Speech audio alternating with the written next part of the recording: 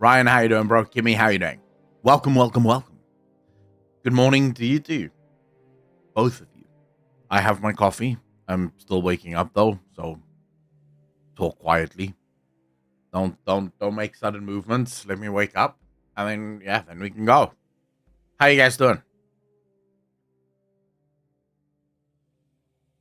Yam Times, how you doing, bro?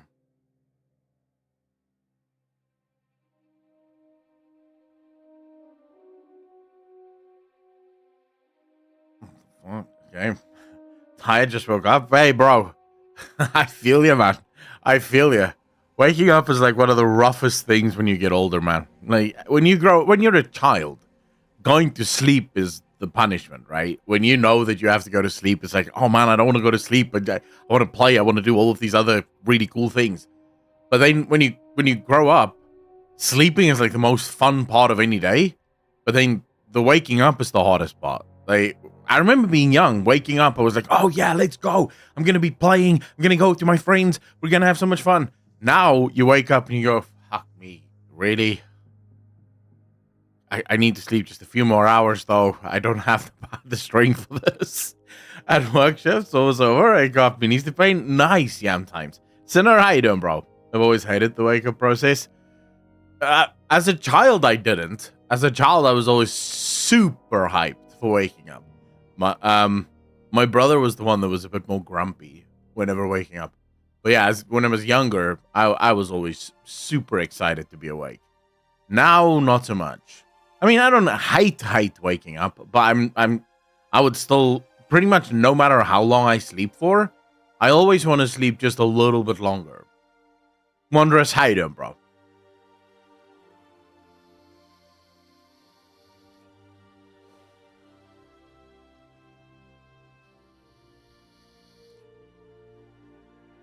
Keyboard Mal, how you doing? Good morning, Echo. Still getting used to your schedule. You typically stream this early? I do, yes. So the thing is, I'm sort of, my evenings are starting to fill up. Camilla, thank you so much. 13 months, part of the DJ Nation. Appreciate you. Thank you.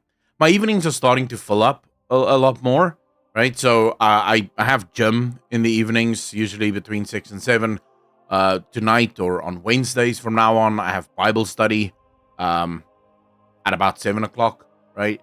So the problem is where I used to start stream at about 4 p.m. my time, which right now it's almost 1 p.m., right? So in about 3-4 hours, we would usually start the stream. The problem is then I won't have enough time to stream. So I started streaming earlier so that I could do the evening stuff. But then every once in a while, I get home from the gym or from Bible study and I go, nah, I'll stream again. And then I start streaming again. So yeah, but this is generally the normal time that I'm going to be streaming at. Raymer, how you doing, bro? Welcome. I work mornings, so I'm always up at the ass crack of day, even on a day off. Wait, so when you're not working, you're what? Fuck no, bro. Like, on Saturdays when I'm not streaming? No way, bro. I will stay in bed even if I can't sleep for at least 2 extra hours after waking up. There's no shot I wake up like crack of dawn. Well, I could never wake up crack of dawn. I only go to bed at like 4 a.m. As we get older, man, it's hard to sleep in. You see, what I find hard, but this isn't just since I'm older, I've never been able to sleep more than 6 hours. When I was in college, I could never sleep longer than 4 hours, right? 4 hours was the max. So even if I didn't set an alarm, after 4 hours, I would just wake up and then be awake and do things. So I could never sleep more than 4. As I got a little bit older, I managed to get to about 6. But 6 is my max. Like, I don't set an alarm. I can sleep and wake up whenever the fuck I want. I will just naturally wake up after 6 hours. And then I'm awake. And then I'll usually try to sleep a little bit more because I want to try and get to 8. But it just doesn't happen. Like, after 6 hours, that's it. Let's go. My body wants to start doing things. Even if my mind goes, fuck no, I really don't want to do this now. bought a new bed. Since then, I go to bed early. That way, I wake up fully rested and don't need an alarm. Yeah, but how's the new bed gonna help that? Like, I don't see how that's gonna happen. I'm a lazy bastard, so my idea of a day off is full day of gaming, but I'm a youngin' too. Dude, my idea of a day off is a fucking day of gaming. What are you talking about? Hey, I don't think that has anything to do with age. But still, you want to rest. You know, you want to wake up and then you want to stay in bed a little. Just watch some YouTube. I like watching YouTube. Usually, I wake up on a Saturday and I'll stay in bed and I'll watch Would I Lie to You? Like, just reruns of Would I Lie to You on YouTube. And I'll just watch that for about an hour or so. And then I'll be like, okay, now I can wake up. And then I'll get up and I'll go do things.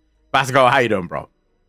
I can't sleep in anymore. I have discovered the crafting bug, so I'm up at around 5 a.m. tinkering. You see, I don't work with my hands at all. Like, at all.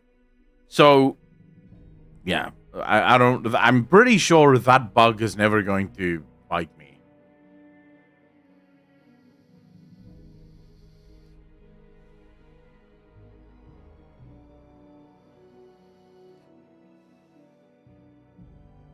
A lot of you are up at the crack of dawn. Look at you Americans go. I'm so proud of you guys. Waking up at like 5 a.m. Like, what time is it for you guys in the US of A? It must be super early for most of you, though.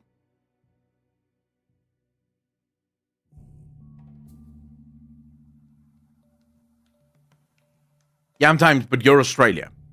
And it has to be Australia. And it has to be on the South African side of Australia, so that would be west. On the western side of Australia, because I think the eastern side of Australia is, like, much further ahead. No, GOM. Oh, okay. Okay. That makes sense. Yeah, so as long as you're to the east, that makes sense. 7 a.m.? 5 a.m.? Who's faced? What the fuck are you doing awake, bro? Like, why are you not sleeping? Like, what's going on, man? Depends how fucked my sleep schedule is. I'm between 6 and 8 hours a few weeks ago. Stayed up till 4 and woke up at 2. I can't do that. 7 a.m. here and all. Time to get ready for work. Try to catch more on the drive. Oh, Keyboard, thank you so much for popping in just before you have to start getting ready for work. Oh, man. I don't know if I could... Like, I really hope that I never have to go back to a normal job. Like, no offense to all of you that have normal jobs, but I don't think I could do it. It's too much. It's too hard. Like, having a normal job is fucking rough. I would rather just be your entertainment while you guys do the real work, you know, if you don't mind. Because, fuck me. Waking up, I remember waking up at 6 a.m., having to be at work at 7 a.m.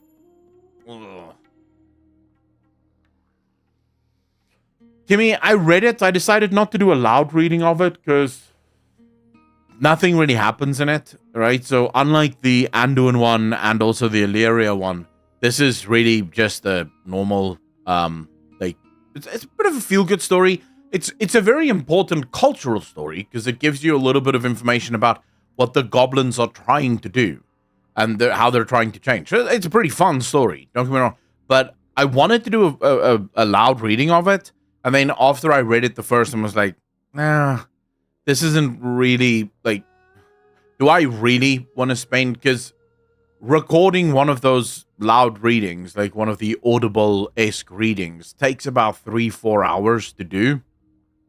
You know, so do I really want to spend 3-4 hours on a piece of content that I don't consider to be lore important? It's a great story, but it's not lore important. So I just went, nah, fuck, I'm too lazy for that. Jobs are like a nightmare when you know what it's like to not need one. To be fair, though, I mean, I do have your great work entertainment. I'm glad I can listen to whatever I want while I work. I'm happy to hear that. To be fair, though, I mean, I don't really consider what I do work. Abaddon, how you doing? I don't. Because for most of the time, I just sit here and talk to you guys. But I will say, I mean, making videos, that's probably, you could consider that work. There's a lot of research that goes into it. So maybe if I really bent the definition of work, I could probably call that work. with some, yeah, I'd have to bend the definition of work a little, but because I don't know, I like doing it, so I don't think it's that bad. And I'm technically on my second job right now. Wait, what job do you have? What's the second one? You're able to support yourself of just streaming in YouTube? Deadass, yes. Yes, I am. Remember, I live in South Africa, right? And the rand is shit. So even if I don't make like 10, 20, 30K US dollars, I make more than enough to live. Plus, I don't really spend money on anything, so I don't need that much. Ramnax with the 10 months part of the DJ Nation. Appreciate you, fam. Thank you, thank you, thank you. Nikia, how you doing? NVIDIA Cloud WoW version. Oh man, I've been sort of trying to catch up on all the Computex videos. It looks like AMD is gonna have a fucking field day. I want to upgrade my PC now after seeing all the AMD stuff. Nice, CDJ. Yeah, in South Africa, we don't have disability. If you're disabled, you still have to work your disabled ass to death in order to, live. And now I'm fire safety guard. What the hell is a fire safety guard? You just guard in case of fire? Or are you learning how to be a fireman? How does this work? Did you guys just hear a noise? I don't have my headphones on. So I think I heard like a notification sound, but I'm not sure. God in case of fire. Dude, that is a job I would fucking excel at. Just as long as there's no fire, there's no job. You just sit there and chill. Can I stream while I do that? Dr. Atkins, Nate, thanks for the follow, man. Really appreciate you. Welcome to the channel. Thank you, thank you, thank you. D-Rexy, how you doing? How often do you shave your head, Akko? Once every 3, 4 months, I guess. What's going on with your inversion table? What the hell is an inversion table? I don't know what that is, Dr. Atkins. Yeah, I don't know what that sound was, though. There was a sound that sounded like a Windows notification sound. And there's no Windows notification anywhere. So I got a notification for something that doesn't exist. Spooky. Oh, it seems more often? No, not really. Maybe it is more often. Maybe it's like once every 2-3 months. I don't know really. I don't keep track. So I usually go to the barber not for my hair, but for my beard. So when my beard gets to an annoying point where it's now way too long and just all over my face, I'm starting to feel annoyed with it. I'll go to the barber, and when I go to the barber, I'll also ask them to shave my head. That'll probably change at some point. Like at some point, I'm going to get tired of the shaved head look, and then maybe I'll grow my hair out or something. I don't know. But yeah, whenever I have to go for my beard.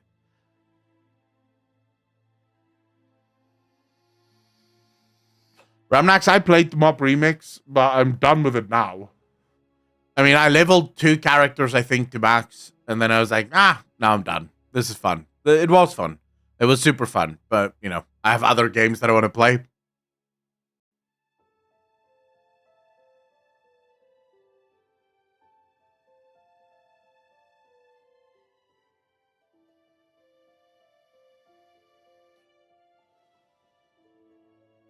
It's especially funny since the job I'm guarding has little to no risk and the people are old hats at it. Well, then you literally can just sit there and chill all day. No? Like, that sounds fun to me. How many of you have been playing the Mob Remix? Like, aren't you guys tired of Mob Remix at this point? Because technically it is just the same thing over and over again, no?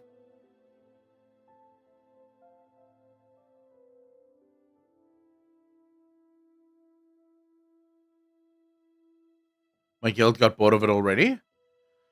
Because I've been playing other things. I love it. Yeah, but you can't keep doing it over and over again, can you?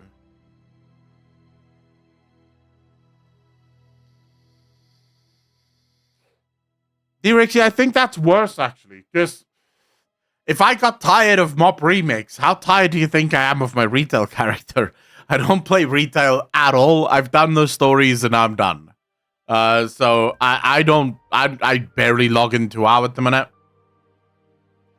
There's nothing to log into. So I play other games until we have a new expansion or a new patch coming out. I disliked Mop back in the day, so it's clearly not for me. Bro, it is so fun though. It really is fun. The first few times you do it, it really is fun.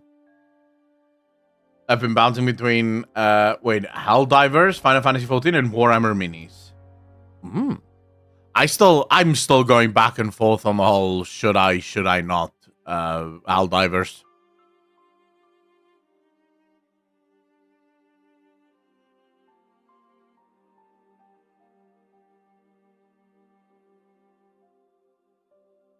World Within beta today? Wait, World Within? You mean the War Within?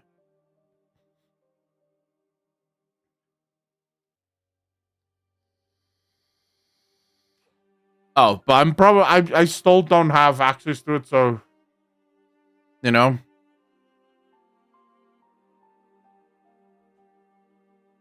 I doubt I have access to it. I haven't seen anything that would suggest that I have access to it.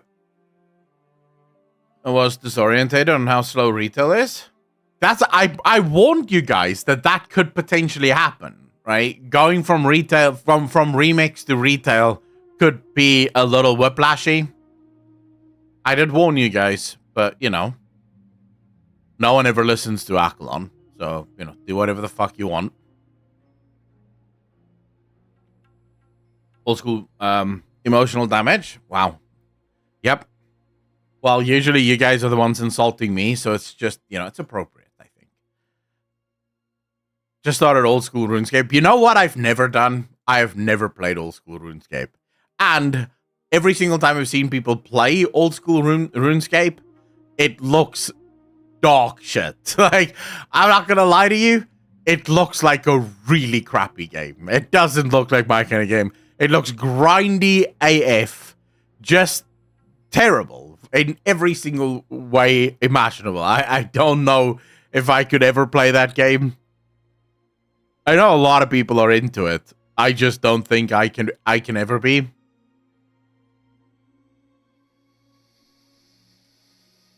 Yeah, yes, it's too scary for me. I don't like being scared.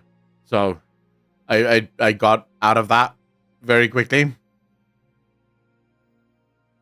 Been bouncing between BG3, ESO, and Final Fantasy XIV. Nice. I still have to finish Baldur's Gate 3, man. Don't remind me.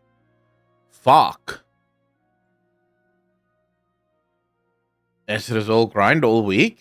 You see, I don't like that. It's sort of like why I have a terrible track record with survival games. I like survival games for like the first week, and then I'm over it.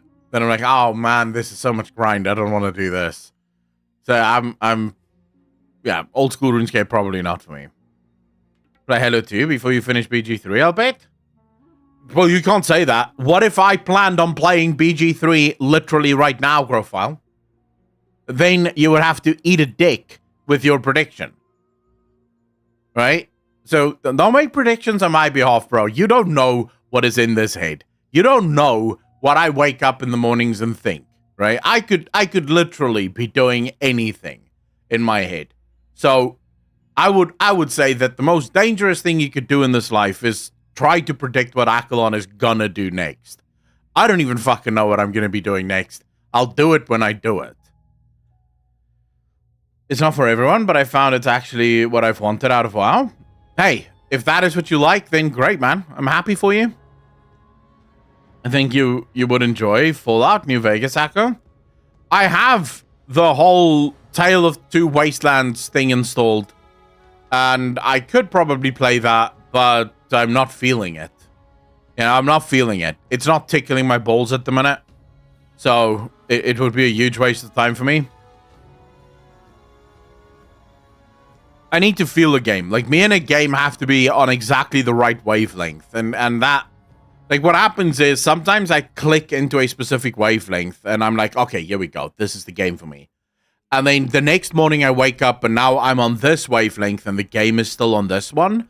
So now I can't play this game anymore because I'm on a different wavelength. And then this can happen like for months. I can go, all over the place. I'm not on the wavelength. And then eventually I wake up one morning and I'm like, bam, on the wavelength. And then I'm like, ooh, let's go back to that game. And then I start playing that game again. So, I do the same with series, FYI. Whenever I start watching a new series, so I started watching this new thing called Outer Range, I think it's called. Is it called Outer Range? Let me just make sure. It's on Prime Video. I think it's called Outer Range. I just want to make sure. Yeah, Outer Range. And I sort of liked it. I sort of watched the first episode and was like, ooh, this seems like a very interesting series. I think I'll watch this. And then I went to bed and I woke up the next morning and I'm like, I still really want to watch this, but not right now, though. So now it's just sitting there. I'll get back to it eventually, but for now, it's just sort of chilling there. Eventually, we'll get back to it. So I did the same thing with Shogun. I started watching Shogun shortly after the last episode aired. And then I stopped. I was like, I'll watch this later. And I only just finished that like a week ago. I saw Amazon is doing a Prime series based on Yakuza. Hype for that. Yakuza the game. No idea. I've never played the Yakuza games. Frost, how you doing, bro? Trying to mid New Vegas. Wait, taking my speed rotted brain. Oh, mod New Vegas. So I found this mod for Fallout called Tale of the Wastelands or Tale of Two Cities or some shit like that. Some name like that. And it seems like a pretty decent thing because it comes with. Hold up, I need to. Yeah, times take care of yourself, man. I've been watching Fringe recently. Oh yeah, I started watching Fringe as well, but that's also now waiting on the back burner. Yeah, that's the one, Ramnax, but I'm trying to fucking see now, because if you download it from this one site, it actually installs like a crap ton of mods. Like, look at this, right? So these are all the mods that it installs just downloading this one thing. Like, you download this Tale of the Wastelands or some shit, and then it installs all of these other mods that's supposed to fix Fallout 3 and Fallout New Vegas in some way. I don't know. Is what it is. But yeah, I have that. We'll eventually get into it. Not right now, but we will get into it.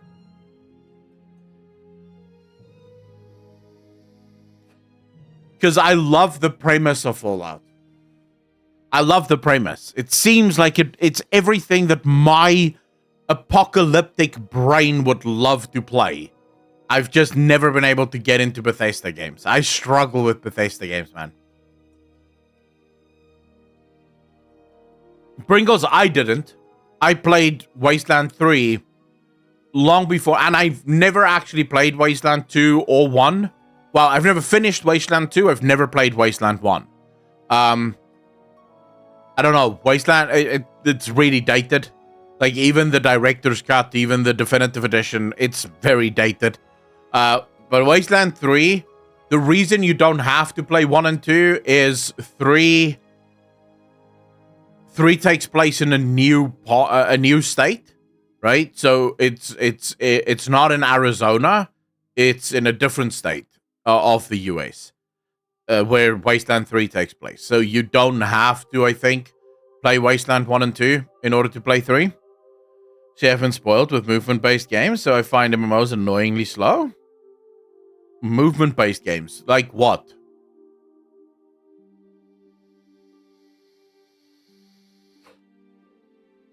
Well, what's a movement-based game?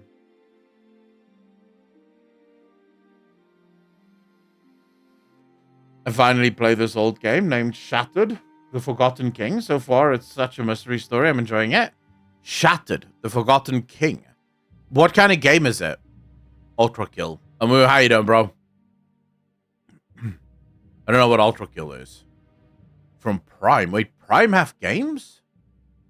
Oh, Amazon Prime. Oh, Twitch Prime. Twitch Prime. Oh, I don't have Twitch Prime. We're still waiting for Prime to go live here in South Africa. Oh, shit. Look at this. South Africa has a tornado. I don't even think we could get tornadoes. For this to be here, look at the wind. Oh, fuck. We need to get out of the storm, my baby. Look at it, look at it, look at it. We're going to get hail here now. This is such a fuck up. Oh, my gosh. This guy, such a South African take on the shit. This fucking tornado, hurricane, whatever it is. Look at all the debris flowing in the sky there. This is Belito past the toll gates. Look at this thing. It is so huge. For this to be here, look at the wind. Oh, fuck. We need to get out of the storm, my baby. Look at it, look at it, look at it. We're going to get hail here now. This is such a fuck up. Oh, my gosh. Just end the video, please. That sounds so South African, borderline Australian. That is a proper Durban accent, bro. You hear someone with that accent, that's fucking dubs for you. Just 100% dubs. The last tornado I remember was 12 years ago. I don't even remember ever getting a fucking tornado in South Africa. But I guess it does happen because this is in Tongaat or Tongaat. So, yeah, I'm assuming. Did you grow up in South Africa or how did you end up? I grew up here. Yeah, I was born here. My family has been here for 5 or 6 generations. So yeah, I'm as South African as it gets. Tale of the Forgotten. Oh, wow. I mean, it's not that old though. 2021. Although, I guess that is kind of old though. It doesn't look too bad. Mostly positive ratings. All right.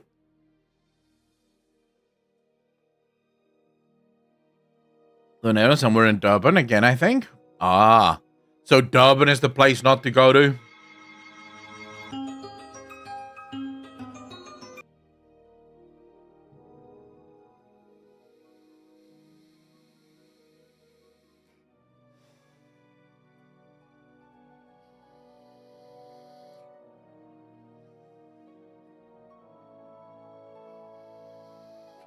Don't know if this would be my type of game.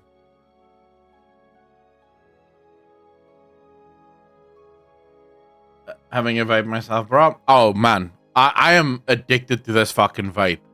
Like, if I wasn't vaping, I would probably be a lot more annoyed at the world. This is just such a fun thing to do.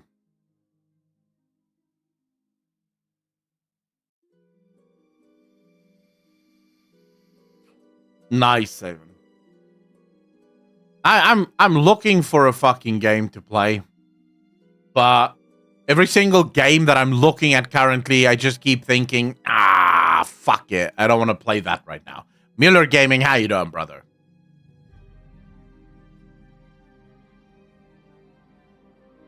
Like, I kind of want to play Mana Lords. If I'm very honest with you guys, I kind of want to play Mana Lords.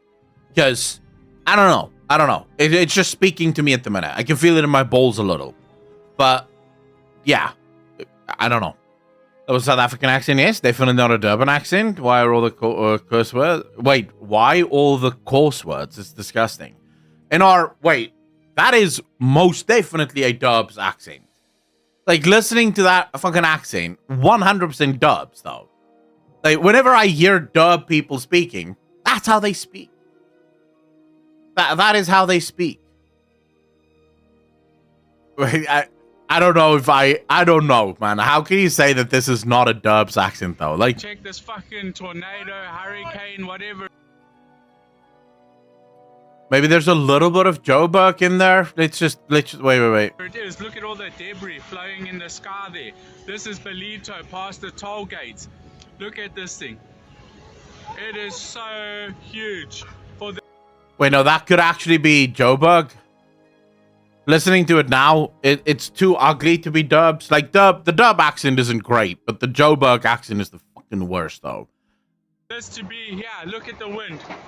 Oh fuck, we need to get out of the storm, my baby. Ready? Look at it, look at it, look at it. We're gonna get hail here now. This is such a fuck up. Oh my gosh. Yeah, this is 100% Joburg. Never mind. The guy didn't say brew once, so must be Joburg. Plus, it has that. Like Joburg has this terrible like. There's like a weird twinge to the Joburg accent. I don't know how to describe it, but I hate the Joburg accent, man. When I hear Joburger speaking English, it's like, oh, can you just be quiet for a second? Like, speak Afrikaans for a second. Let me just get a break from this English, please. I'm from Gauteng, but living in Cape Town. But I was told that I sound Russian when I speak English. Holy shit! I'm from Polokwane. I also live in Cape Town now. But my accent is the least South African accent on the planet, so it doesn't even matter. Yeah, okay, so that guy's from Joburg. It's terrible, and I'm from Gauteng. Yeah, I'm not a fan of the Joburg accent, man. Like, it is the most annoying accent on the planet. I don't know. I can't stand it. I like the Cape Townian accent. I think in terms of English accents in South Africa, the Cape Townian accent is actually the best. Their Afrikaans accent sucks ass though. Like they need like in terms of Afrikaans, I like the North's accent a lot more for Afrikaans. Most of us have a neutral accent. Depends. Pretoria have a very neutral accent. Joburg does not. What's this?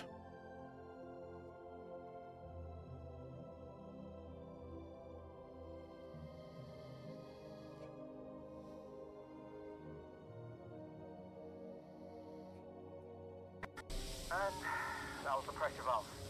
I got it.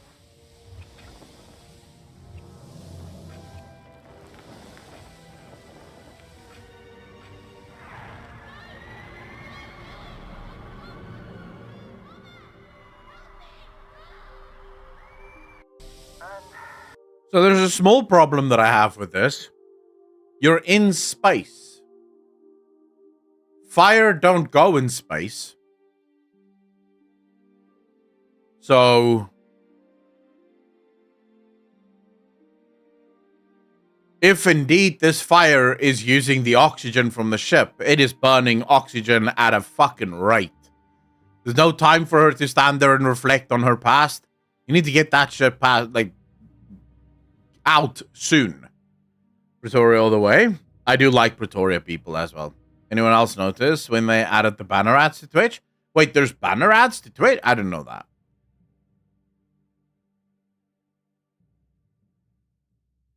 I mean, I don't know, like, the complaint here, it's a game, right? It's a game. I feel like this is my problem with people going all in on the hate train for AAA games. Don't get me wrong, I don't like AAA games as well. But when you're starting to talk about fire in space, let's take that as the example because it's clearly that's what this is about. We're criticizing this show or game, whatever the fuck it is, for a fire in space. Okay, well, if you've ever watched a space opera kind of show, right, like Star Trek, for example, even Battlestar Galactica, they all have fire in space because you kind of have to showcase that there is something like big going on, right? So yeah, you know, the fire in space does help with that. Because humans see fire and we know, oh shit, that's not good. So I feel like this is just needlessly trying to find something that's wrong with it.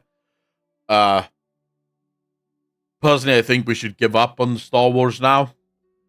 I don't know why people still care, but hey, is what it is. Might be a mobile only thing. I know they mentioned something about wanting to introduce mobile ad or banner ads, but I didn't think that it was actually a thing.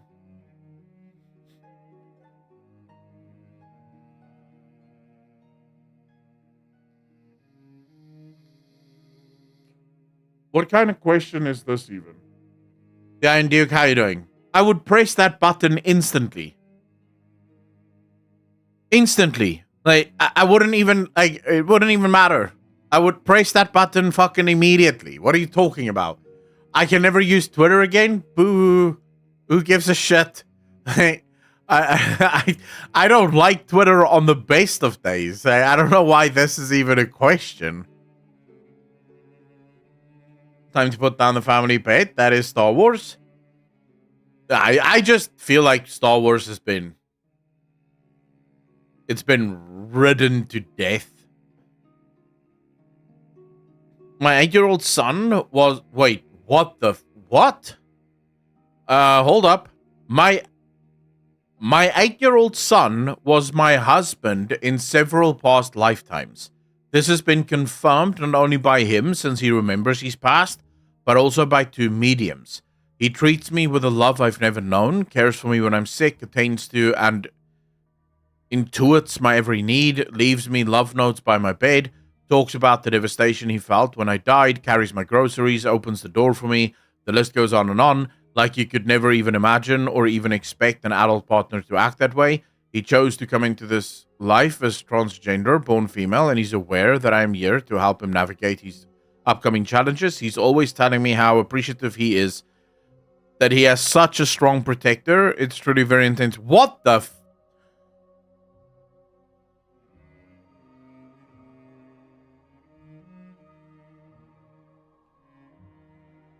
I don't know if this is real. But if it is real, this kid needs to be taken away from the mother immediately. This mother is off her fucking head. Like, completely off her fucking head. This is insane. What are you even saying? Terrible day to have eyes. Throne code, yeah. Probably a troll for Pride Month, but you never know. I don't know, like, is this supposed to be a celebration of Pride Month? So is this done in celebration? Because this isn't doing the fucking gay community any favors when it comes to the pedo allegations. So, you know, if I was a gay guy, I would immediately be distancing myself from this post as quickly as possible. Like, nah, this is all the crazy people that believe in mediums and shit. This has nothing to do with us. Get the fuck away from us. Because this is nuts. This is absolutely crazy. What are you talking about? Oh, wow. I don't even want to think about it because the way this person is speaking about their son makes me deeply uncomfortable. Upper class woman who stays at home with the child all day, all bills paid by the husband. Oh, yeah. I mean, look, I've been on record as saying this. The biggest threat to Western society are middle-class, middle-aged white women. And also, increasingly so, middle-class white women in college. They are the biggest threat to Western society by a mile. There is nothing more dangerous than a middle-class, pampered little white lady. Not all, but most. They're the ones that come up with all this bullshit because their lives aren't hard. They're living life on fucking easy mode, right? Their husband works, they stay at home all day, so they come up with all this bullshit ideas about life and about how, you know, what's interesting to me is how, this is how you know white women are sneaky and crafty as fuck, right? There was a time, obviously, where, you know, most of Europe were just a bunch of white people. America, just a bunch of white people. There were some people of color, but it was mostly just white people. And everything was going hunky-dory, right? And then we entered the new age of everyone's a victim of everything, right? So everyone is some kind of victim. The white women who were previously at the top, right?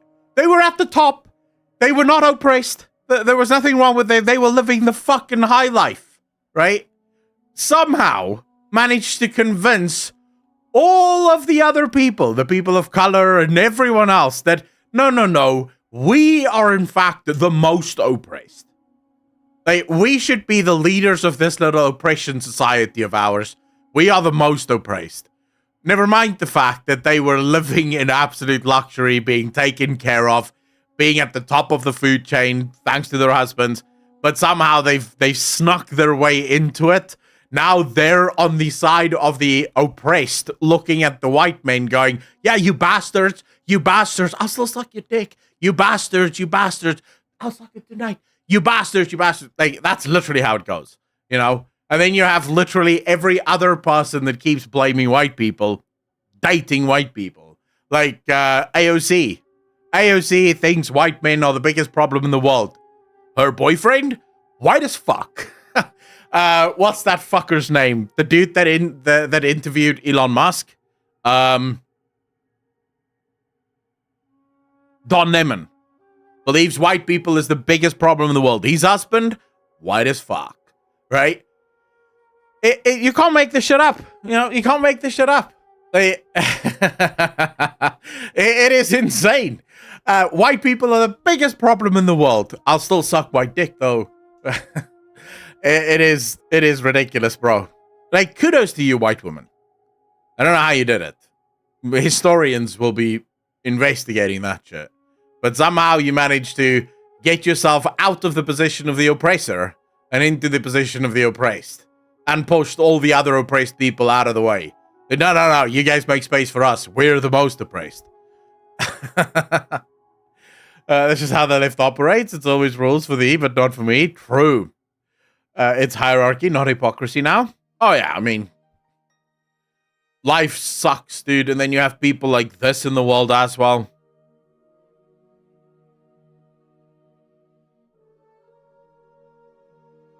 Sometimes maybe the comet should come, you know? Maybe we don't deserve to be here. Maybe we've had it long, you know, maybe we've been here long enough. At least some people, I think, have been here long enough. It's time for them to move on. You know, they're just causing trouble at this point.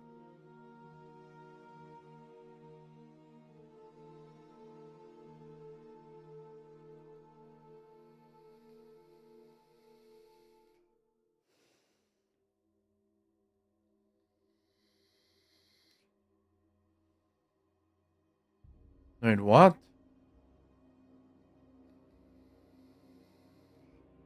I stand with the God Emperor of mankind?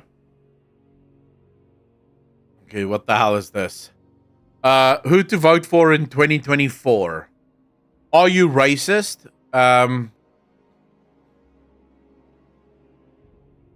No, but what? Okay, so Freedom Front Plus don't have anything against black people. They actually have black members. EFF actually racist, so that's fine. Patriotic Alliance, not racist. You could probably call them xenophobic, but definitely not racist. The foreigners that they don't want in the country is as black as the other black people in South Africa. So, you know. ACDP has never said anything against the gays, plus not liking gays isn't racist. Unless gay is somehow a new fucking race. Would be bigoted, but not racist. And the Cape Independence Party doesn't hate the rest of South Africa. They just don't like the ANC. So that's just obvious bullshit. But alright, so are you racist? No. Do you believe the government should provide services and funds to support the poor? No, you are politically irrelevant. Actually, no, I'm not. I don't think the government should provide funds to support the poor because it just keeps people more poor. So I am actually the only one that's right. Everyone else who doesn't believe this is completely fucking wrong. Yes, do you really believe that? No, but I want to steal. No, but I need votes. Okay, so who the hell are they actually going to say you have to vote for? For no one, actually. This is what you call left-wing memes. Now, when you deal with left-wing memes, you have to remember that they don't have a sense of humor because they're NPCs. So, sense of humor was not coded into the framework for the left. So you have to understand this. The right may be a lot of things, but at least they're funny. they got different coding, so you know they at least make me laugh a little. The left just sort of annoys me on the face of it. If they could get funny, I would have a much better time at politics. Then the border, that's about it. I agree with you, but this is clearly bullshit. Yes! Oh my god, yo, that's 7 wins in a row. Oh wow, that's amazing. I finally made it to Diamond. Congrats, look at you go. And I've had some great squads just playing with like random people. We did our best to match you with friendly, skilled players. I'm having fun. I'm so glad you're having fun with my game. I love this. Wish you could just keep doing well and winning, right? Yeah. Well, that all stops now, you goofy, gullible little gamer bitch. What? From now on, I'm going to use all my algorithmic power to exclusively matchmake you with the most deranged, petty, smooth-brained, hateful teammates in the What? AFK, high-ping, zombie, loot goblin, brain rot squeakers, digital terrorists, if you will. Literal, actual sociopaths. And people that leave their mic on and talk, but you can hear their like whole family in the background. They're like cooking a whole meal, or they're like switching out their drywall, or replumbing their whole house or some shit. And when you're like, hey, can you turn your mic down a little bit? They go, oh. God! No morals, no call-outs, just loud-breathing, excessive slurs, and plundering all your loot. What the fuck? And the teams you go up against will be the most elite, surgical, sweaty SEAL Team 6 AI aimbot bots you've ever seen. Why the hell would you do this? Because if you don't have a hard time progressing, you won't feel pressure to buy all our skins and perks and all the extra trash, junk bullshit that we sell. But I thought if I just played well and I won, I could just... You what? Keep winning and progressing? Are you fucking insane or just simple, silly, and stupid? No, gaming's supposed to be about having fun and exploring and rising above a challenge with friends. No, it's about how cool you look and what you can buy and me making profits off 8-year-olds' access to their parents' credit card. We'll hopefully use that money to make the game run smoother and make it better quality updates. It's all going to the marketing budget. Fuck! What about my race that we're so hard to get to? You're gonna lose a lot and level all the way down. That's so unfair! You're just playing for imaginary internet points. I'm playing for fucking dollars and bouillon. Come on, let's go. This is a casino. Fine. Then I'll just stop playing. You can't stop because you're addicted. Shit. What other choice do you have? What are you gonna do? Run Floober Doober? Hey bro, I don't run this shit, okay? Then enjoy losing. Oh fuck. What's up guys? This is my first game ever. Shove it up here. You suck. I know your idea dropping in my family already in the whole house right now. What's this smell like? Does it stink? Hey, give me that, that's mine. I killed you because you stopped fuck you. Hey woman, we got hamburger and chili. Aren't you excited? For a Wells Fargo VeggieTales crossover! Yeah, refinance that zucchini! Babe, you're having a nightmare. Oh, God. This terrible nightmare that I was gaming. I was winning so much that the algorithm had to, like, purposefully set me up with terrible teammates so that I would lose and, like, lose all my progress. But, babe, that's crazy. You'd never lose because of that. You lose because you're trash. You're right. Thanks, babe.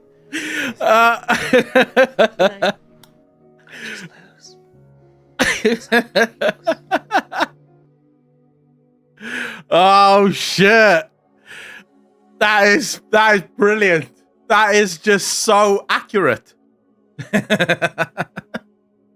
Truth. Holy shit.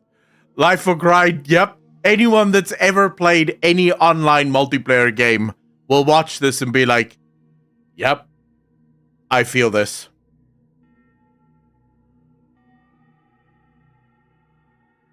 Oh, shit, the Vengeance. Yeah, I never joined voice chat in video games. Johnny, how you doing? I'm not scared. Then gets pushed up someone's poop chute. What is going on? Why was that the first thing you said coming into the chat? I don't understand. The shitty mic and still going to press play another match. Oh yeah. No, you're always going to go back for more. Always. I was playing with some... Would you, I did a lot of it. would you declassify the Epstein files? Yeah, I would. All right. I guess I would. I think that less so because, you know, you don't know it. You don't want to affect people's lives if it's phony stuff in there because there's a lot of phony stuff with that. You don't want to affect people's lives if it's phony stuff in there because there's a lot of phony stuff with that whole world. But I think I would, or at least... Do you think that would restore trust? Help restore trust? Yeah, I don't know about Epstein so much as I do the others. Certainly about the way he died. It would be interesting to find out what happened there because that was a weird situation and the cameras didn't happen. How did they cut the clip? I don't know. But yeah, I'd go a long way toward that one. The other stuff I would definitely do the January 6th because, beyond all of them, because what happened. Man, it's gonna be a hoot and a half if this guy gets into the White House. It's gonna be fucking epic.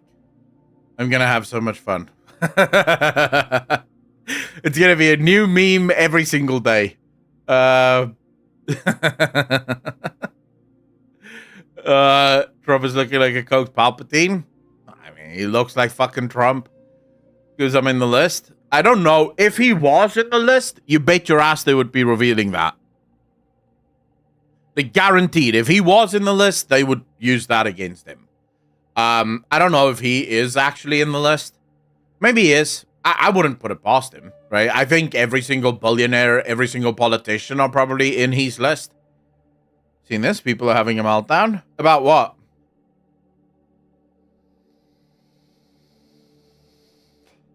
Oh, fuck. Oh, fuck. I didn't even read what was going on here. An Idaho bar declares June Heterosexual Awareness Month. Offers free beer to straight men.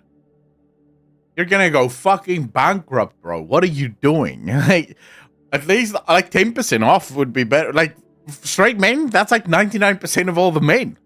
That's gonna bankrupt this bar fast. I just find this funny. I don't even give a shit. Yeah, all right. You know, if we're gonna have a gay awareness month, we may as well have a straight awareness month, and then we can have a pinky toe awareness month, and let's make every month an awareness month for some fucking person. I don't know. Like, they give every single human being on the planet their own day.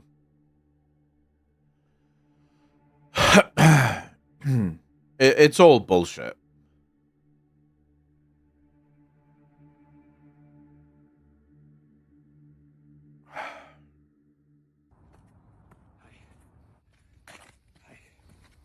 How's it going? Oh, sorry. Watch your stuff. Yeah, well, that's generally how it works. We need more days? Yeah, but I mean, in that way, let's just have 8 billion days. You know? 8 billion days a year, every human being has their own fucking day to feel celebrated in. And on your day, you get kicked in the nuts or in the vag. That's how we celebrate you. Imagine the dude that's on, like, the 8th billionth person having to wait his fucking turn to be kicked in the nuts.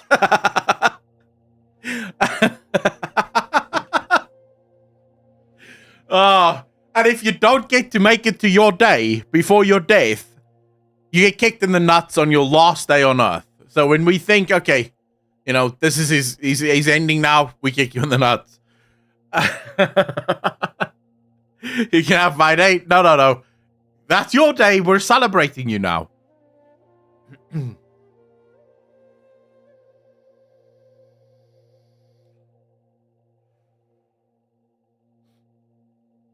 Why would anyone move from Cape Town to fucking Joburg? Are you for real? Like, that doesn't sound like a good move. Al Silver, how you doing, bro?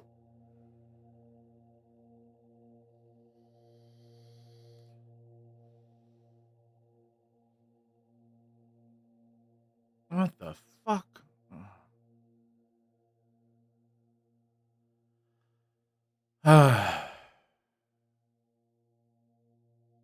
What do you mean? What's this? I love to make an RPG. I love to make 21 years? That's where my roots were. Motherfucker, why are you here? The other guy's fresh out of college. Fantastic. Well, we can't wait to see. Perhaps that 11th Get the platformer, fuck back on perhaps LinkedIn, those you two games boomer that you guys fuck. are working on. We are very excited. But thank you again to our partners at Cash App. I love to make an RPG. I love to make 21 years? That's where Hey, he's the lead designer for Palia. Palia is a pretty good game, actually. Not gonna lie, it's a pretty fun game. How the hell is Adolf higher than Reddit admins? I don't know. But, I mean, I guess it is. We missed the fucking, the Asmongold show. We missed it, boys. Did you guys watch it? Any good games there, or not really? Molly, how you doing, bro? Did he do he did Ratchet and Clank as well. Oh, okay. So yeah, it was meh. So it wasn't good. There's like no real good games that came out of that. And I wonder how, I wonder why. Yesterday you told me about the blue sky. What the fuck just happened here? And I wonder how, I wonder why. Yesterday you told me about the blue sky. All right, because the AK is on the other side. All right, I get it. It took me a second to sort of clock what was going on here, but I was like, oh wait, that's where the AK is. I like this. Oh shit. You just look at his little smile, just like, oh shit. Do you want the link to this? Sure. And I wonder how, Do not appreciate being filmed for this. Oh, he's not filmed. He identifies the camera. We just kind of. I'm glad it's funny to you. It's just very confusing. Hey, sir. Yeah, let's get you guys out. Could you not touch our camera? I appreciate it. Get out of here. He identifies the camera. You just touched his ass. That's weird. I love how they as soon as you do something like that, they just shut down. Like, they don't know how to fucking speak to that because everyone's allowed to fucking be whatever they want to be. So what do you do? You know, if there's no objective reality. Black and this boring. Isn't that the one thing you're supposed to be? Is like interesting? I'm.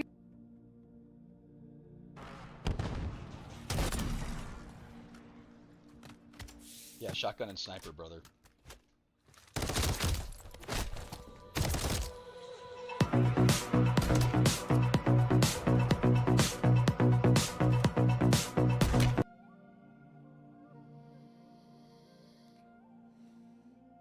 They use our logic against us, pretty much. Have to relearn to use working equipment. Dude, I still want to shoot with an AK. I've never had the opportunity to shoot with an AK. I really want to. From what I've heard, it's a pretty fun fucking game. Gun, not game. Sorry, I'm looking at this. I found this gun once in Cyberpunk, only once though. It is the most bonkers game you could ever, gun you could ever find in Cyberpunk.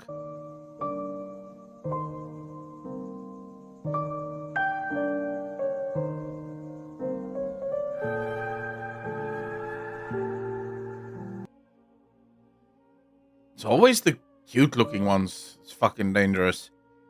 I wear a ring now, and the amount of men checking me out or talking to me reduced by 80%. My guy wears a ring, and the amount of women checking him out or talking to him doubled. What the fuck is wrong with you, woman? There's a reason for this. If a woman wears a ring and you look, her husband might punch you in the fucking face. And you don't want to be punched in the face, so you don't look. When a man wears a ring and a woman looks, what's the other woman gonna do? Scream at her? Like, who gives a shit, right? That's why that happens. He's already vetted. True. That's, of course, the other thing. Women are attracted to men that are wanted. So if a woman knows that a man is dating or is married, she knows that there is at least one other woman on the planet that find him hot and that like him. So it makes him a lot more appealing. Yeah. Gentlemen, just go buy yourself a ring. If you're single, go buy yourself a ring and pretend to not be single. You'll get a lot of tail.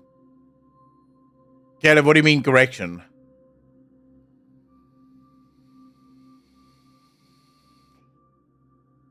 I mean, if you're looking for love, that's not the right way to go about it because you're starting your relationship based on a massive fucking lie. But if all you're looking for is a bit of cooch, then, you know, what could possibly go wrong?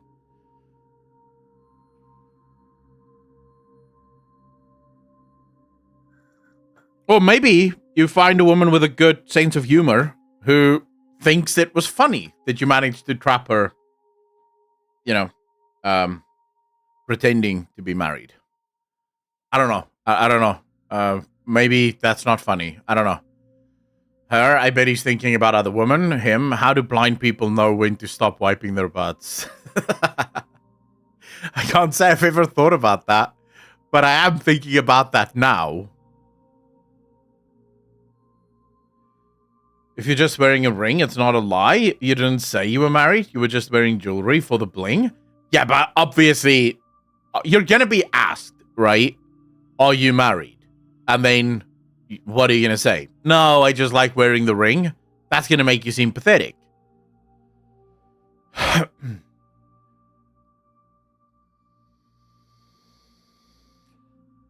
don't know if I feel comfortable with the whole makeup is a lie.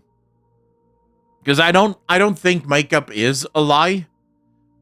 There's obviously a kind of makeup, like if a woman is just plastering herself with makeup, sure, but it's usually very obvious, right? So it's a very bad lie because you can see, holy shit, look at her. But for the most part, makeup really, I feel, for as much as men complain about makeup, they seem to fucking love when the girls wear it. So, yeah. If men really hated girls wearing makeup, girls wouldn't be wearing makeup. Trust. So clearly, we're judging them for something that we're the cause of. Beer goggles and makeup wear off? You see, I don't do one-night stands. I don't do random casual hookups, so that will not happen to me. But I can see, for someone that does do that, that could be interesting.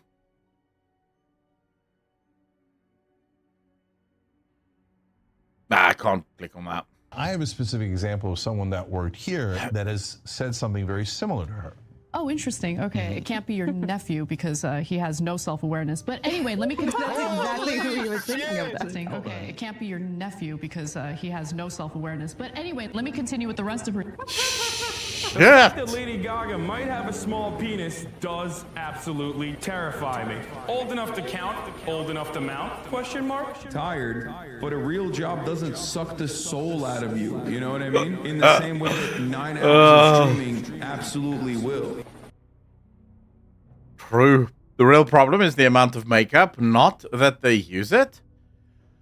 Muxad, I agree with you, but again, it is a thing that is encouraged by men, right? Fundamentally, we are a social species. As a social species, one of the things we look for most is a mate. We do things, all of us, to attract a mate. That's pretty much why we do everything. So whenever girls go, oh, I don't dress this way or wear this makeup for a guy, she's fucking lying. She is wearing it for a guy. Even when they try to sort of change it to where I'm not competing for a guy, I'm competing against other girls. It's like, yeah, you're competing against other girls for a fucking guy. Like, what are you talking about? You're a social species and you're literally programmed to want to fuck. Like, that's literally what you are, right? That's how you are. Men are the same. We don't go to the gym because it's super fun, right? You go to the gym because you want the six-pack, because you want a girl to look at you and go, oh shit, I want this guy in my bed, right? So fundamentally, if it was true that men hated all of the makeup girls were wearing, girls would stop doing it immediately, right? Because they're competing for men. They want a man. And if no man wants that, so still, we encourage the behaviors that we enjoy seeing.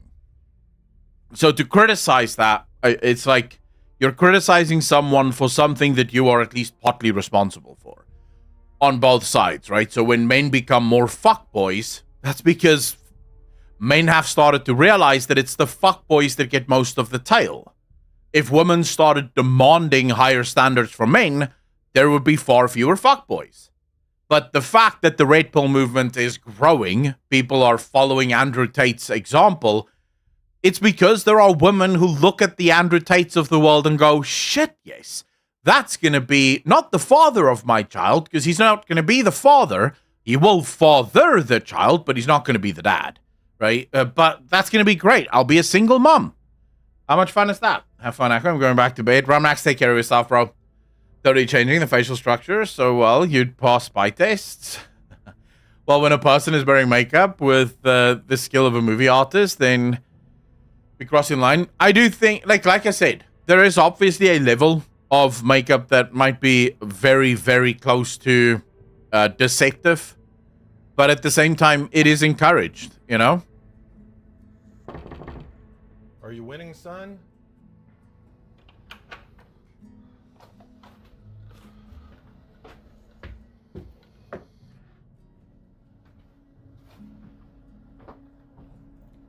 Happy birthday.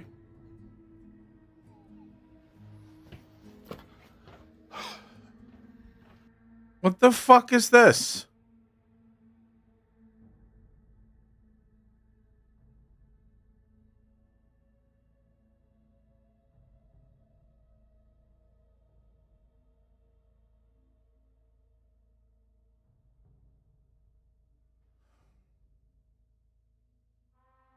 None of this seems healthy to me.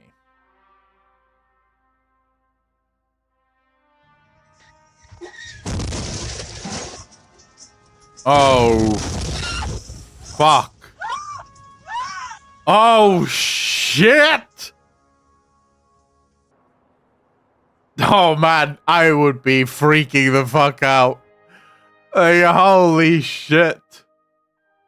Wait, what exactly happened there? Oh. Wow, so that car just went straight into a fucking truck. That's not great. Yeah, that is terrifying. Works hard like shit. Guys, it's easy. Build things, post those things. You get women easy. Don't care if you lack a job. Women will get weight from seeing it. I've built classic muscle cars, modified guns, and more.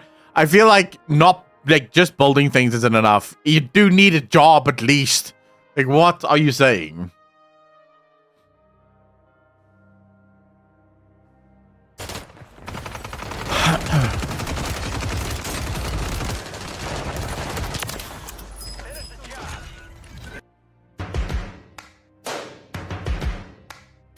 Can't watch that. Only 3 required and the pressure just feels enormous. Clausen down the ground. Has he got it? Yes, he does. Bang, he goes again. Down the Wow. ground. One bounce. All right. Over the rope.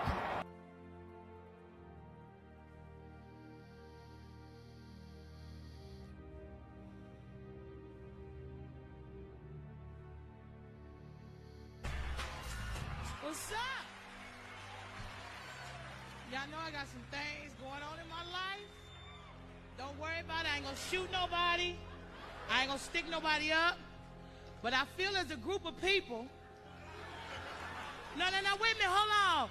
I feel we should be able to stick together. What the hell is going on? Communicate with one another.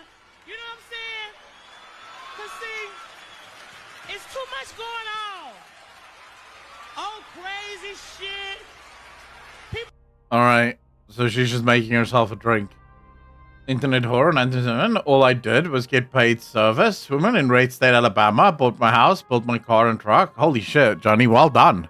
We should have a bra. Oh, I don't get that, but okay.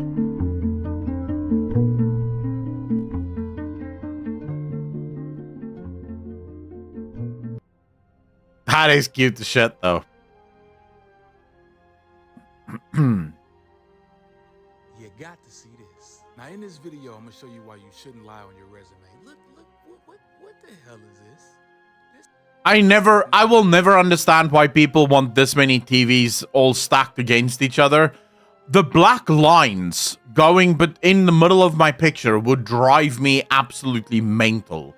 Like, just get one TV and watch that. I want to ask you both because this is, I would say, arguably the gayest Star Wars, I think, by a considerable margin. And are you excited about that? Are you Not bracing the gayest yourself? Star Wars.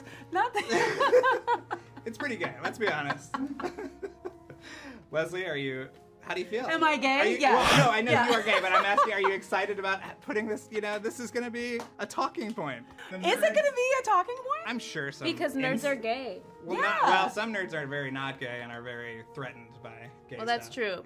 It's not about being threatened. Like, holy shit.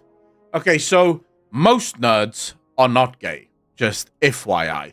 We have the numbers. It's about 10% of the human population that are gay.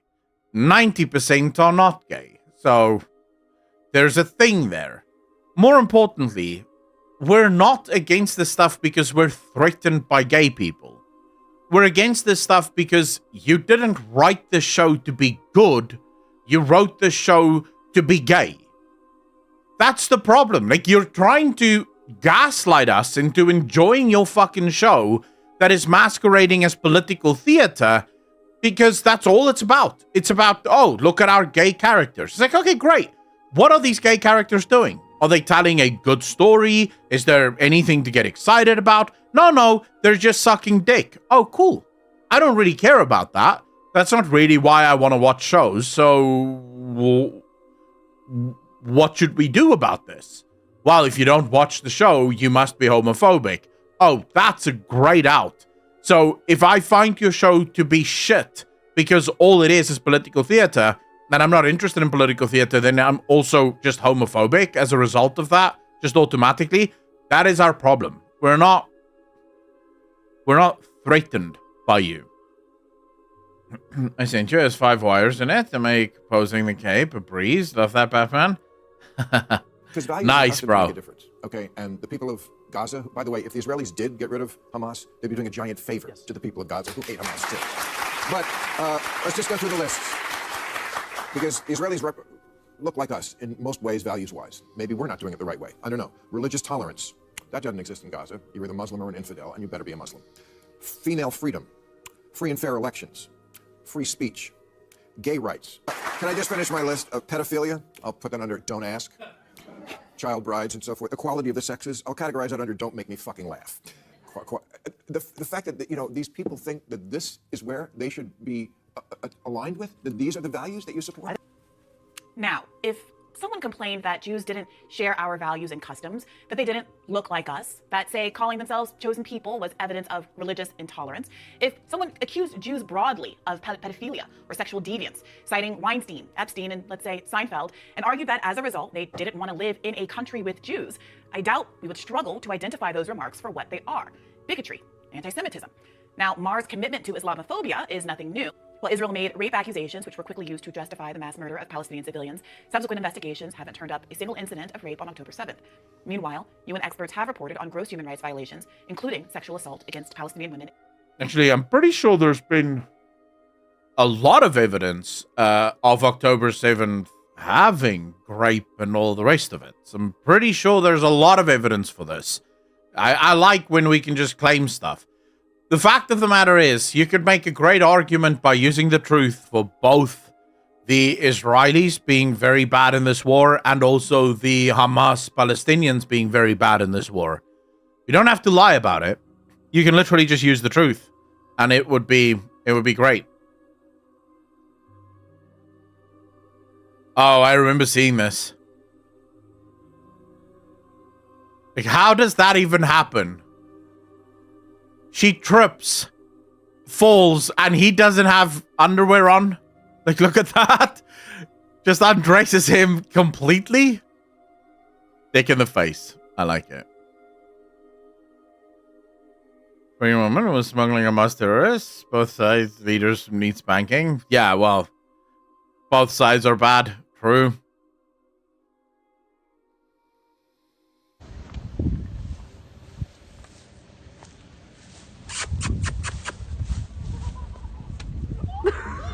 Oh my god! What the hell? Alright. But also need spanking? You want to be spanked, Z Vengeance? That's not weird at all.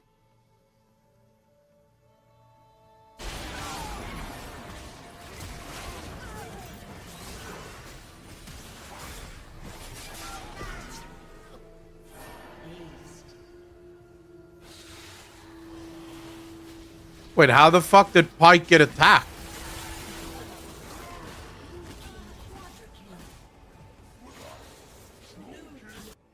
Wait, I don't... What the hell just happened here? Wait a second. What just happened? Hold up. So Silver is dead.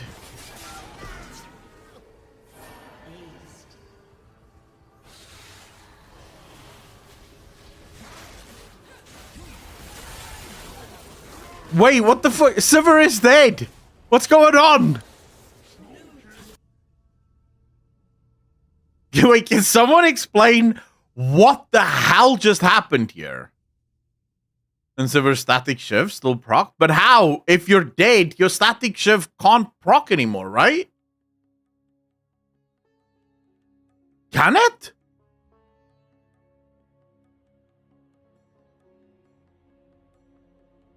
That's crazy. That is crazy. Like, just look at this.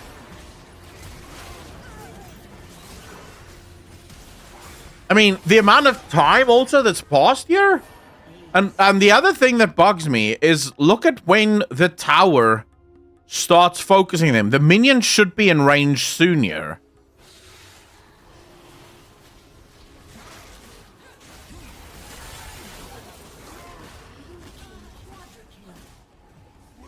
Wow. That Silver just got so much fucking money for doing nothing but die. Oh, wow. That sucks, man. M doesn't have an only when alive restriction. It should, though. Most items have that. You can only do it when you're alive. Speaking the language without speaking the language. Chinese. 20是多少小时吗？ 好像是什么9是啊？什么？啊，做台的呀，想。你说什么？什么？你看哦，Cantonese。冇晒卡同我哋有晒啊！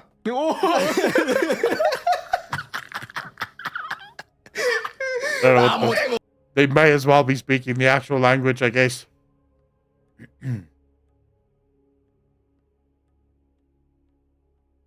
You have the last election, you took the president to Alexander and he promised people 1 million houses. It Remember? was never 1 million.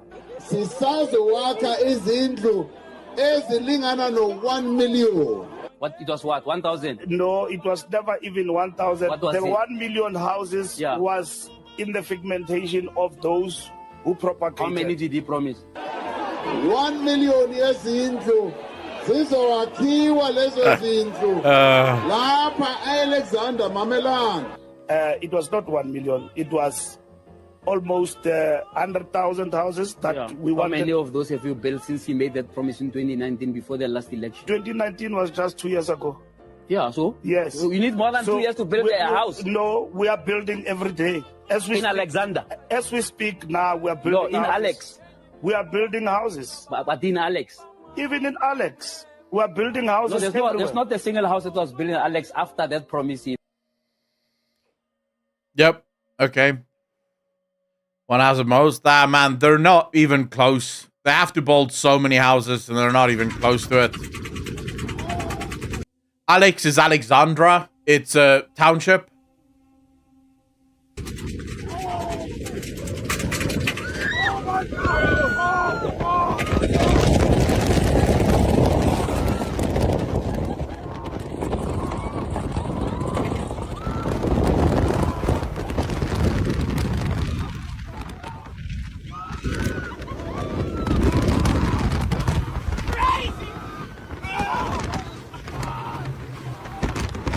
It's not that great. Being on a roller coaster isn't scary at all, so it's fine.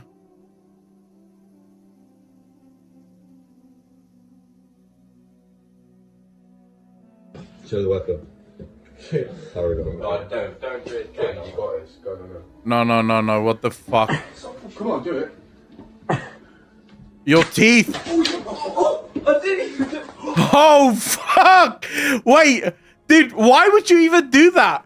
Like, look, it broke. Dude, I expected worse. If that went in, the amount of pain that guy would have been in, if that went into his mouth, would have been phenomenal. Look at his glasses. Just get wrecked, dude. Don't do it. Ken, you got this. Go. Come on, do it. I didn't. Yeah, fuck that. This is why men don't live as long as women, man. This is why, because we're stupid as fuck. We do shit like this with our friends, not thinking about the consequences of our own actions.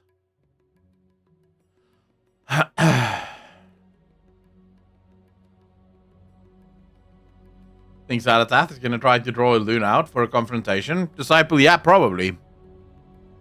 Although I'm not sure if if Zalatath has any interest in Elune.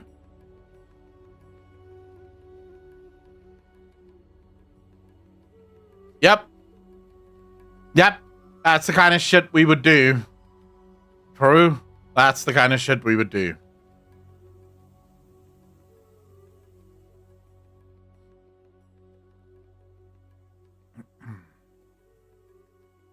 I don't know if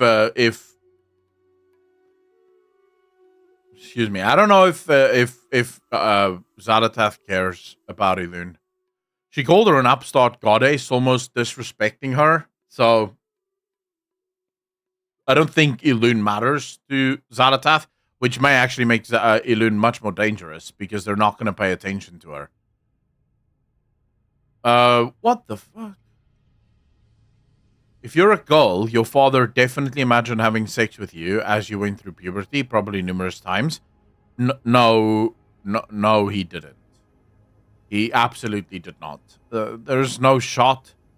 That would be like saying if you're a woman, your brother. You don't, like, your siblings are completely off fucking limits unless you're very weird. In my Fury, how you doing, bro?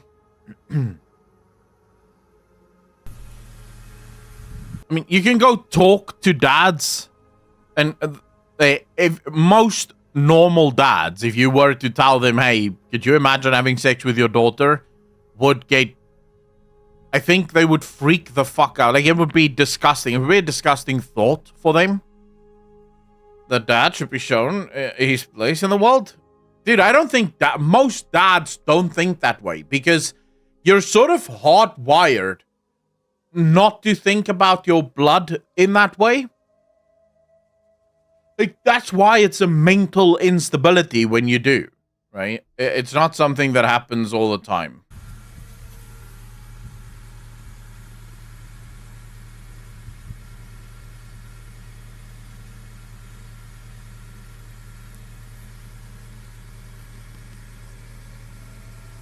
Holy shit.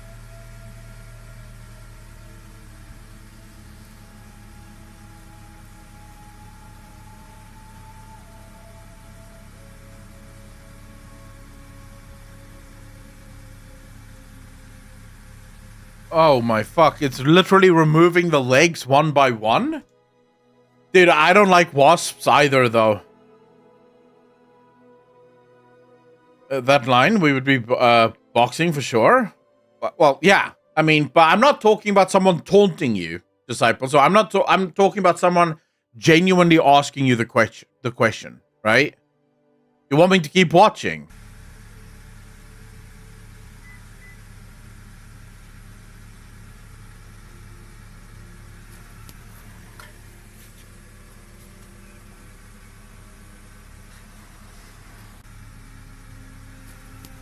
Oh, shit. Well, okay. Yeah, nature is fucking brutal, bro. Hey, holy shit. Who's this for? That's your new room. Will you own this house now? This is your room.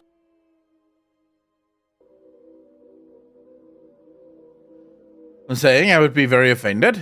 Well, yeah. Like, what I'm saying is, so it's not someone asking you the question because they're trying to offend you. It's someone asking you the question because they're trying to gather information, right? So they're going around asking every dad, would you ever be able to think that way? I can almost guarantee you that the overwhelming, like 95% of all dads out there would be like, fuck no. What are you talking about?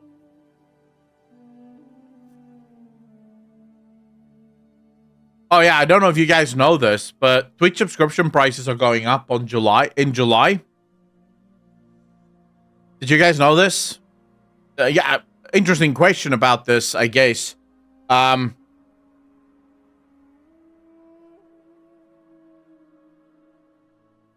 Where is it?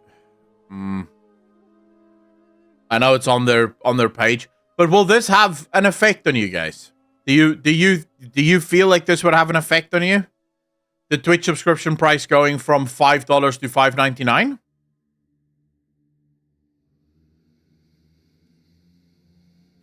It's in some countries. Nico, so some of the countries, I think it's like 30 countries around the world where the subscription price is going up by something like $1 or the equivalent thereof. And just look like a creep. Thumbs up, that's perfectly fine. Dude, I don't care, right? I'm one of the streamers that don't give a shit. No, I only use the Prime sub, and I have Prime for other reasons than Twitch. Yeah, I think... So, my personal opinion, I think Twitch is trying to force people into Prime. See, the problem with subscription is that subscriptions always made sense for streamers. It made sense. If you're a streamer, your viewers enjoy watching you. They want to help you out a bit. They give you some money. This is all fun. You know, who cares? But now you have every single company in the world getting in on the subscription service game. And I think it's leading to people just getting sick and tired of subscription fees. And the problem is that people don't get... You don't get sick and tired of subscription fees just for one thing. You get sick and tired of subscription fees for everything. Right? Once you get subscription fatigue, it leads into literally... I've read quite a few streamers currently are seeing the lowest subscription numbers they've ever seen this year, and I can't speak to that because I don't really know how many subscribers I have at any given point in time. I don't check that, but if that is true, I think it has something to do with people just being first and foremost sick and tired of subscriptions, and then also I think people just don't have enough money, you know. That's why I quit WoW. I'm not paying a sub for a game and 6 streaming services and bills. Actually, yeah. In my theory, it's rough. It is crazy. I definitely can see where you're coming from. Because here, fighting words exist. You act up, you get fucked up. Oh yeah, there is Prime, but sadly you can use it only on one streamer for a month and not a couple of months. They do it just for the month because, you know, they actually want you to forget that you have a Prime sub, just to be fully sort of clear. The reason Twitch doesn't allow you to subscribe multiple months is because they really hope you forget that you have it.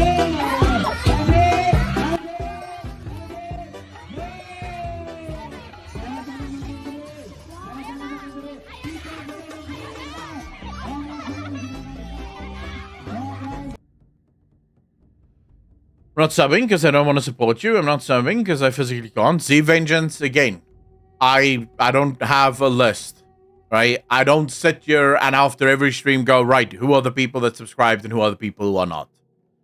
I don't care, right? You watch, you enjoy it, you have fun with me while I do random shit like scroll Reddit.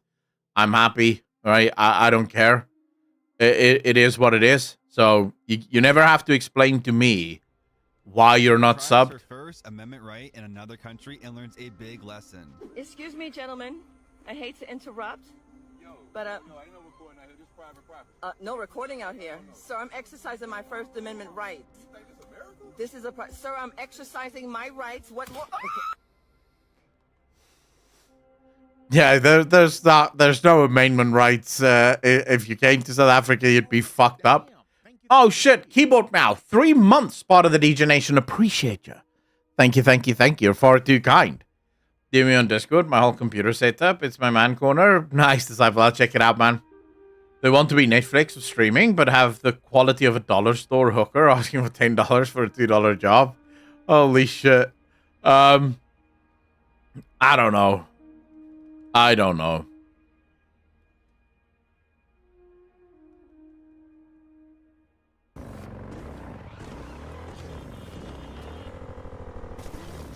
What the fuck? Wow, that's cool as shit. All right. Nice. Foreigners biking in Pakistan. mean, come on. Oh my god.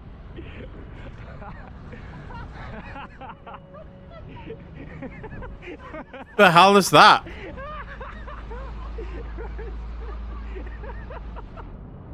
I can't. I'm gonna die. Wait.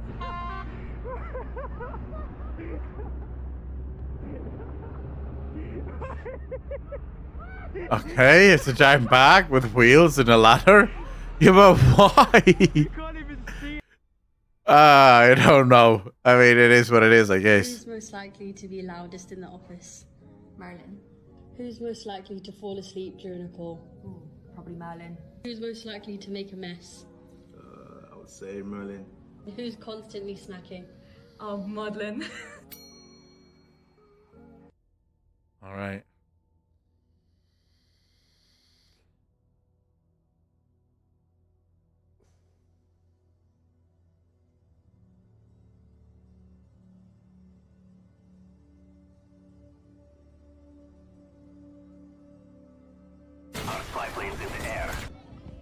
Oh shit, wait.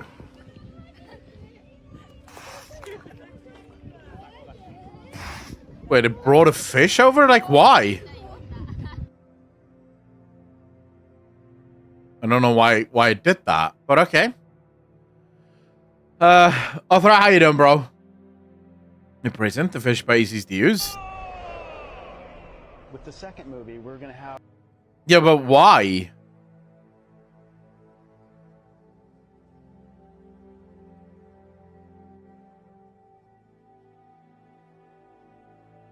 What the hell is going on here? If we use an AI photo of disabled female military veterans to get likes.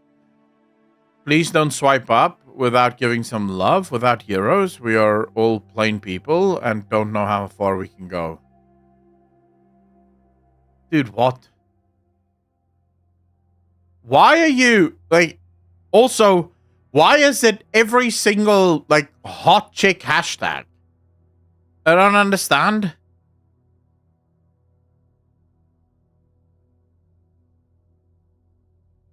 Man, AI is going to be a serious problem. It is going to be a serious problem. That adulthood means adult money, and adult money means I get to spend the money that I earned on what the fuck I want. So naturally, I bought myself a trampoline. Peace was never an option. Why would you buy a trampoline? Took the biggest W the other day. What happened? Because views bring profit. Who the hell knows? I don't think you get paid that much on Facebook. Oh yeah, I saw the mod support thing for BG3. That's going to be insane. Like, the amount of stuff that people are going to be able to do with that is going to be nuts. Yeah, I would say if you're going to buy a trampoline, buy a proper fucking trampoline, you know? The kind that you can actually... Like, these are the most worthless little trampolines in the world. You're basically... You can't get enough, like, oomph to get yourself high enough to really do tricks or anything. So, I don't know.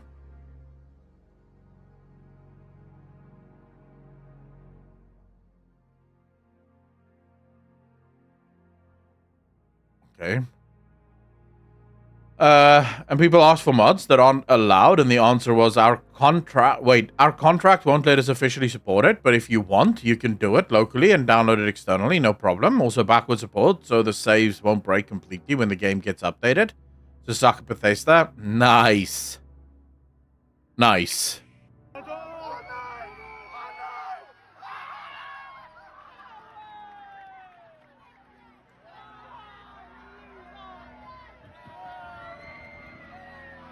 Oh man, this kid almost fucking made a fool of himself.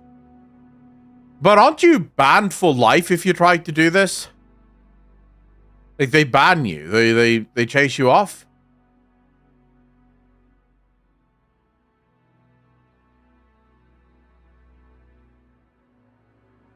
You actually have a chance of 50% to see a dinosaur outside. What? I mean, you either see a dinosaur or you don't, which makes it a 50% chance to happen. JC, what the hell are you talking about?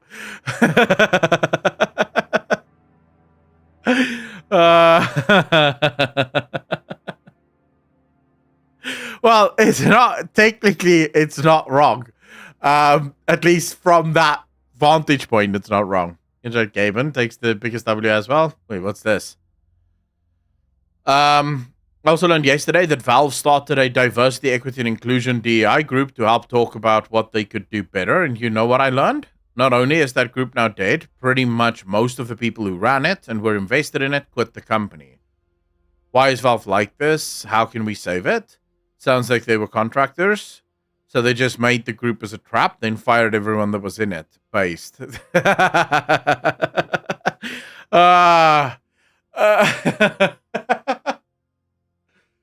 True. That is based. I would actually, unironically, I would do that if I had a gaming company.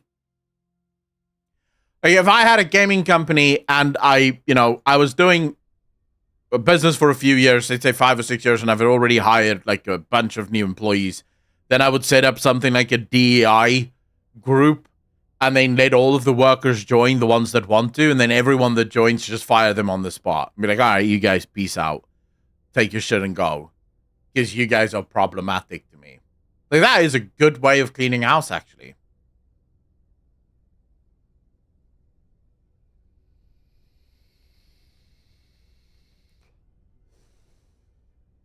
Do you guys say there really was no good games announced by Asmongold or, their event?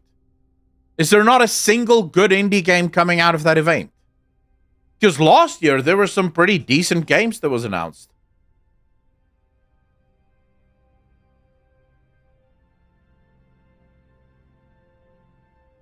True Disciple. Yeah, I haven't watched the newest one yet. And I asked chat if it's worth a watch, and chat said, nah, not really. A couple of reskinned Nintendo games.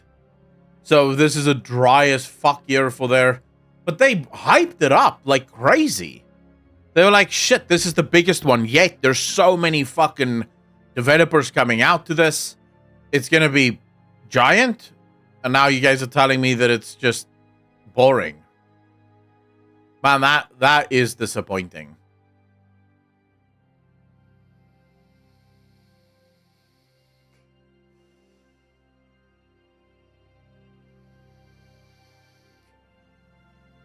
Legacy Steel and Sorcery Graphics looks nice. Rasmus, how you doing, bro? I thought you were a Godzilla fan. I like the Godzilla movies, yes. I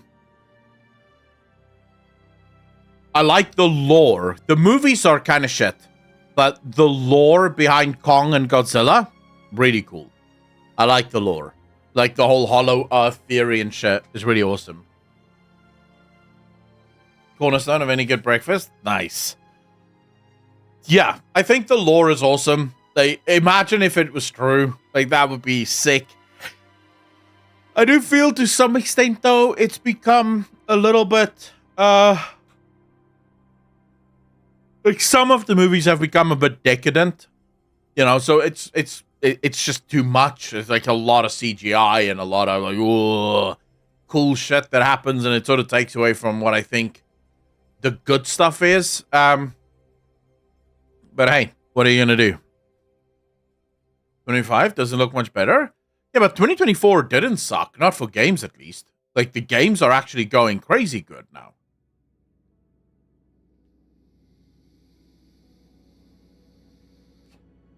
Like, personally, I think 2024 has been a great year for gaming. Or am I wrong about that, chat?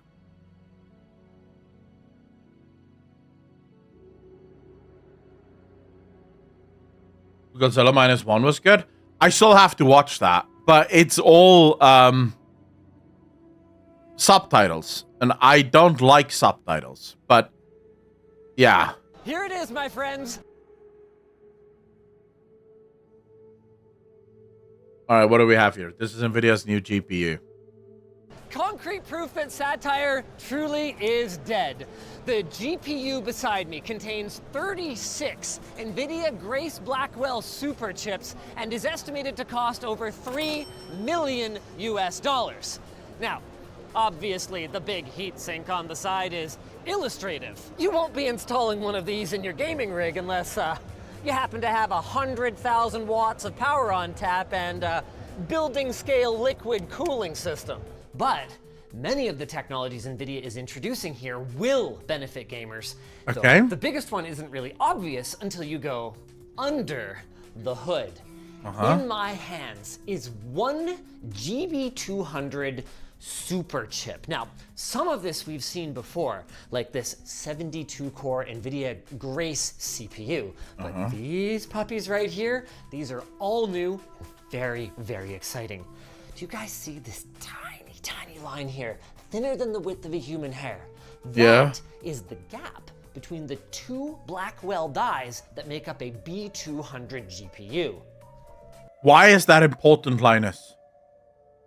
In terms of GPU, that gap is humongous, considering most of our technology now is like on nanometers, right? So that gap can literally, like, have you seen the gap on AMD's that's connected with the Infinity Cache? It's also not that large, and yet it's large enough to slow it down considerably. He's going to drop it twice by the end of the Fed. Wait a second. True. GPU. Is that not 2 GPUs? Yes, but also no. While SLI might be dead for consumers, NVIDIA has been hard at work creating interconnects that run at absolutely dizzying speeds, allowing multiple GPU And how much is this going to cost? as a single GPU that allow multiple GPUs to act as a single super chip, and that allow multiple super chips to act as a single, cohesive processing unit. And it is going to unlock gaming experiences and more that are going to blow your mind. Okay. You speak English, right? Yes, I speak English. How can I help you? 你会讲中文吗？会一点点，但不是我的专长。 Can you also speak Segway to our sponsor? No, I am also skilled in survival and archery. Yes, you can. Yes, you can. It's fine. Ridge got your last-minute Father's Day gift covered. With a big sale, click on our link in the description and get up to 40% off their rings, their wallets, and more.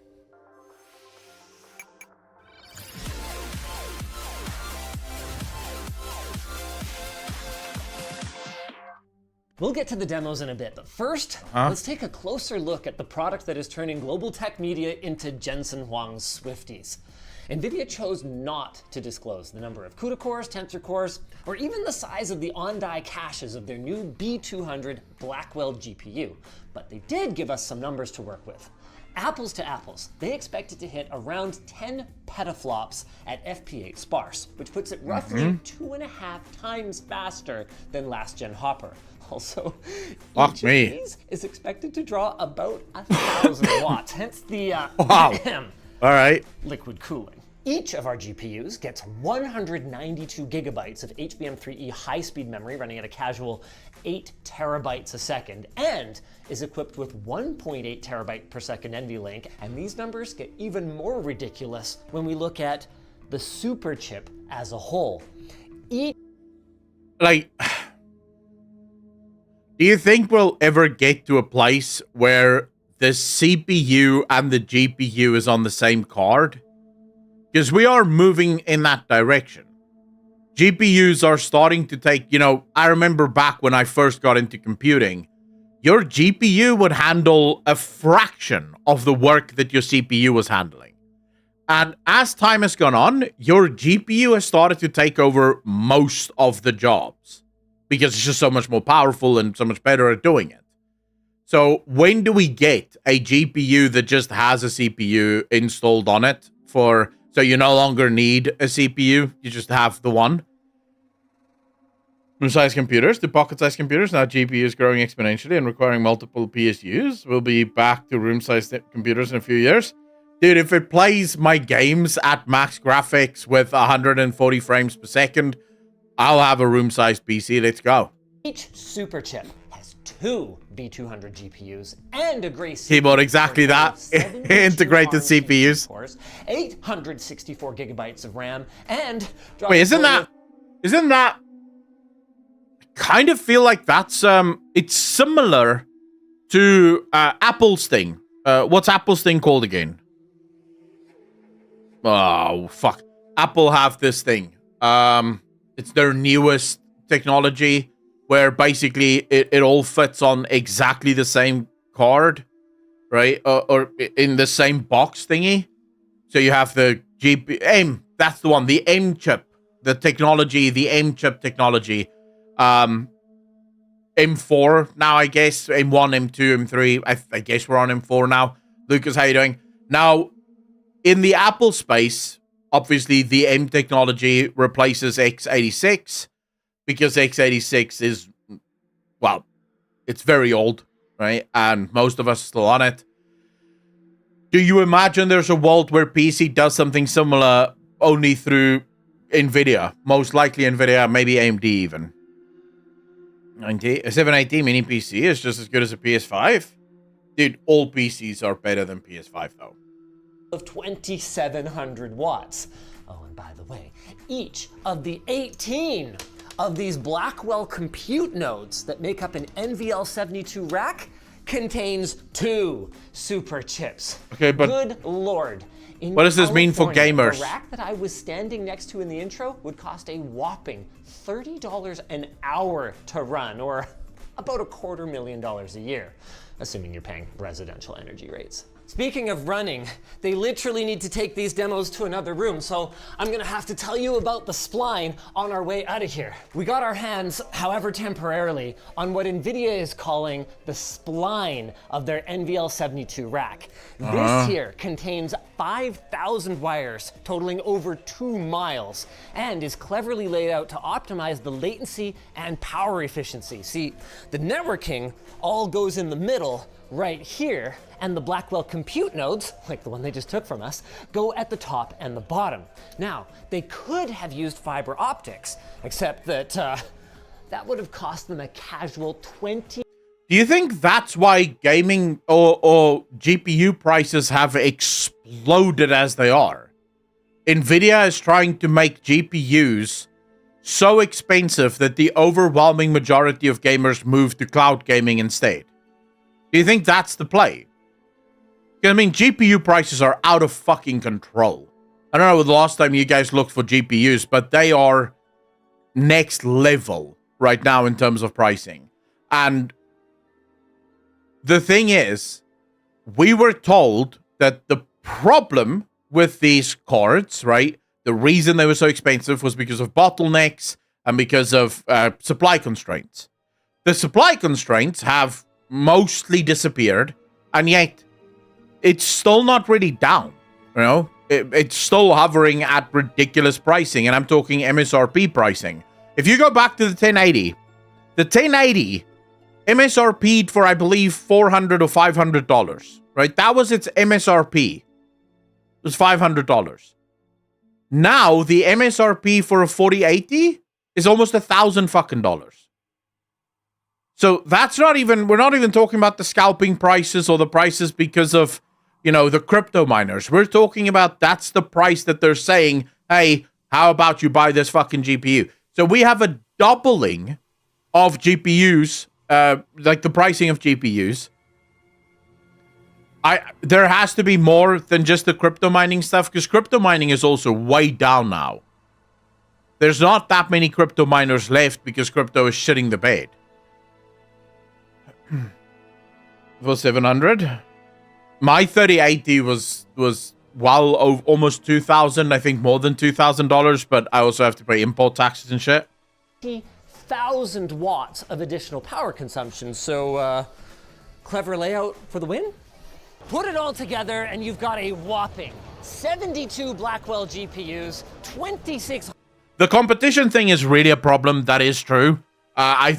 We've been waiting so long for AMD to, like, AMD finally caught up to Intel in the CPU space, and now they're smashing Intel. Like, they're literally turning Intel inside out, right? Every single time AMD comes out with a new CPU, they just grab Intel by the neck, slap them a couple of times, spank them on the balls, and then send them off crying to their mother, as AMD just keeps absolutely obliterating whatever Intel brings to market. But in the GPU space, AMD is fucking nowhere. Like, their best GPU doesn't even come close to the 80 series of NVIDIA. So I'm really hoping for a miracle this time around. Like, we need something big from AMD to finally take the fight to NVIDIA. 100 Grace CPU cores, 13.5 terabytes of HBM3E memory with over half a petabyte per second of aggregate bandwidth.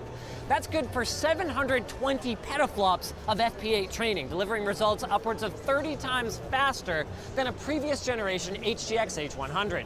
And if you didn't notice, with perfect linear scaling, something that is only possible when integrating your system this tightly. Even the placement of the individual blades matter. On our Supermicro rack that we're looking at here, you can see that they've got 10 up top and 8 at the bottom. But what does it mean for gamers? NVLink switch units sandwiched in between. That's because timing the electrical signals matters a lot and is easier on a more symmetrical setup. Now, unfortunately, NVIDIA didn't have a switch for us to show you. They'll have to be represented by this piece of plastic. Malthrax, 14 months part of the DJ Nation. Appreciate you, fam. Thank you, thank you, thank you. Far too kind, sir. Nothing, we can't afford that shit. Yeah, but we may be able to. If you guys just subscribe a little bit more, I could afford that. Like, you could maybe not, but I could. Right? And that's why we're watching this. I'm window shopping. I want to know how this is going to work for streaming and for video gaming. So just shop with me. But each of the 9 units can handle 14.4 terabytes per second. None of this means shit to me. So integrated. Give me. NVIDIA says they think of this entire rack as one massive, power-hungry single GPU, and it's kind of hard to argue otherwise. Other than that, most of the time it's not doing graphics, and I thought that's what the G was for. And the craziest part is we haven't even looked at the craziest systems yet. That was all MGX, a standard set of reference designs that's intended to be compatible with multiple generations, hence the MG. HGX is a whole different beast. In this, or on it, it is 8 Blackwell B200 GPUs with a combined 1.44 terabytes of GPU memory. Absolutely ridiculous. But the difference between this and what I just showed you is completely gone is any trace of Grace CPUs. This is purely a GPU board because this insanity is meant to be integrated into a partner system like, say, from Supermicro.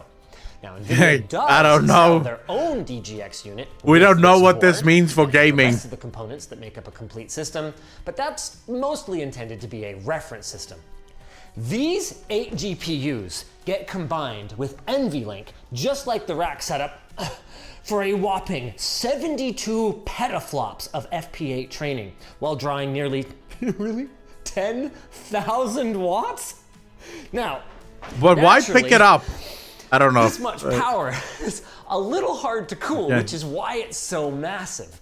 But the good thing about it is it doesn't require messing around with water or racks with 120,000 watts of power if you're installing these into an existing data center, since those practically don't exist. So you've got to spread them out a little bit according to your power budget, which means you need networking, and that is where NVIDIA's new hardware networking products come in. This Ethernet switch will do something in the neighborhood of, I think it's like 50 terabits per second of switching, which is all really cool, but what are we doing with this exactly? I don't know, how about healthcare?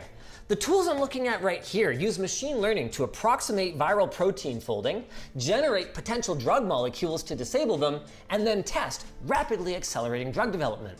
Okay. Oh, and this is cool. Finding exactly what it is you're supposed to be taking a picture of with the ultrasound wand can take a bit of time. Why not let the machine identify it for you? That's a left ventricle, right? Cool. Know what else is cool? Simulations, like the one we're living in. Behind me is Earth 2, a climate and weather simulation program that can run at such a high resolution that you can determine what's going to happen. Particle crap, there you go, right? No, I'm still waiting for the gaming thing here. Which is pretty cool, but what if you need to simulate the movement of hot and cold air on a molecular level? Well, you can do that too.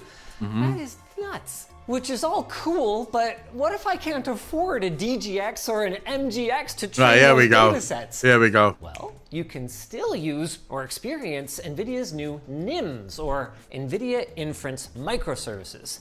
NIMs are pre-trained and pre-optimized containerized AI models that you can download and deploy for any number of use cases. And if that all sounded like gobbledygook, let's go back to that bilingual demo for a second. Facial animations can be an extremely time-consuming component of game development and are one of the big reasons that localization can be such a challenge. The NIM in use here allows automatic mapping of speech-to-mouth animations and facial expressions. Meanwhile, this guy... See, but Omi, I wouldn't care about that, right? I don't mind the fact that companies like AMD, companies like Nvidia don't really care about gamers.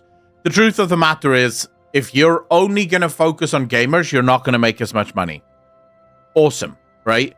Focus on all of those other things that make you a ton of money. But how about you then give the gamers the shit for cheaper? Considering you're already not really making money off of the gamers, right? Use all of that extra fucking profits that you're making, the billions upon billions upon billions of dollars, to just give the fucking... Because, and here's why I think this is not just an argument for being good. The reason Nvidia and AMD exist is because of gamers. It was us that supported them first. They were originally gaming companies. We allowed them to get to the point where now they can just do whatever the fuck they want and they don't give a shit about gamers anymore. So how about you throw us a little bone, you know? Just remember that we exist too. And we don't want to spend the price of a fucking car on a new graphics card. As a loss leader, you don't even have to sell it at a loss. Just don't sell it at like fucking 4 times the profit, you know? Because I don't believe that the 4090 actually costs $1,500. I don't think that's its actual cost. Guy takes things 2 steps further, using NIMs for automatic speech recognition and facial animations, but also a third one that I think is perhaps the most interesting to me. There's a major concern right now in the games industry that AI is going to take jobs away from writers. But this guy uses a NIM for data retrieval that is part of in-world AI's platform, and this is really cool.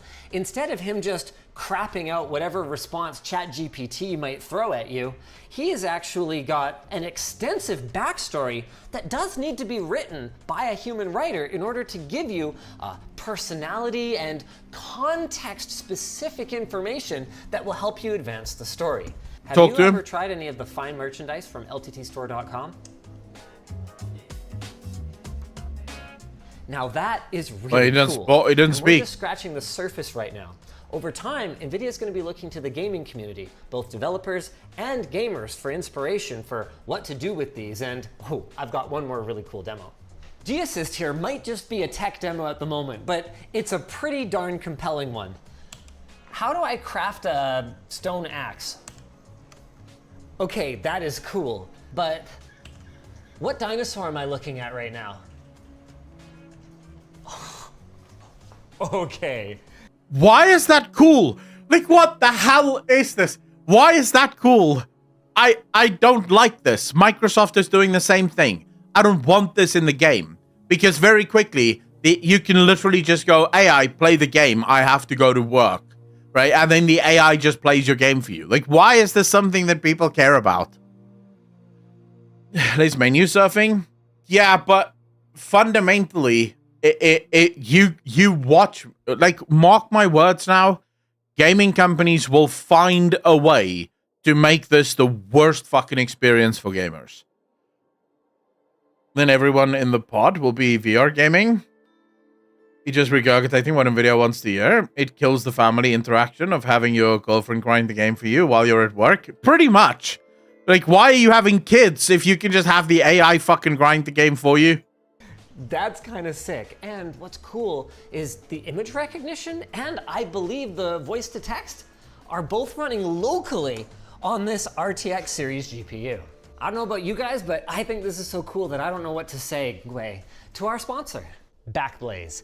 Losing your data is never fun, so having solid backups of everything is super important. And Backblaze is an affordable, easy-to-use cloud backup solution with plans that start at just $9 a month. You can back up almost anything from your Mac or PC and access it anywhere in the world with their web and mobile apps, and they've restored over 55 billion files with multiple options for how you can retrieve your data, including having them send a physical hard drive straight to your door. And if you're worried about accidentally deleting files, you can increase your retention history to 1 year for free. Plus, for organizational and business purposes, their advanced admin controls are designed this is not for a bad scalability, company, actually. and ransomware resilience. Backblaze has over 3 exabytes of data under their management and has the trust of over 500,000 customers, including us. That's right. We not only work with them on a sponsored basis, we actually back up our servers nightly to Backblaze. So starting at $9 a month, it is hard to find a better investment than your peace of mind. So sign up today and get a free 15-day trial at backblaze.com/LTT. If you guys enjoyed this video, it's pretty clear. Yeah, I mean, I don't know. So my issue with AI isn't that it's going to take away jobs or that people are going to be in trouble because of AI. That's not my problem, because all technologies have always disrupted the job market a little bit before they start, actually popping off. I've spoken about this many times. My issue with the AI is, if I look at the gaming industry and I look at every single bad decision that developers appear to be taking with the gaming industry, you just know that the way they're going to use AI is going to be even fucking worse. Right? Like, you just know that. And that's my issue with it. Tanner,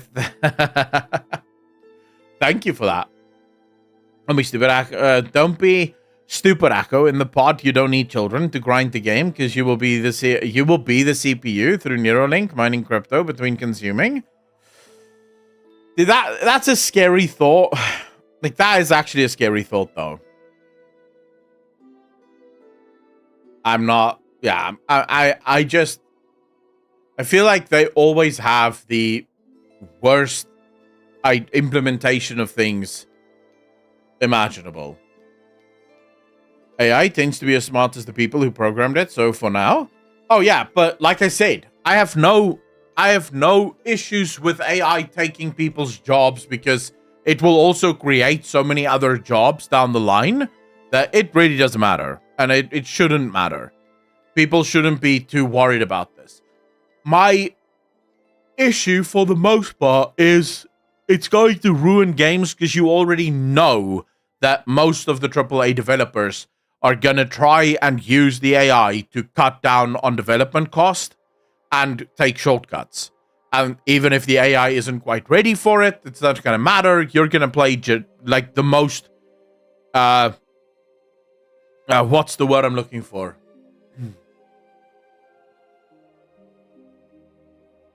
Oh man, come on. When something is sort of like standard, everyone does it the same. What's that fucking word now? It just completely blanked on the word.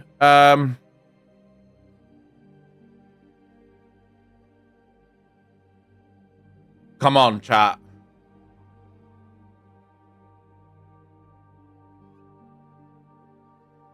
Not homogenized, book. More, not streaming. Generic. That's the word. Thank you. Yes, generic. You're gonna play the most generic fucking game ever.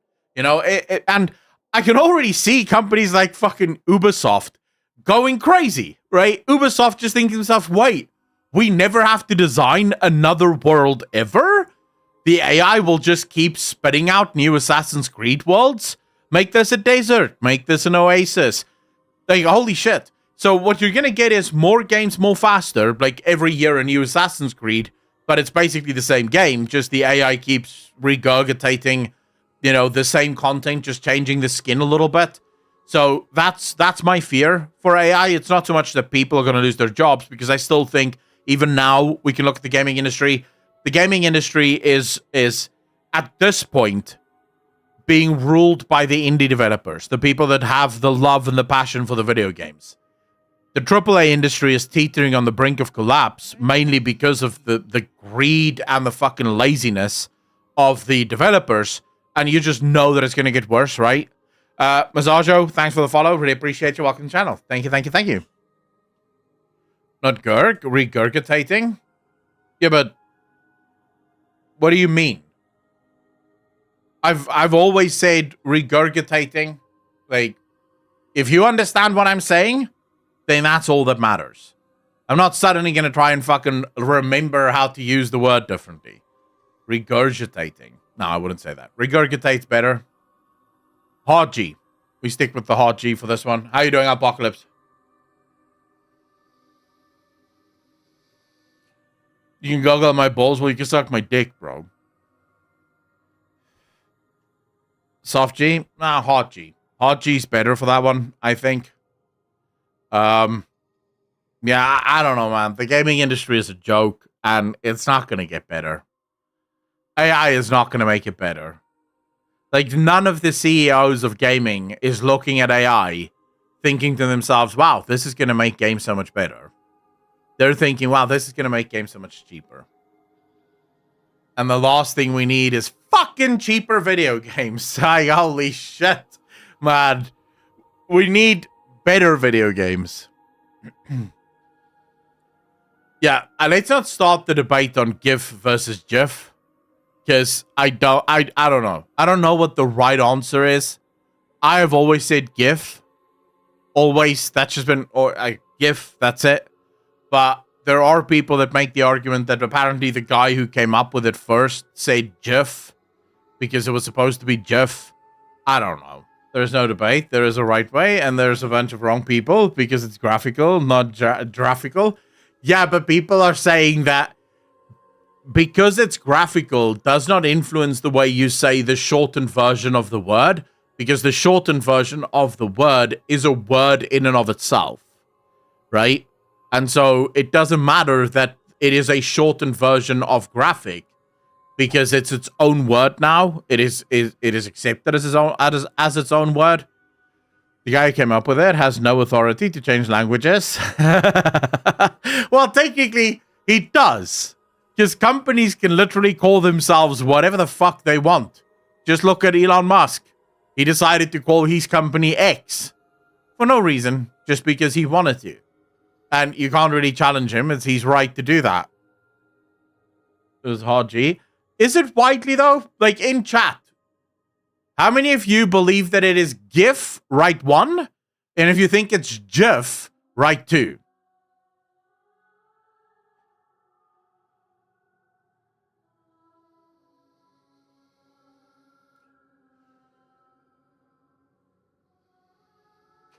So apparently it is widely accepted in my chat, at least, as 1. But I agree with all of you. I say GIF as well, right? But I've heard many people say GIF and stick to it that it is GIF. I'm just saying.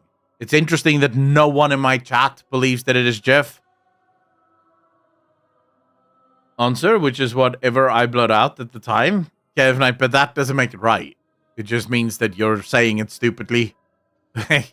That's not the same thing. Oh shit. What did Intel do now? Jif is peanut butter confection? Wait, yeah, there is a...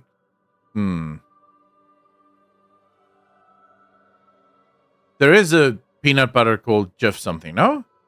Dish soap cleaner? Wait, no, that's not dish soap. Jif. Isn't that like a bleach thing, actually? There's like a bleach thing called Jif, at least here. Although I haven't seen it in years, so maybe it's already gone bankrupt. Jif is wrong because JFIF exists as a format and it's confusing. What the fuck is JFIF? Jif is peanut butter. Yep, it's peanut butter girl. Jif peanut butter sprayed. Oh, Jif is US peanut butter. I've seen Jif here as well, but I think it was imported. It's a cream cleaner. Palanite, this is not a sexual fucking stream. What are you talking about, cream cleaner? Just get yourself a couple of wet wipes and you'll be fine. You don't need to buy a special cream cleaner. That's unnecessary. Which is Jeff? We spelled Jeff. It can be sexual. Oh shit, my bad. It's a cream cleaner. The fuck is a cream cleaner? Do you guys realize that cream cleaner sounds mega sexual? Like, what the fuck's going on here? Like, holy shit. JPEG file interchange format. Okay. About to do a risky Google. Yeah, if you search cream cleaner, I'm not entirely convinced you're gonna get what you asked for.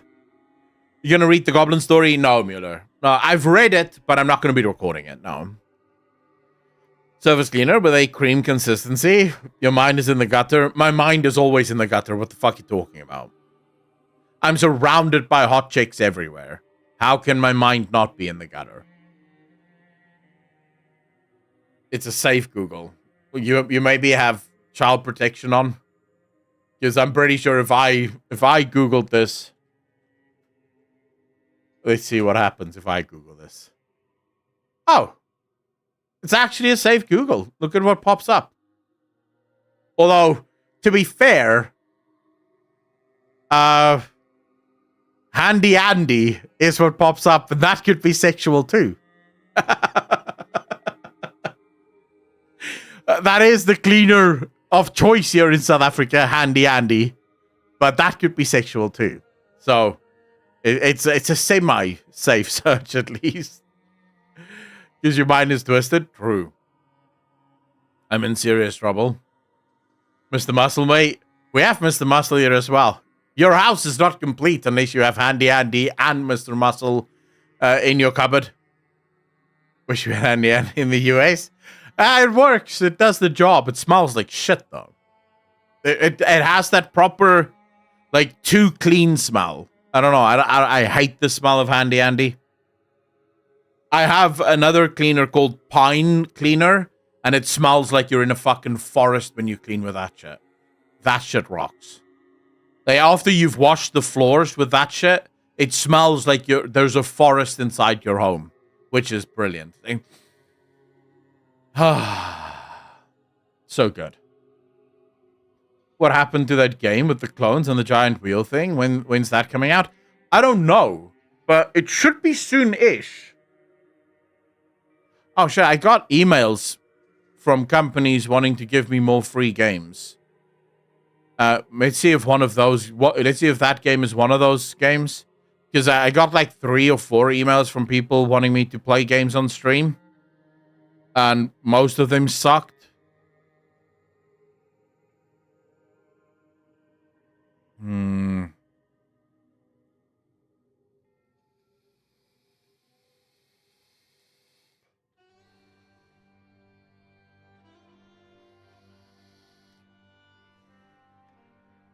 So we have one game here called Flying Open World City Builder RPG, which is Airborne Empire is the game. And they sent me a key because they think I would like it because it's similar to Mana Lords. Airborne Empire challenges players to build, manage, and grow their own unique city in the skies. Traverse a vast and rich open world full of dangerous exotic wonders and hidden treasures. Fight against sky pirates and manage the lift, balance, and propulsion needed for a flying city. Doesn't sound too bad, does it?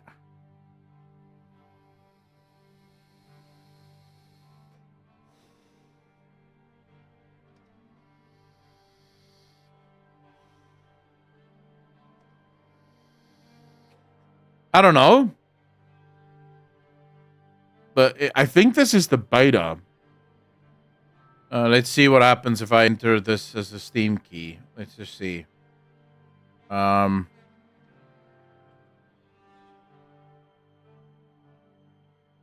Okay, so it's Empire demo for beta testing. It's going... the embargo lifts on the 7th. So we'll try it on the 7th.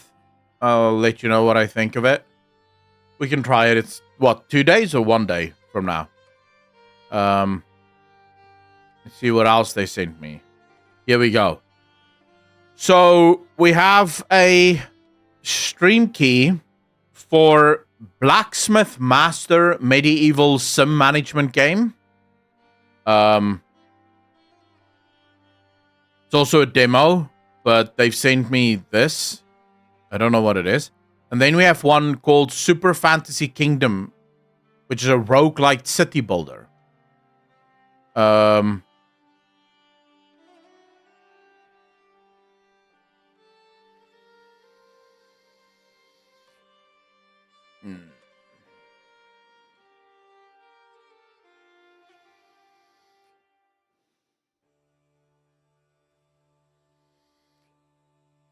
Should we add both of these games?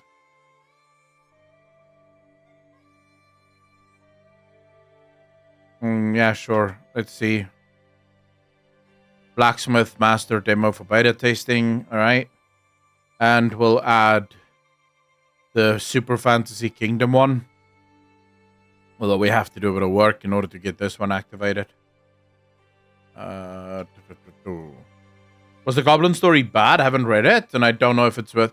Not bad, just nothing huge, right? So it's not like it was a mind-blowing story, more just like a bit of a cultural insight story. So it was good. It was really fun to read, but the reason I'm not doing a loud reading of it is, unlike the Anduin one and the Illyria one that had like a ton of lore attached to it, this one had no real lore. It was mostly just Goblin, right? And how they want to change Goblin culture. Toxic, how you doing, bro? So yeah, I after I read it the first time, I was like, I'm not going to spend 3-4 hours getting it down so that I can read it loud, and then we have to edit it. So you're looking at an 8-hour process to make this a reality, and it's nowhere near as good as the other two short stories. So I will read. If I don't cover a short story on the channel, you can know that it was sort of like whatever, right? Thanks for the explanation. It was a fun read, just to be clear. I did enjoy reading it, but it's not lore relevant at all. Like, maybe there are things that could be lore relevant, but yeah, world building is probably the best way to describe it. What I like about it is the fact that it focuses a little bit more on culture, which I have always said is one thing that's sort of missing for me in World of Warcraft. We don't focus as much on the culture of the individual races, which could be really cool from a storytelling perspective, you know? The Goblin's Way, I liked it. Yeah, it's fun. It's a fun read. Odd Sparks, an automation adventure. The Final Shape. Farm Together 2. Apex Legends. Synergy. Don't know what that is. Street Fighter. Gas Station something. To the Core. Soul Mask. Don't know what any of this is. How many nerds on Twitter got upset about racial connotations? I don't know.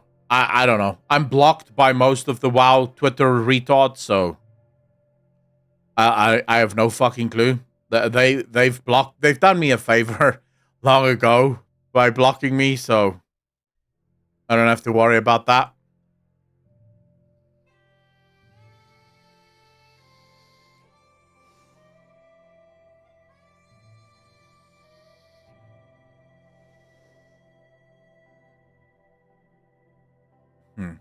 How many of you are going to play Elden Ring's newest DLC? Are you guys excited for that? Or I haven't even finished the first Elden Ring.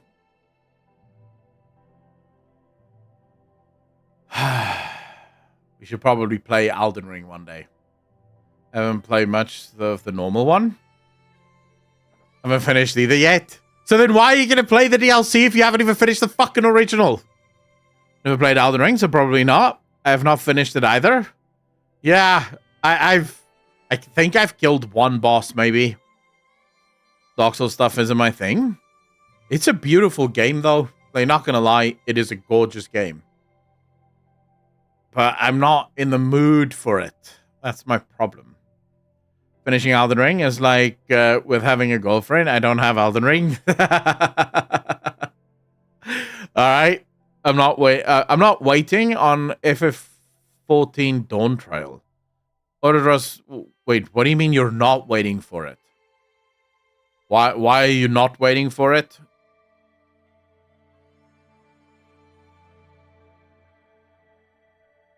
Not waiting on Elden Ring. Oh, right.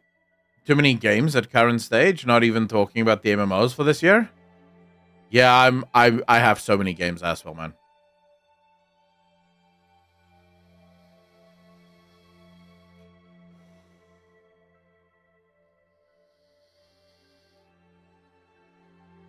Yeah, but I always want to buy more. Always. Like, there's never a point in my life where I go, now I have enough games. There's always one more fucking game that I think, maybe I should try this. I have to mentally prepare before every playthrough of Elden Ring. I think I'm going to have to start over in Elden Ring because I can't remember shit. I can't remember the combat. I can't remember exactly what I'm doing. I don't remember why I chose the specific weapons that I have. I don't remember any of it. In a couple of years, mate. Dude, you're joking, Sefian, but look at this. This game, this 1 year, infection-free zone, literally my thought process. I looked at this game and I was like, I don't want to play it right now, but I might want to play it in later in the future. Should I buy it now? There's so many games on Steam that I have this exact relationship with, where I don't want to play it right now, but it looks like the kind of game that I could eventually get into. So maybe I should just buy it right now. And then we'll see when I feel like it. That's my thought process in quotes. Yep. It is nuts, dude. Although I must say, right now, the game that has my heart is Mana Lords. Soul Mask? Yeah, I was just looking at Soul Mask, actually, Autodross. I was just looking at Soul Mask. It popped up on my... up here. But I don't know what it is.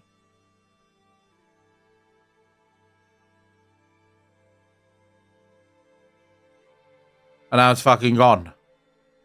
Wow. Debated. Kind of like Ark. You see, I think I need to reach a point where I realize that games or survival games is not for me. I have to get to that point at some point because this is getting ridiculous. I buy every single fucking survival game and then I barely put any time into it whatsoever. Like, if you look here, Nightingale, 13 hours. Enshrouded, 15 hours. I don't play survival games. I always want to play survival games, but I never actually get into the survival games.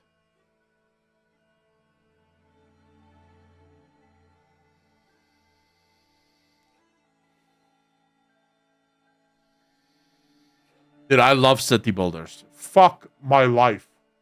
I love city builders. I can't get enough of it. I can't get enough of it. Like, give me a city builder. Give me, like, I want to play Mana Lords now. Like, right now, I want to play Mana Lords. Have you played Dying Light by any chance? No. It looks like a scary game. I don't like scary games. Give me a game with the building mechanics of most survival games, but be, like, satisfactory. Just build endlessly. See, I also don't... Satisfactory is also a game where I kind of get into it for a bit and then I get bored. But there is a game, if you're interested in, like, a super cool sort of factory building game with, like, an actually really cool story, it's called... Well, I'll show you now.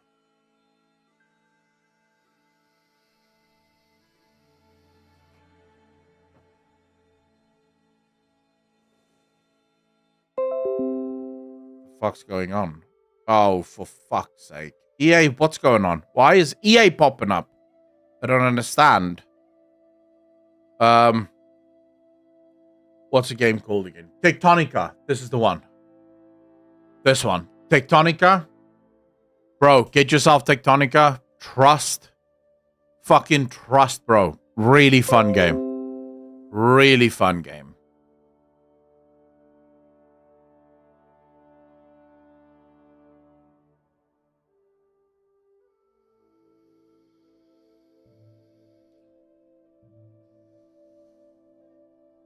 Oh, okay. Are we updated now? What's going on?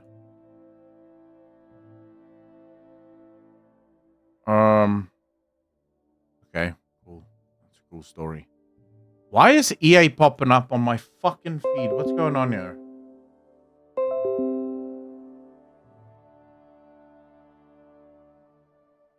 What the hell is going on?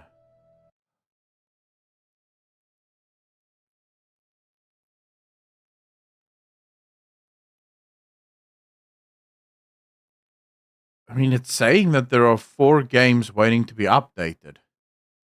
What? Where? Did the music just crash?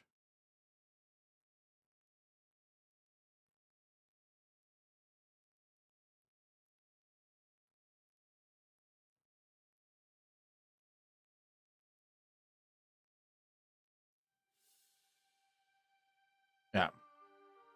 You see the Timberwolf right there in the middle? Yeah. I have that. It was gifted to me by a viewer. Never played it. So what just popped up? Is it good? We're not seeing these games that's supposed to be updated.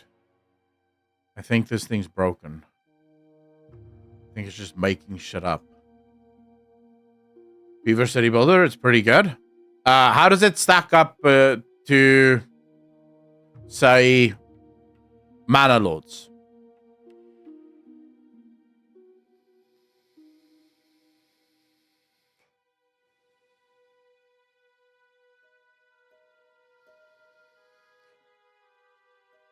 Not as good as Mana Lords. Well, then it can suck my little peepee.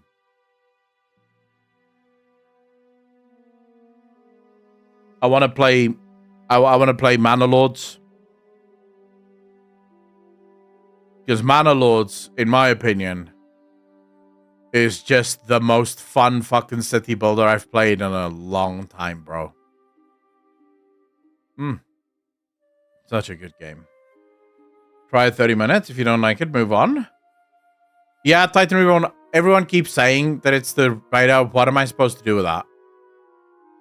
It doesn't mean anything to me. I'm never getting invited to that fucking beta, so...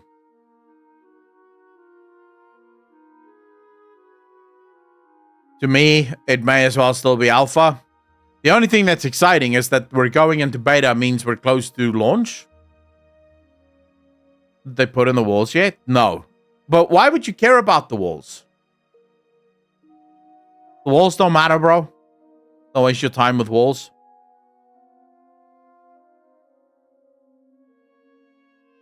Same, I didn't get an invite. 17 years of gameplay, over 1,000 days of my life. My favorite city builders are Planet Base and Dawn of Man. Dawn of Man is pretty good, Anton. It is pretty good. I don't think I've ever played Planet Base. But Titan Reborn, the thing is, I think you have to pre-order, like, the more expensive versions of the game. And I have a principled stance where I refuse to buy any deluxe edition of any video game. Ever. I only buy the base edition. I will not support this nonsense. Planet Crafter is S tier. Are you talking about Planet Base or Planet Crafter? Because Anton said Planet Base, but you're saying Planet Crafter. What's the what's going on?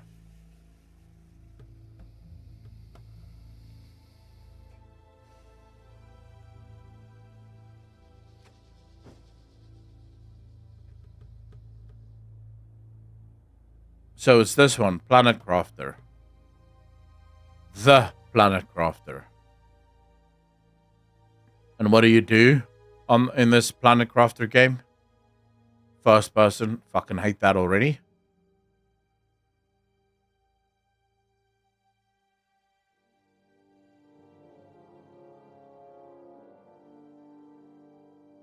So this is like satisfactory.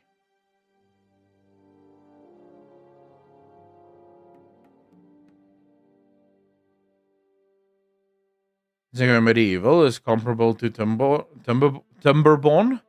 Planet Crafter is if you take No Man's Sky and remove the interplanetary stuff and just focus on one planet. It's great, you terraform a planet. It's not for you, though. Too much survival elements. You survive on a barren planet and try to terraform it. Play this. Tavern Master. You guys have told me to play Tavern Master before.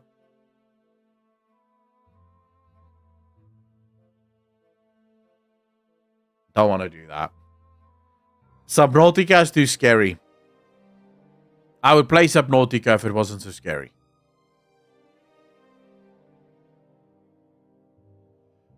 So is this game like Satisfactory? Or aren't you supposed to build massive supply lines of shit?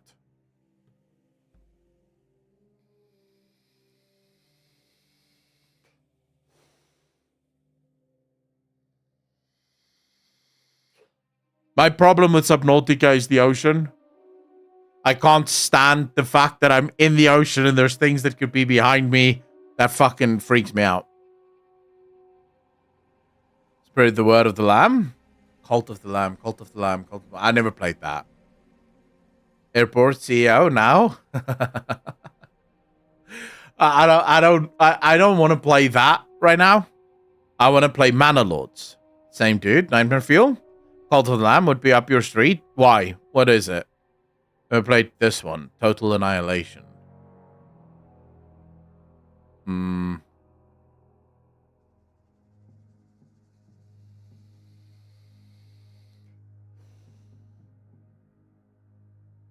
I can't say that I have. But it looks old school as fuck. Chastity works. You create a demon cult out of chat. Wow. Okay. Is that literally all it is? Just create a demon cult. Golden Road. Man, how many expansions does this Elden Ring have? It seems like there's always a fucking new one.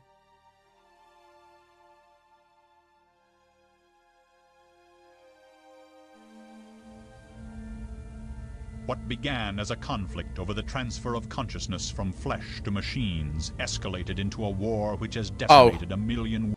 Fuck me. Okay. What the hell? It's colony management adventure game with Twitch integration. You have to manage a cult? Now that does sound interesting. Cult of the Lamb. Glopia, how you doing, bro? Cult of the Lamb, you can build a cult village, and it's like a dungeon game, dungeon scroller. I can't think of the name.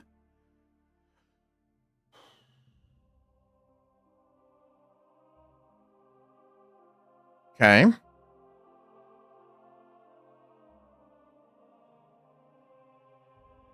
Let me see. I will not trust chat, but I will give you the benefit of the fucking doubt.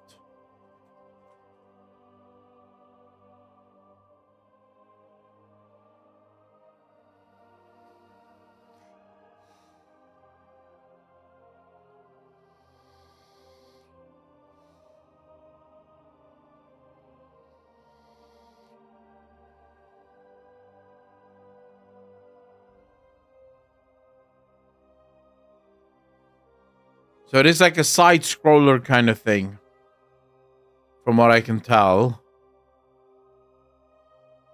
Where's the sim management building stuff? I don't see how you're building anything. Seems like you're just fucking fighting. Yeah, this is not my type of game. I can already see it's not my type of game. Look at that. The movement. Yeah, I don't like this. This won't work for me. If it'll show it, it's a half and half, but it's a lot of slaying. This is the dungeon crawler part. This is one part of it.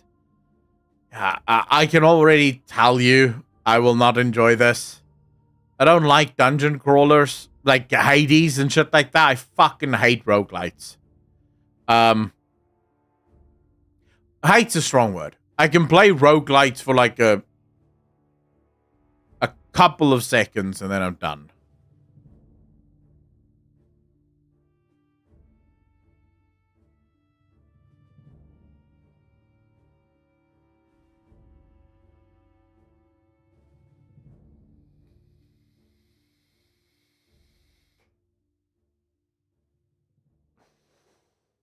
No, I don't play. Gasverse, how you doing, bro? I have played V Rising. Yes, it was pretty fun, but it runs into the same problem that every single fucking survival game for me runs into. I get bored. I don't like platformers. I don't play it at all. I feel like platformers was really good back in the day when consoles weren't that good and graphics cards couldn't handle good graphics. But now that we have good graphics, who the fuck wants to play a platformer? Just make a proper RPG. If you want to tell a story, make a proper RPG. Our graphics cards can handle it now. How about an RTS on solar system scale? Are you talking about fucking, what's it called? Homeworld. Because Homeworld sounds fun. But I won't play 3.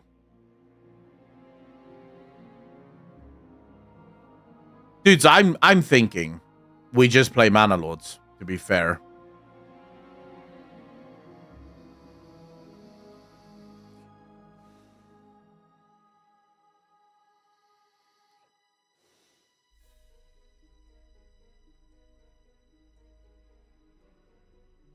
Wage war across the entire solar systems with massive armies at your command, annihilate enemy forces with world-shattering Titan-class units, and demolish planets with massive super weapons. Okay. Try the Yakuza series. I'm not playing the Yakuza series. I've seen some videos with the Yakuza series and it looks shit. It does not. Guys, I am such a fucking snob when it comes to video games. Like, such a snob when it comes to video games. There are just limits to the kind of things that I'm willing to play. I might put this one on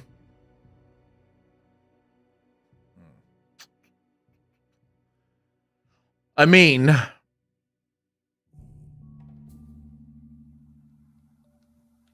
I stay on my lane pretty hard. Yeah, I'm willing to try a lot of things, but the reason I don't want to act on what chat gives me is as soon as I buy a game that chat gives me, chat's going to want me to play that game. And if I don't like that game or I don't feel that game, then I'm going to feel like I'm letting chat down more than I already do, which is a lot, actually. So, you know, I try not to, like, create even more opportunities for me to let chat down.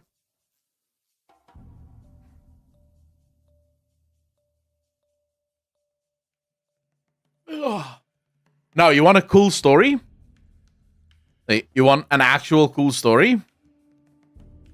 Now, it's rare that games like this have a cool story, but this game has a cool story.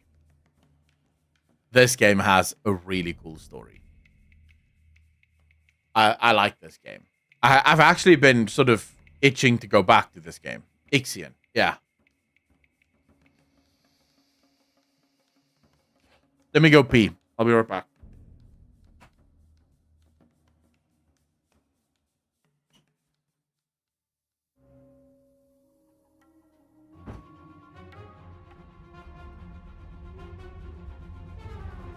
Gentlemen, we are dealing with someone here who has absolutely no life.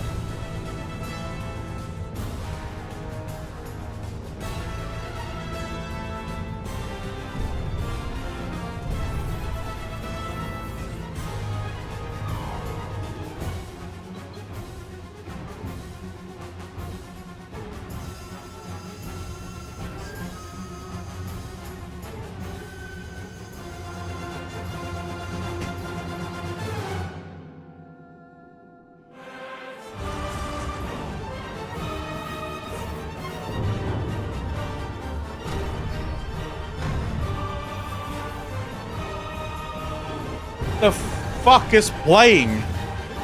Oh. Alright. Yeah, I left the trailer on for some reason. I didn't leave it on.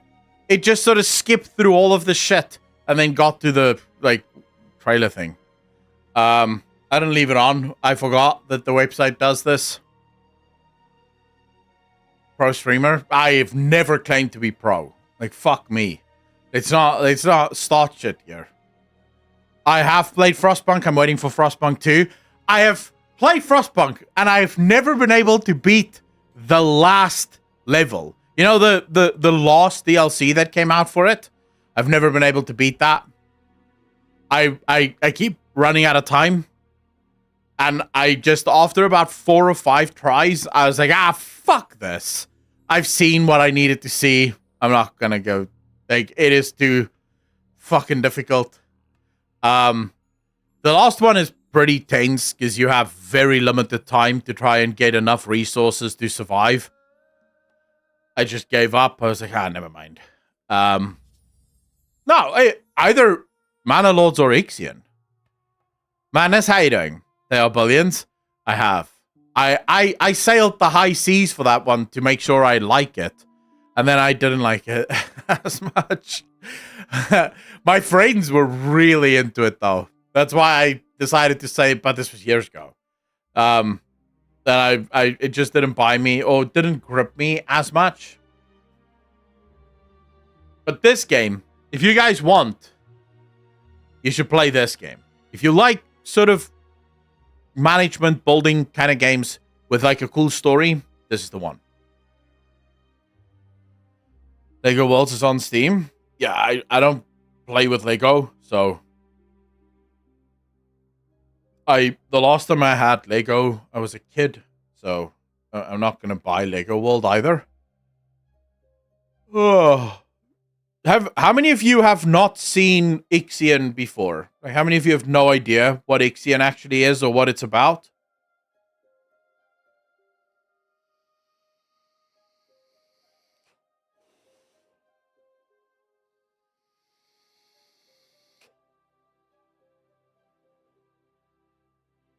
I have no clue, but it looks sci-fi. Me? Okay, so most of you have no idea what the fuck Ixion is. Well, then that settles it. I have to show you the game, whet your appetite, get your dick just a little hard, and then never play it again. Deal? Is this what we're going to be doing? Are you guys ready for this? You got your loop, you got your tissues ready, because that's pretty much what we're doing here. Ixion is a lightning horse, all I know. You're going to play the intro sequence again? I'm going to play the whole fucking thing again, because I barely remember most of it.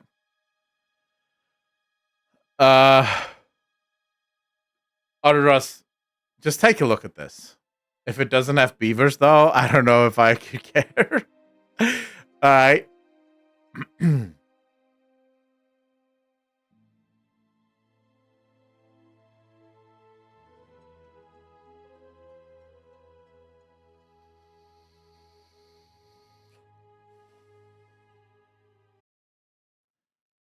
I just want you, like, once you see the story, once you see sort of like the backstory, I think you're gonna be gripped.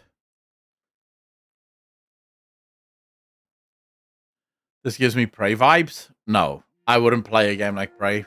Don't worry about that.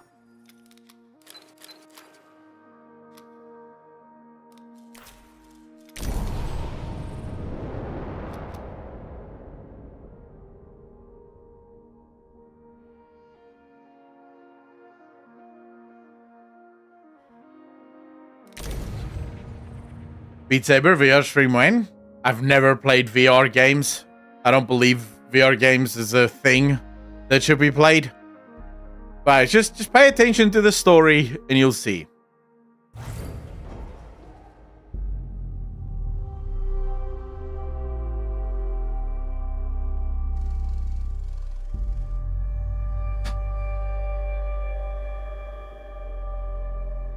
Launch control, we have typing clearance for shuttle launch. Initiate Stanford protocol. Clear procedures, check.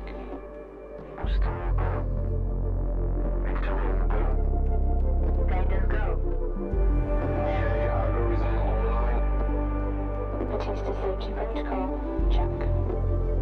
Launch control to EMB, Charon. All systems are go. Launch is imminent. Personnel are instructed to evacuate. Fear was really good, yeah.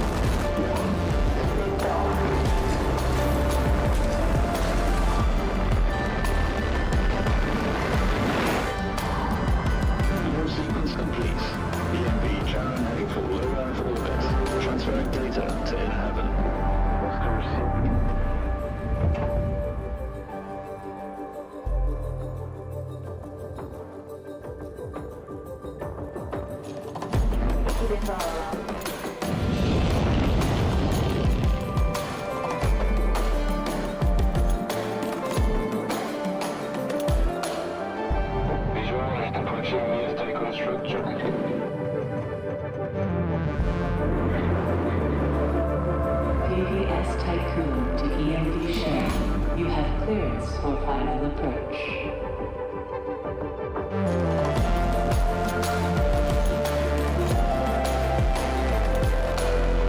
EMD share. You have been assigned to Tycoon Docking Bay.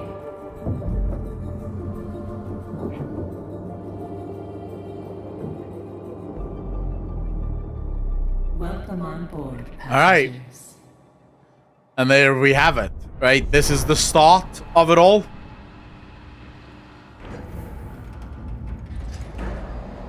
Shuttle EMV Charon is now docked. Sector 1 empowered and pressurized. Munchie decontamination protocol online. Disembarkation authorized. Message to crew members. Welcome on board the Tycoon, property of Dolus Aerospace Engineering Corporation. You will soon be given your assignments, but until then, please continue to wait near the docking bay. We hope you have a productive voyage, and would like to thank you for your contribution towards humanity's future. Administrator, I am Eden, the personal assistant installed on board the Tycoon. In accordance with the Munchie Protocol, I have been designed to take into consideration your complete psychological profile so that I may more accurately respond to any needs you may have. My primary purpose is to ensure the Tycoon's automated systems function efficiently. I will keep track of the tasks that are necessary for you to fulfill your prerogative of reaching Proxima Centauri and carrying out field research, mining operations, manufacturing protocols, and Dolos colonization tests. Alright. I'm trying to let you guys listen to the story so that you don't, so that you don't miss anything. Because the story is what really grips you in this fucking game. Administrator, I wanted to introduce you to your first tasks personally. I'm Dolos' cryonics lead, Marduk council member Giovanni Battista. So, let's see. Your first objective will be to begin setting up essential infrastructure aboard the Tycoon, meeting the environmental conditions that are required to support your crew. Having laid these foundations, you will then oversee the installation of the Vol engine and perform a short test jump to Proxima Centauri. Upon arrival, your research teams will carry out a brief survey of local space, gather a few rock and coal dust samples, fire up the colonization protocol, begin building the foundations for mankind's future, yada yada yada. And then you'll come back. Now, in order to achieve this, you'll need to familiarize yourself with the Tycoon's core functions. It's no big deal. There's the production, stockpiling, and distribution of resources, construction, balancing of power output with allocation. Oh, and space exploration, you know, setting out expeditions and all that. Basically, everything needed to establish scientific advancement and harmonious autonomy on board the Tycoon following the first test of its Vol engine. Eden's gonna display and keep track of your main objectives. Oh, and Administrator, don't let the position go to your head.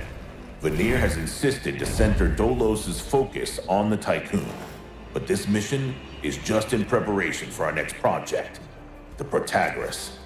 The Marduk Council worked damn hard to pull this mission together ahead of schedule. So, toe the line, do as you're told, and bring the Tycoon back in one piece. Leave the grand gestures and saving of mankind from ecosystemic destruction to us, okay? One last word of advice. We don't all think like Veneer Dolos. As of yet, no human law has been officially established amongst the stars.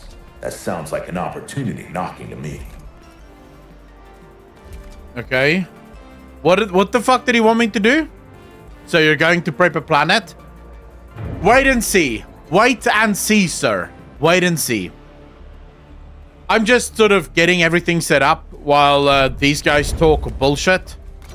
And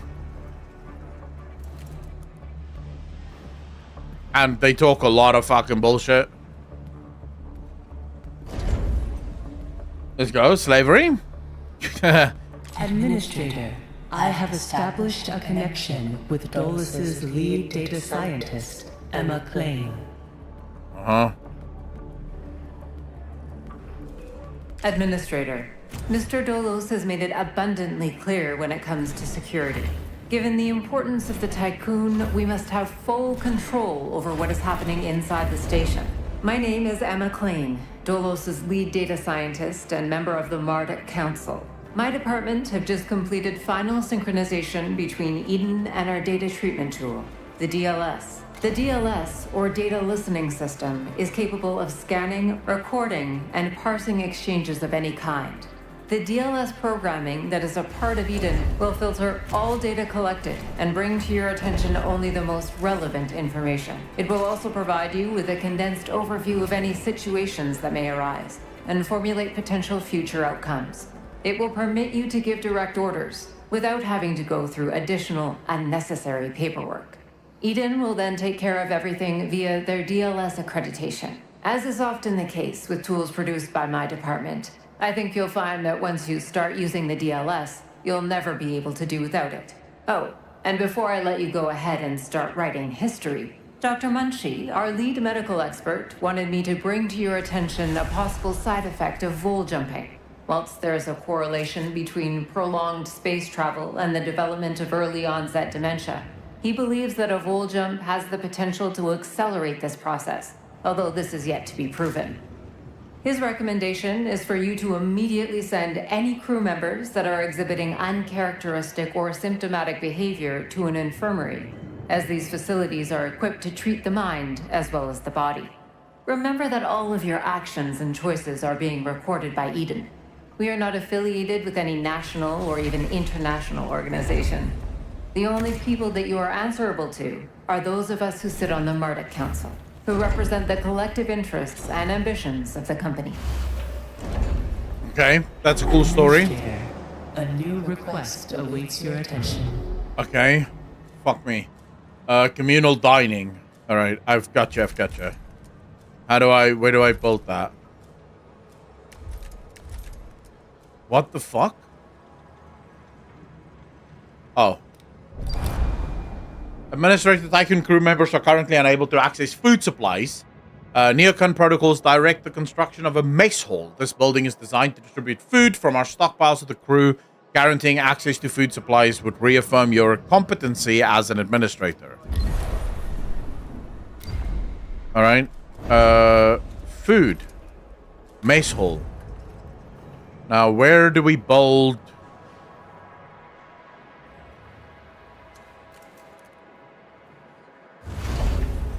Right there.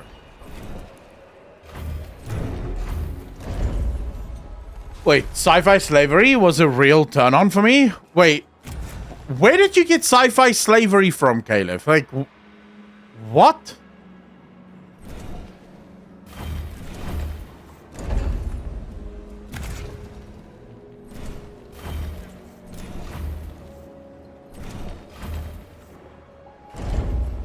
Alright, you guys ready to hear the next story? Toxic, you have no idea. You have no idea. Niora, how you doing, by the way? No laws and it being a real opportunity? Yeah, but the laws that they're talking about is there's no laws about establishing planets and how to establish planets. At least for the moment. But there will be. We're busy building a mace hall as we speak.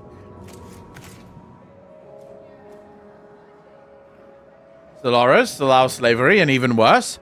Yeah, you guys keep going on about Stellaris. I don't know shit about Stellaris, though.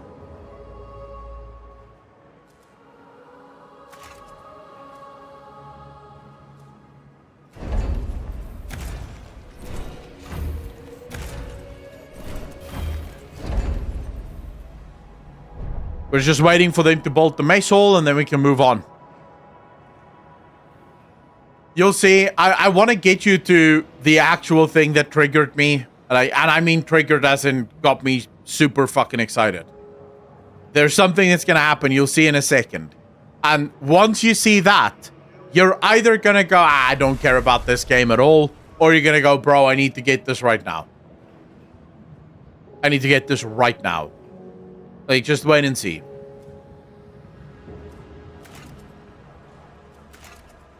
So what else am I supposed to do? I feel like we could probably put up some crew quarters, no? They don't have anywhere to live.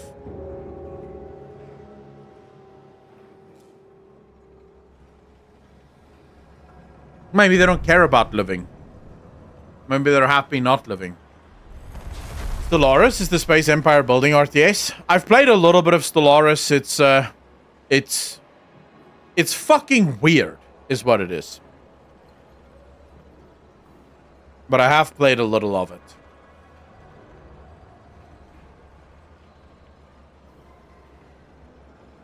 What is this? Administrator, I have an incoming transmission from Marduk Council member Henry Bargeville. All right. Bonjour, Administrator. What a wonderful day to embrace our fate, don't you think? I'm Henri Bargeville, writer, philosopher, lobbyist, but most of all member of the Marduk Council. I have taken the liberty of personally arranging an exchange out of courtesy with the Oceanabe, a ship in high orbit belonging to one of our commercial allies, the Ashtongites. Even though they are a small organization, the Ashtongites are important partners who share the same pragmatic, moralistic, and spiritual outlook as we do. The Oceanabe will provide us with a source of food whilst carrying out the Tycoon's initial testing. By making it the first exclusive trade partner of the Tycoon, we will demonstrate to our long-term allies that Dolos wishes for them to share in our successes. Please assign a cargo ship so that we can check the trade routines. Administrator, trust in genetic connectors. Self-similar space will reveal the pattern. Alright, that's a bunch of boo hockey bullshit. Alright, so this is part of the game. This is part of the game. So, you have 3 versions of the game. You have the inside here. Then you have this view, right? And this view allows you to build stuff on the outside of this station. And then you have this view. And this view allows you to go pick shit up, right? So you have these places that you need to explore. And for now, this is sort of in our solar system, but it's going to change. You'll see. Administrator. So we need a cargo ship and a science ship.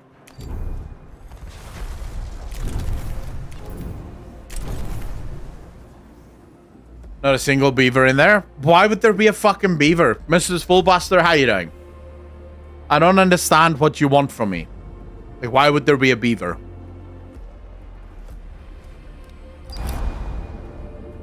Okay, now they want houses. Right, so we need to build crew... 15 crew members. We have 85. So... let's do...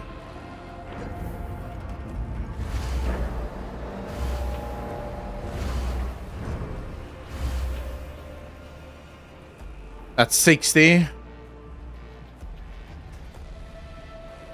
75. Should be enough, no?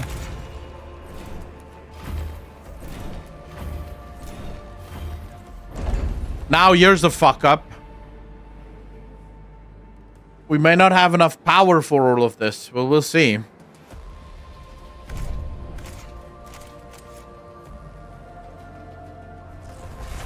What are we doing? Oh, we're building. We're constructing. Never mind. Never mind. Chat, I've got this under control. I've got this under control. You guys can calm down. I've got this. How do I speed this shit up again?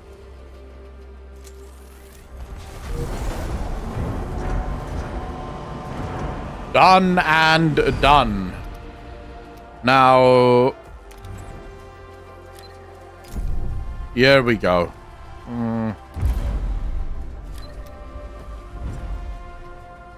And how the fuck do I get...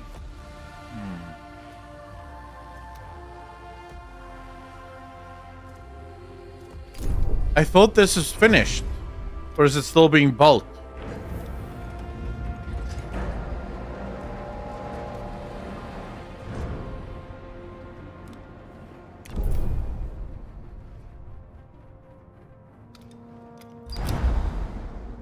Yeah, but where the fuck is my ship?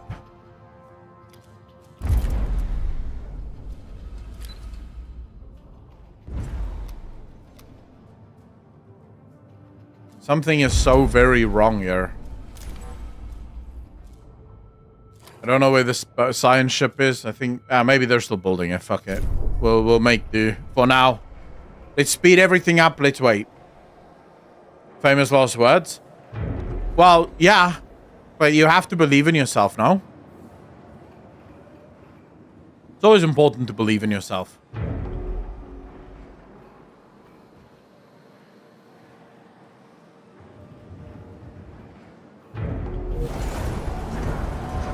There we go. Science ship at the ready. Now look at us go. See, now we can start sending our science ship all over the place to go collect data. And you'll see. Fuck it. I'm gonna spoil the whole game for you guys. So let's just keep going for now.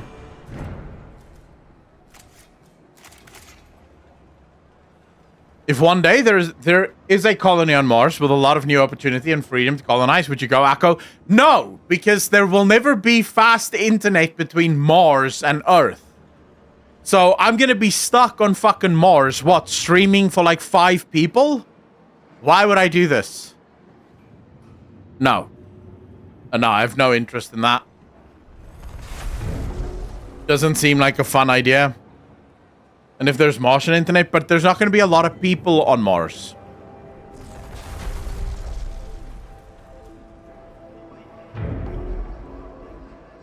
And we now have enough houses. Streaming from Mars to Earth. And if there is Martian internet... yeah, okay, so what do you think the delay would be if we streamed from, say, Mars to Earth? Like, take a guess. Ship has arrived at its destination. What do you guys imagine that fucking delay would be?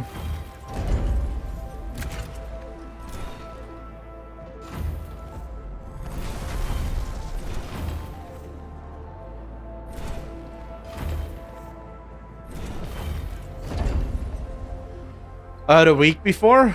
A week! Yeah, imagine that.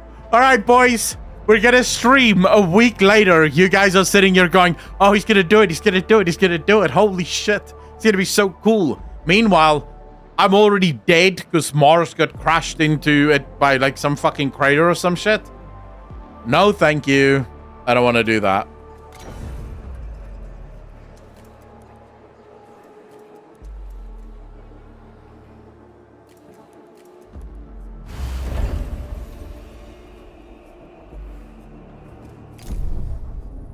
Okay, here we go.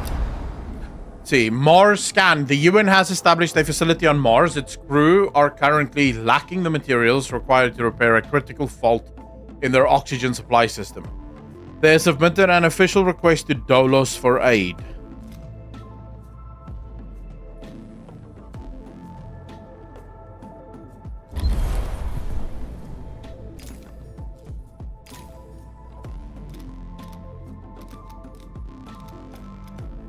All right. I think... I'm not sure if we can move the science ship away from this now. Let's just wait for all of this to finish first. But we can have a light speed connection. It would be seconds only till... but what do you think the chances are of us actually getting to that speed?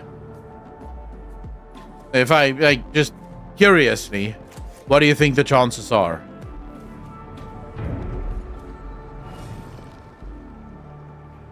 I don't have a lot of plastic. Slightly annoying, actually.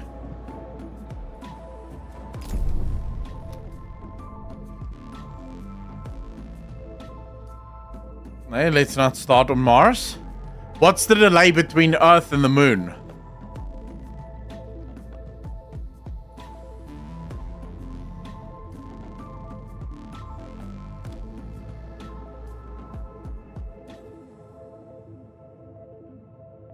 A science ship team has completed a task. Oh, it's a good thing I didn't move the fucking science ship. This would have been disgusting.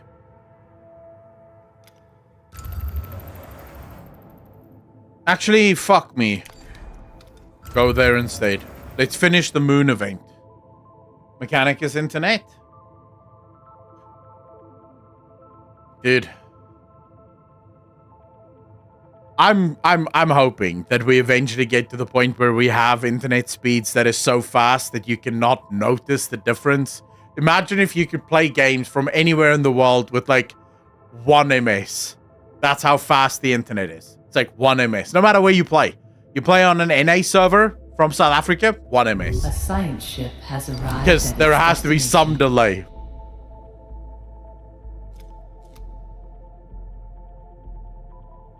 Intelligence and abandoned base. The base is out of commission. Auxiliary systems are operational and could be used to restore power. Transmission from the scouts team. We have reached the UN base. It is abandoned and depressurized. The surveillance system is still operational, awaiting orders. And even if you have light speed connection, that's only usable.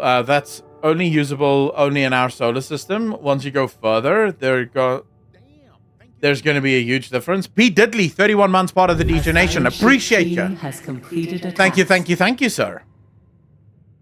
No, but if you left our solar system, I mean, at the speed of light, so between us and the sun, it takes what, 7 minutes or some shit for light to reach the Earth from the sun. So yeah, that is actually, like, still fucking slow, right? If you really think about it, a 7-minute delay would still be a massive delay.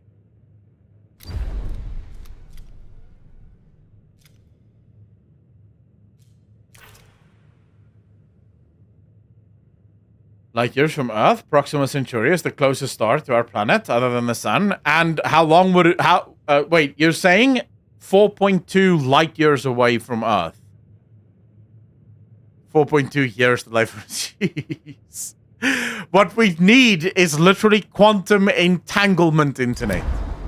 If we're gonna go that far out, we would need quantum entanglement internet.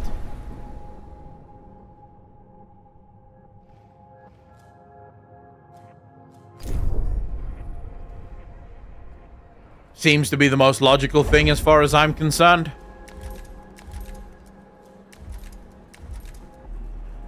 Laser communication system.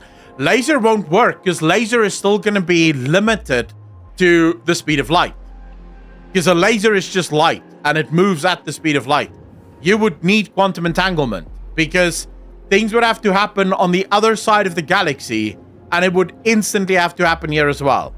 That's the only way I can see you actually getting to communicate from there. You know, if you wanted to move in that way, I guess.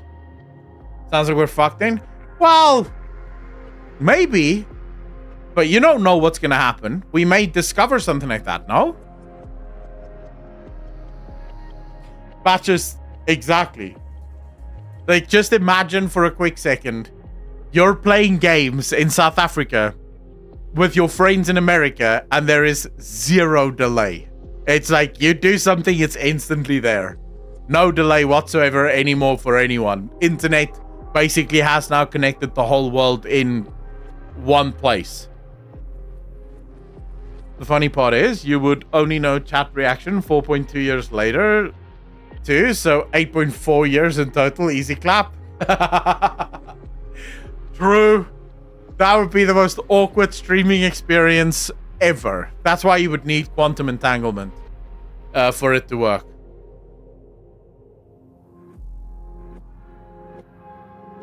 A science ship team has completed a task.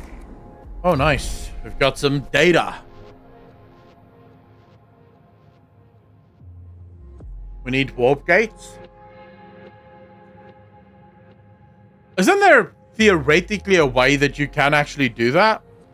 I seem to remember someone telling me once that there is a theoretical way to do that.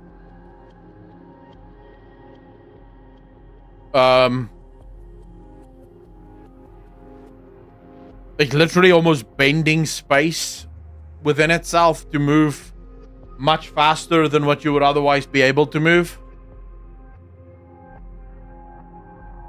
More magic thinking than science? Well, I'm sure if you went back 200 years ago, they would have said flying is more magic thinking than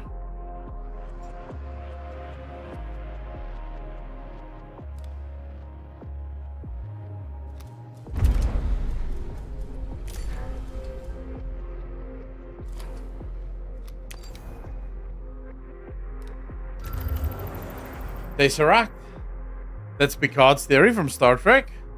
I don't know if it, like, I'm not talking about a Picard or anything like that. I'm talking about legitimately, it's what the warp drive is built on, right?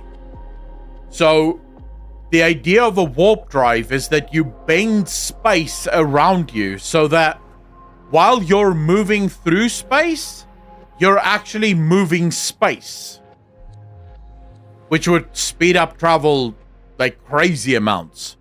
The only problem that you would have there is if your calculations is slightly off, you could end up in the middle of a planet. Like literally end up in the middle of a planet because you're moving space. You're not moving yourself in space. That's the idea, at least. A science ship has arrived at its destination.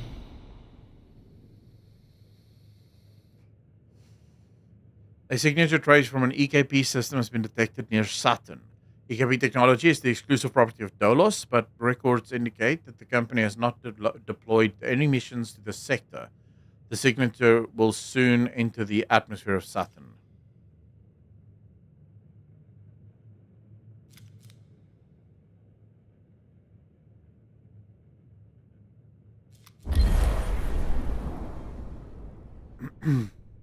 Folded space? Yeah, pretty much. There are a couple of different theories. One, increase mass density to bend space-time like a black hole. Two, essentially 3D printing yourself at the other end. Three, streaming consciousness at any radio frequency. I don't know if I like the idea of being 3D printed, because then you didn't really experience it. Even though you think you really experienced it, let's be real, you didn't really experience it. You know? I don't like it.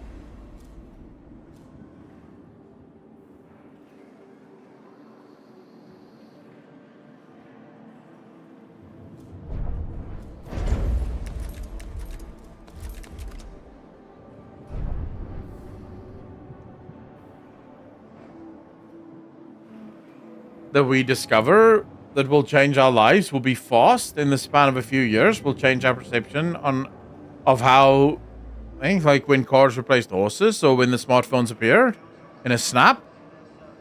Michal, how you doing, bro? Yes, I love strategy games. I love city builders, basically. Mostly. Toxic. So, the thing with the next big advancement in science is you're not wrong, right? Pretty much always that is a fact. The way technology works, at least, it's always worked this way. We tend to discover things almost... It looks like science moves rapid quick, and then it almost goes completely silent, like it stops doing anything. And then suddenly there's an explosion again of something, right? And then we're off to the races again. So it's... yeah, it's pretty fucking weird.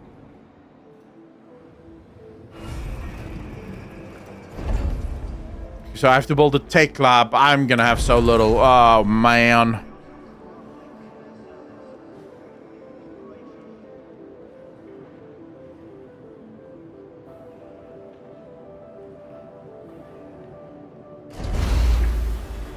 Boeing is run by goblins. You're not lying. I think our future is upload ourselves in immortal machines. Yes, the Necron. Who's gonna do that? Like, who's gonna actually do that to themselves? I don't think you thought this through. Because I don't know if I want to upload myself into an immortal machine. Because we don't actually know where... like, the problem for me would be consciousness. Consciousness is the big issue. Has completed a task.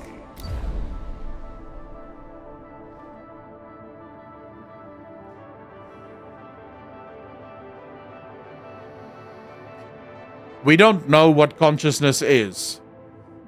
And since we really struggle with consciousness, and scientifically we have no clue what it does, it is the one thing that I would not fuck up with. Like, I would not even try to fuck with that.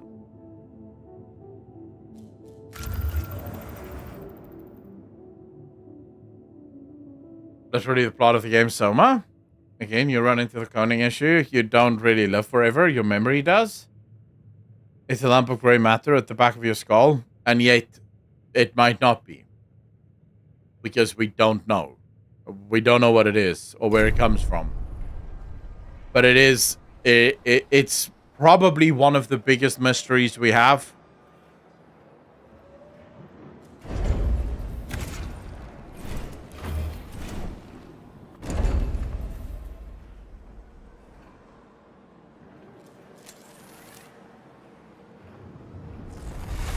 This is why I like this video about uploading ourselves. I can't click on that video now. What does it say, Niora? I'm trying to get you guys to the good part of this story, so...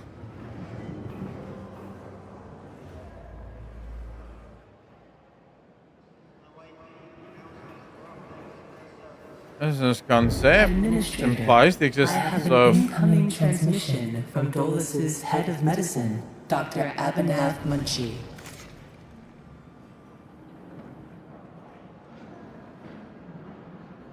Subconsciousness as a concept implies the existence of dumb consciousness. Okay. It's psychological thinking about this concept. Oh, then link it to me on Discord, Niara, because I would love to watch it later. Please. Greetings, Administrator. I'm Dr. Abhinav Munshi, Dolo's expert in compartmentalism and medicine, and a member of the Marduk Council. I'm glad to finally meet you, even in this digital manner.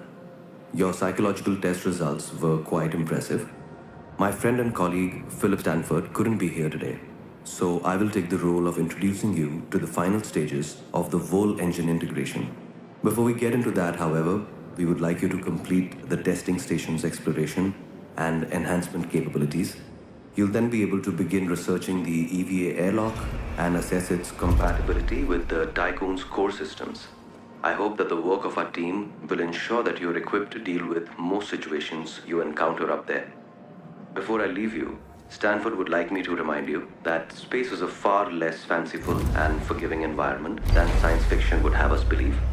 It would be wise to remember that. Okay. Freya, how you doing? I'm busy researching the EVA airlock technology. Give me a moment.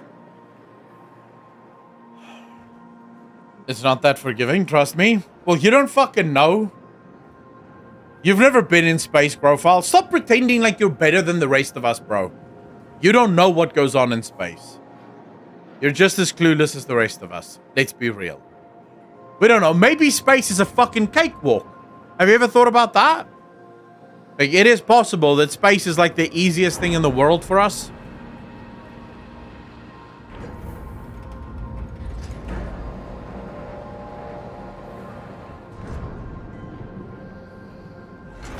Yeah, I won't lie. The thing that scares me about space is the fact that it's this giant, empty area that if you don't have a suit, you're fucked. Like, it is in no way, shape, or form conducive to human existence. That scares the living shit out of me when it comes to space. Like, that is just the scariest thing ever, man. Being in space, not knowing what's up or down, that's also a big problem. Like, imagine, for example, you are in a spaceship, far away from any planet or anything, and your navigational system breaks. The fuck do you do? Like, what do you do when your navigational system breaks in space? I mean, you could travel for the rest of your life and never get to another fucking place or planet. Freezing your eyeballs is the least of your worries. The lack of pressure will make your blood go bonkers. You'll literally explode, basically. Now, can you scream? True. In the cold vacuum of space, your head will explode before your eyeballs freeze. Well, you're literally... not just your head. Your lungs will explode before anything else. You'll literally blow up to about 2, 3, 4 times your own size. Because remember, the reason your lungs don't do that is because they're under immense pressure that keeps the air inside your lungs from expanding too far outward.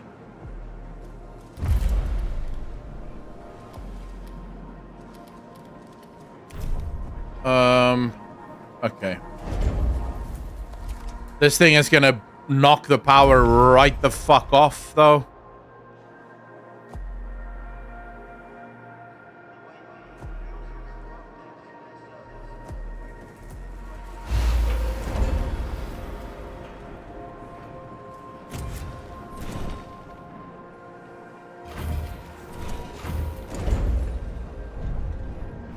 Almost as bad as intense pressure. Everything explodes into a red shower of gore. It is scary. It is fucking scary. I do not want that ever. Okay, so we're about to lose power, by the way. In a real, very real way. Not in the real life, but in the game.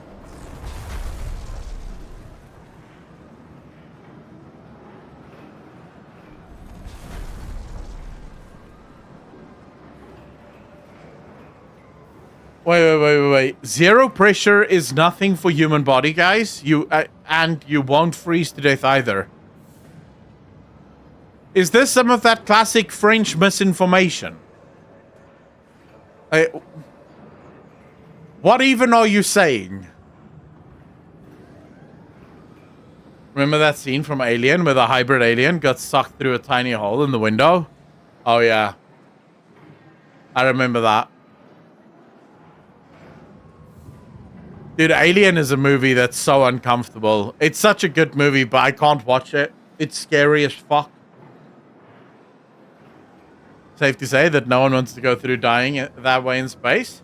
Well, that would probably be one of the better ways to die in space, not gonna lie.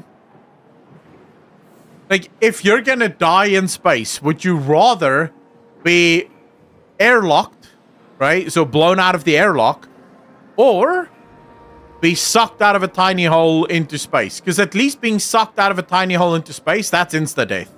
The amount of pressure with which that thing will pull you through that little hole will actually not be too bad, in my opinion.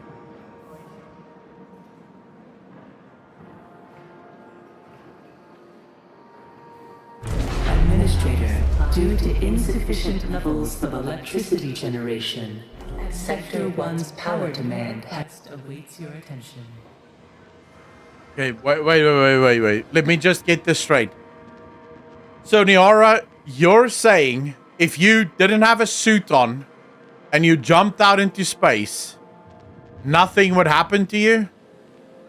You need to explain this to me, because the problem with your argument here is that the lungs, your entire body, everything is designed to handle an immense amount of pressure.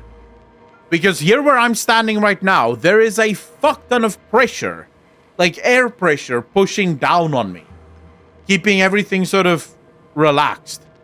If I were to move into a position where there's literally no pressure whatsoever, how's that not going to have an effect?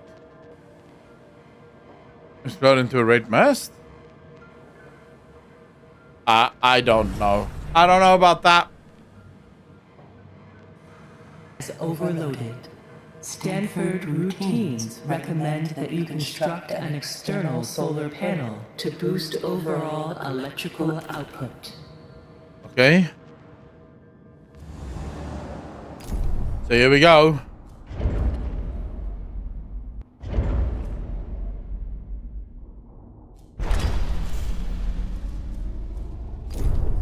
Oh, and FYI, while you're busy doing all of this, your hull, as you can see up here, is going to continuously get damaged. Like, your hull is continuously, so you have to keep collecting resources to keep repairing the hull. And the more you expand, the faster your hull gets damaged. So, yeah.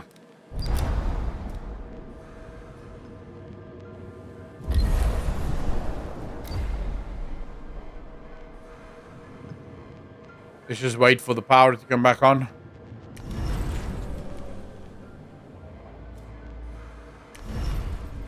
Wait, it can't do shit. It doesn't have power. Oh, I thought it was building it now. Oh. How much power do I fucking need?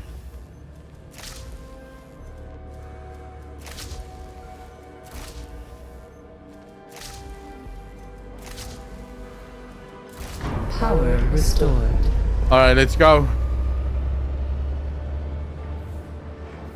Stop damaging your hull, Akko. I can't. There's nothing I can do.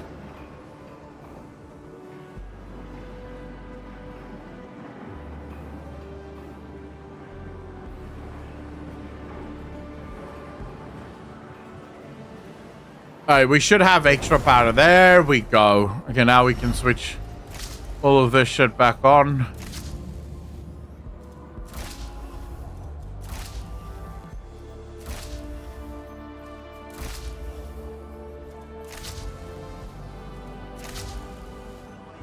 Now what? Oh yeah, I remember now.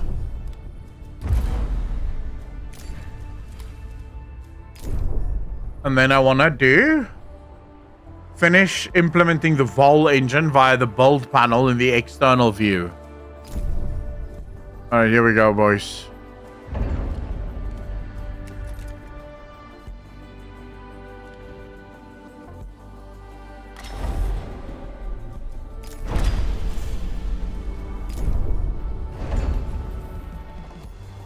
Beavers with freaking lasers?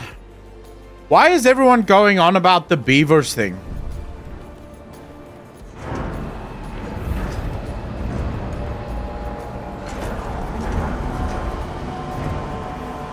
I think I'm gonna need to do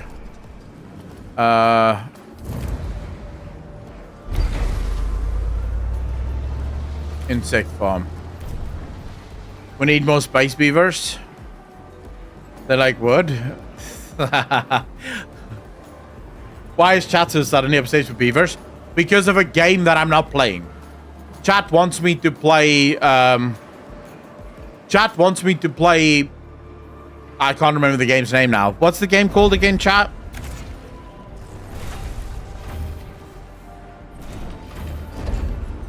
Timberborn, that's the one, yeah.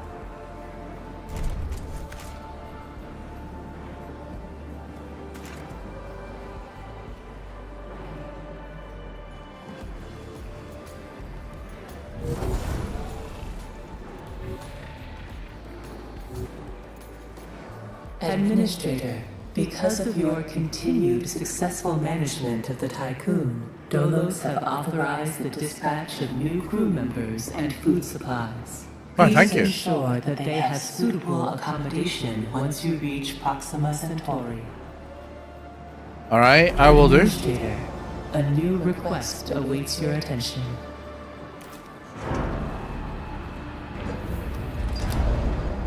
Administrator, food supplies are dwindling despite clean control protocols. Some crew members have become aware of this.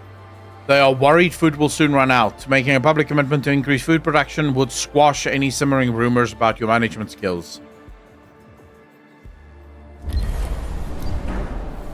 It's a good thing I started fucking researching food supplies when I did. Insect farms, okay.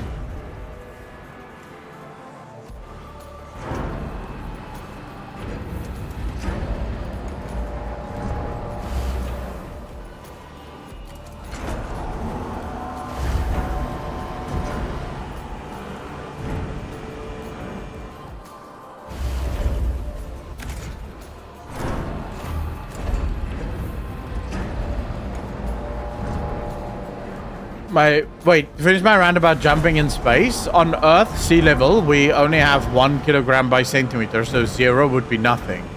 Now, Akko, you can jump into the void. Just close your eyes. I don't believe you. Niara, I don't fucking believe you. Man, this game, the sound is really loud. I can barely hear myself speak.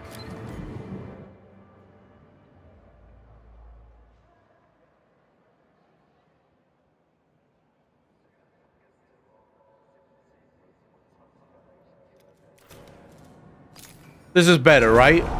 Brian, how you doing, bro?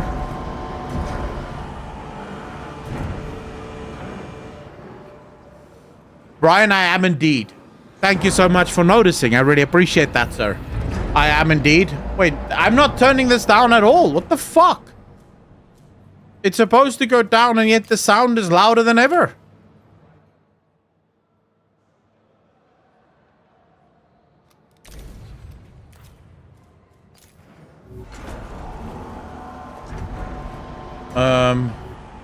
Is it just me, or is the sound still fucking high? Or can you guys hear me better now? Is the game still screaming in your ear? Wait, how do you mean I don't have enough? Oh, I have... Fuck me, okay. More people have just moved into our little living arrangement here. Administrator, the different phases of preparation, calibration, and verification were successfully completed. You must now start the full bonding procedure.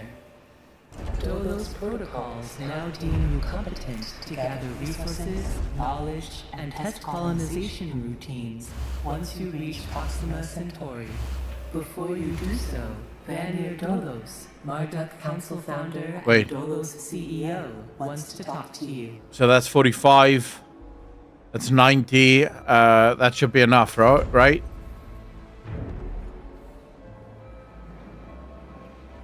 Okay, listen to this guy.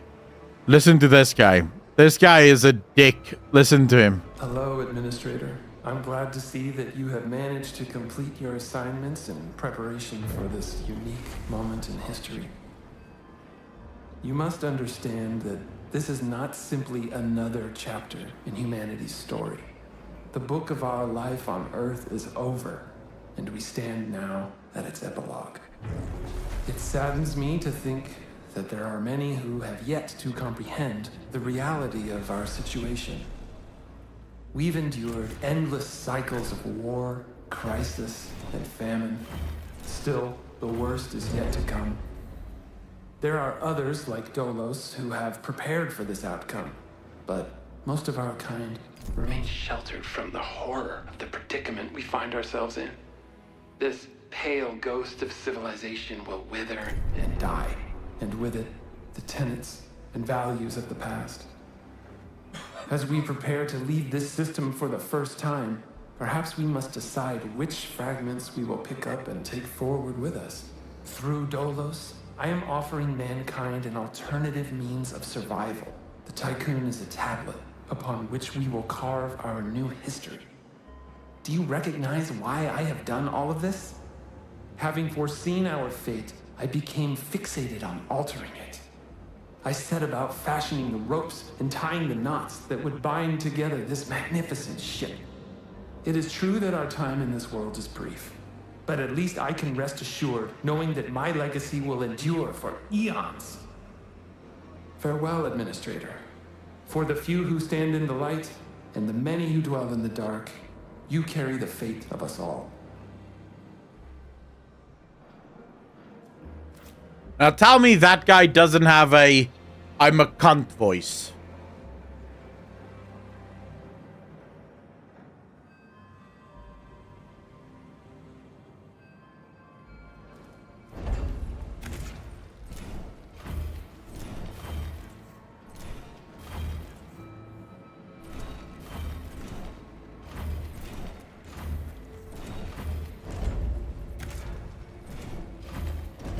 Aside from boiling, freezing blood. Wow, you're about to see some really wild shit. Make no mistake. Shit's about to get very fucking real here.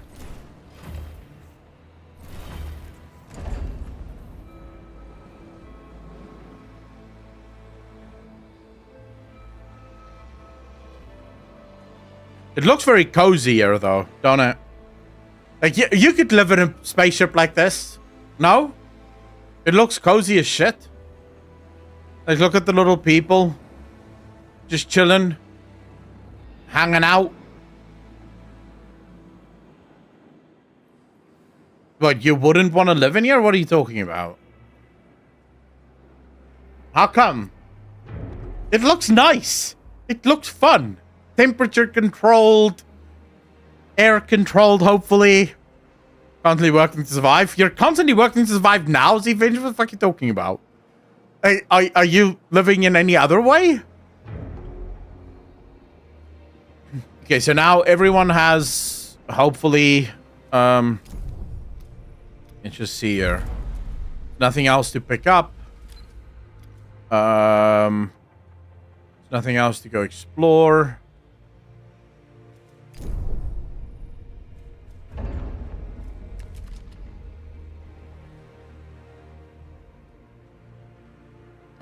Let's not. So how do I... Oh, right, I remember now. So now we move our Tycoon to... Where again?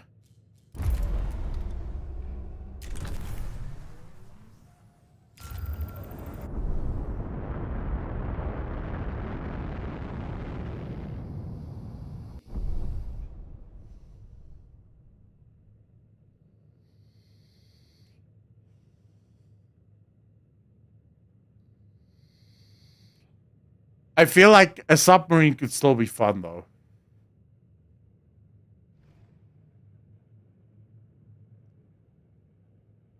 All right. Are you ready, chat? Are you ready to see... Well, let me not... just watch.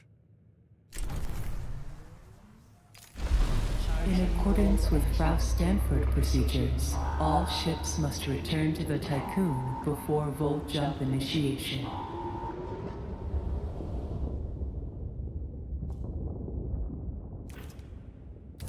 Full engine ready. Not sure how you doing, bro.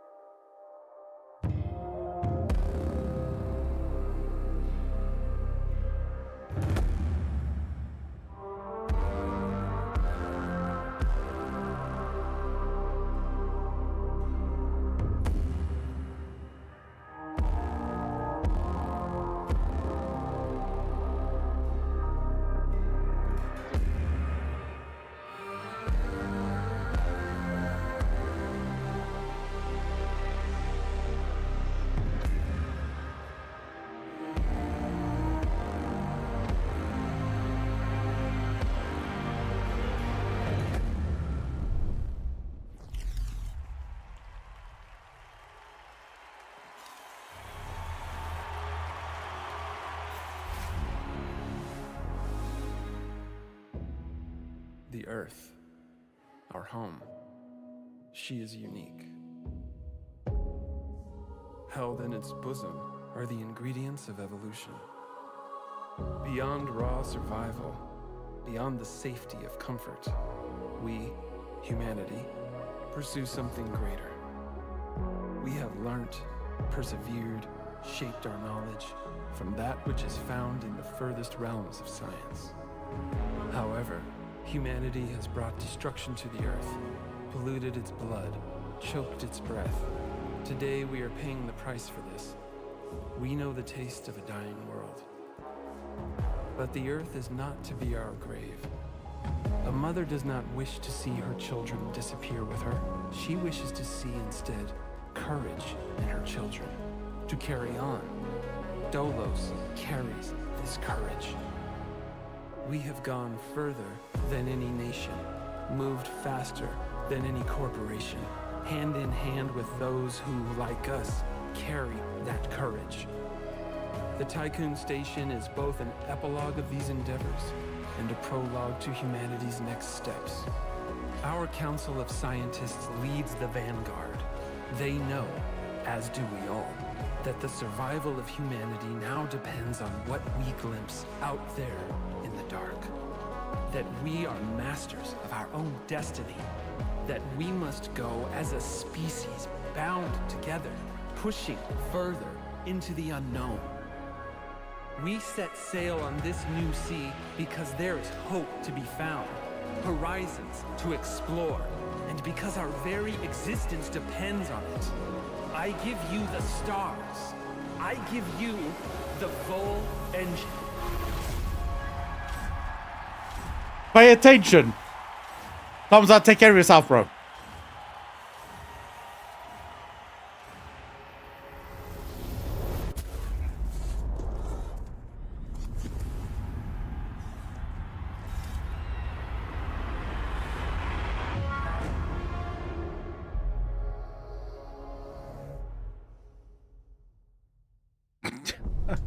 We kind of ripped the moon apart. Yeah, that is a bit of a problem. Houston, we have a fuck up.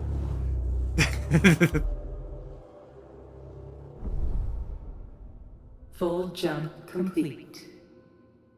Running preliminary diagnostics. Several anomalies detected. Multiple digital security breaches found within full jump routines. Full engine critically damaged. Hull integrity compromised. Analysis confirms discrepancies between the mission clock and the apparent advanced state of the solar system. We are receiving no communication signals from Earth. Likelihood of ongoing survival stands at approximately 7.67%. Activating Marduk survival protocols. New mission objective established. Ensure humanity's survival by finding a habitable exoplanet. Urgent issues requiring immediate attention. Increase food production output. Restore hull integrity.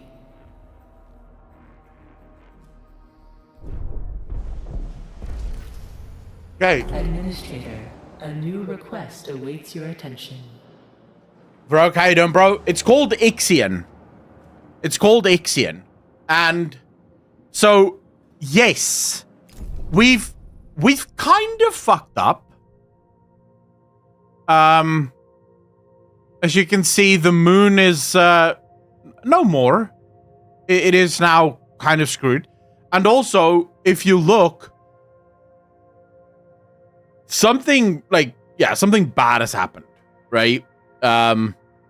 Just in case you were wondering. Let's send out our...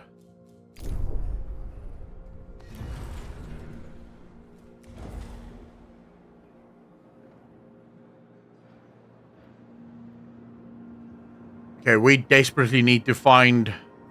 Oh, we need to probe, actually. I just remembered. we desperately need to do probe launcher right now. Because without that, we're a little fucked. Think of all the cheese floating around in space. Well, I guess Earth will have a nice ring now. It's fine. It's not fine. You'll see. You may have noticed that the moon has broken apart. The crew are aware of this and many rumors are spreading throughout the station. You will have to make an official statement. Now, am I honest with them and tell them exactly what happened, or do I try and lie to them?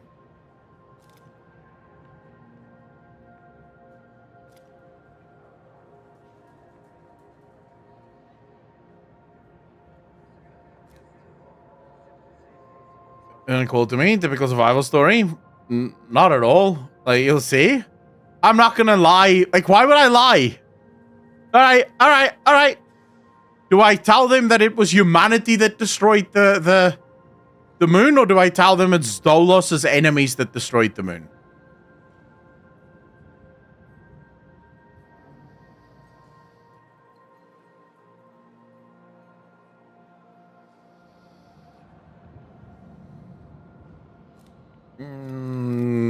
Just lie. Wow, you guys have no heart whatsoever. Enemies start the overseed. All right. They don't believe me. Is falling. You fucking assholes. See? I can't lie. I'm an honest person by heart, by nature. I've lost 5% fucking trust from the people because they know I'm lying to them. Wow. Okay, we will send someone to Earth. The crew are asking a lot of questions about the state of the Earth. Munchie behavioral algorithm predict the decrease in productivity of 22%. If those questions go unanswered as administrator of the Tycoon Station, you should find some answers quickly. Alright, I'm going to. Don't worry. I'm going to. I told you to be honest. Yeah, but most of chat wanted me to not be honest. A science ship has arrived at its destination. Oh, here we go. Let's get some answers here. Our sensors have detected the Ursunabi. The ship is broken in two and is not transmitting any signal. Summary of intelligence of the Ursunabi. The phrase "whoever helps Dolos is an enemy of humanity" has been duped in large letters on the wreck of the Ursunabi. Mummified bodies have been attached to its hull. Fuck.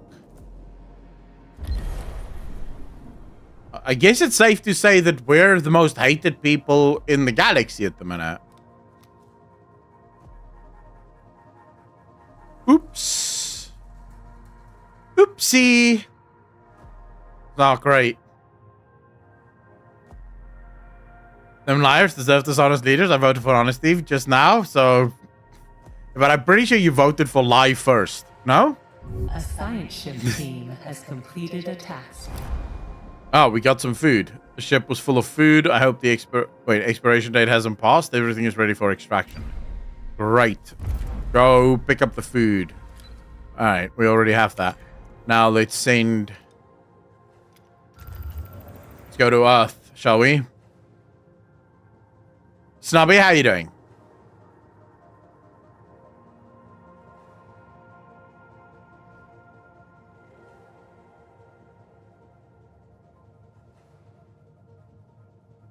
A science ship has arrived at its destination. Alright, so first we do... I think search, we scour the globe for survivors.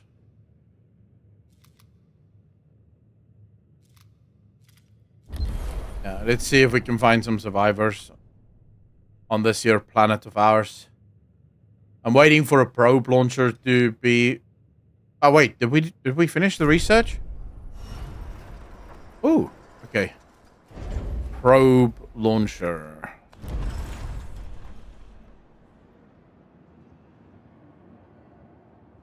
How much power does this use? Is this gonna knock me off? Uses 6. Eternal Night, how you doing, bro?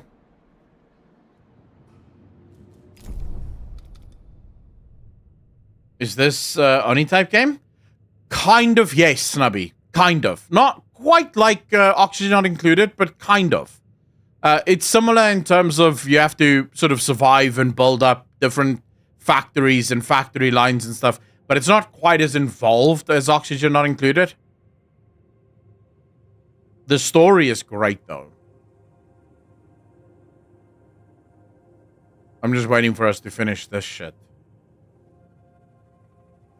A science ship team has completed a task. After a long search, we have found nothing but rubble. We've seen no signs of life, not even a corpse. The lunaclism seems to have caused a series of events that precipitated the collapse of thermal industrial civilization. The Earth has become a toxic and arid wasteland, scoured by harsh winds, now more inhospitable than Mars. The only remnant of civilization we found was a fallen stele where the city of Washington once stood, stuck in a crevice. It had been sheltered from the wind. A prayer imploring divine forgiveness was engraved in gold on its surface. Wow, okay.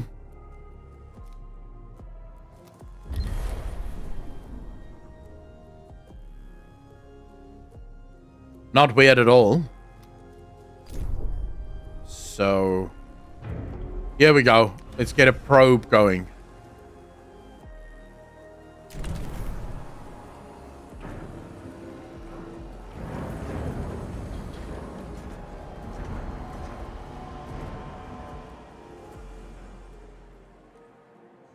Get fucked, Washington.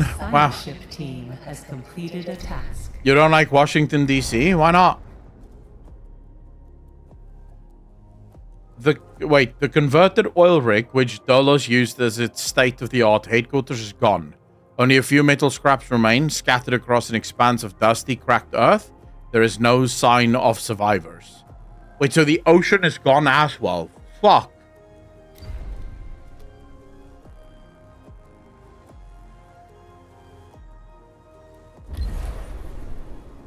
DC is a very historical area. Other than that, why would I like the government seat of power? Well, maybe people live there, you know? Have you ever thought about that? What about the poor fucks that used to, you know, live there and shit? I don't know. Here we go. We have a probe.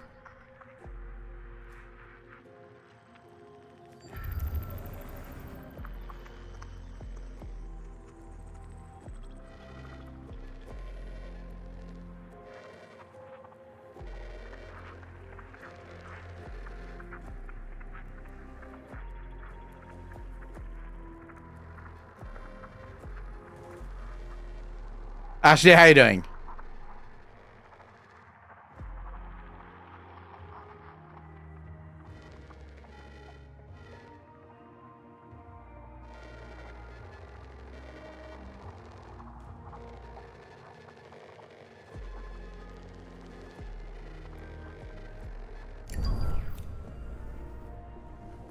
Oh, they wanted me to find a specific asteroid. Fuck.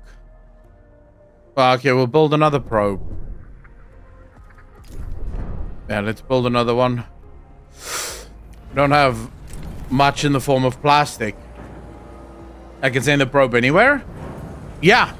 You need to find deposits, resource deposits, to make metal and to make polymer, metal, silicon, electronics, hydrogen, waste, and ice and food. So the probes is how you search for things out in space. And then you set up your mining ships and stuff to go collect that shit.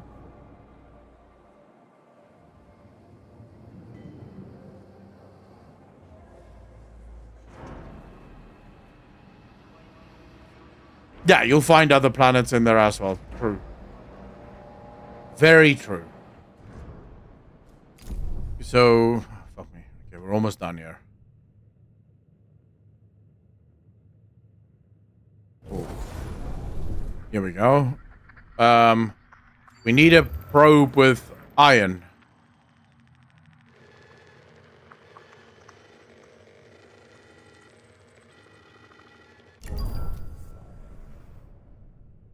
Right.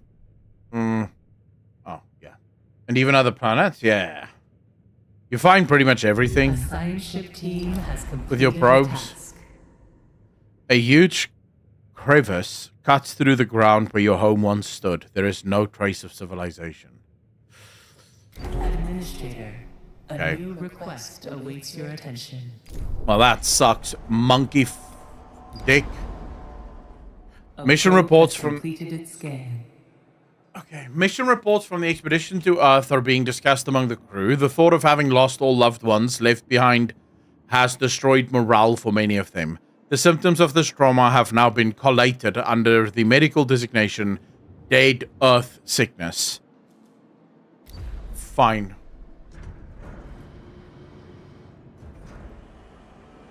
It's not good, that. That is not good. Grab some polymer and grab that as well. Oh, we should probably set up a stockpile specifically for electronics. No probe has been before. Mass Effect 2 probing in the Sol system, if anyone knows what I'm talking about. Wait, you can actually probe in the Sol system?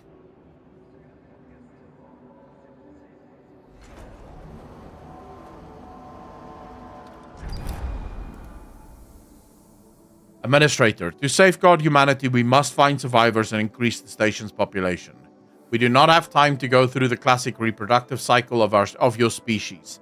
Adding new members to the Tycoon's crew will have a positive impact on morale. Cryonic stasis, a practice pioneered by Dolus, was in growing use even before we left the solar system.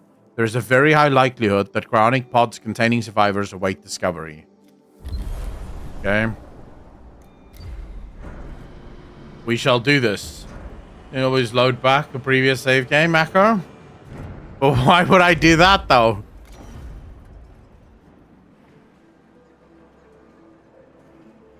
I hate the building compartment. Fuck me, man. Never mind.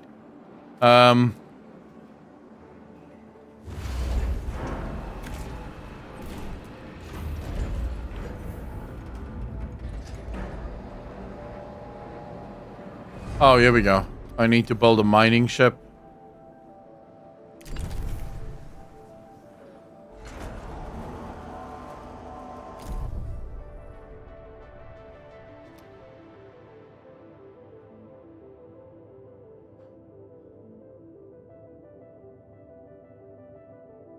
Okay, so we have this now found. Power supply overloaded. And that. A probe has completed its scan. So we have found. I'm doing that. Okay, wait. Frick me! Power restored. I don't have enough of this. Ooh. Right, so we have a slight problem. We don't have enough polymer. Despite chat for telling you to lie to the workers in the public hacker. Yeah, I don't want to go back. I kind of like what I'm doing here. At least at the moment. Let's go. And this one needs to pick up bodies. Okay. What do we have here? The Tycoon has suffered an overload. During the conception of this mission, many plans for prototype buildings were stored in my memory. With knowledge gathered by our exploration teams, we can adopt them. Stanford's team lacked field data to make these plans viable, yet we can realize their full potential. Batteries will allow the Tycoon to function on an auxiliary circuit when the energy supply system fails. Yeah, I'll make a plan. Let's see. 5 carbon into 5 polymer every 1 cycle.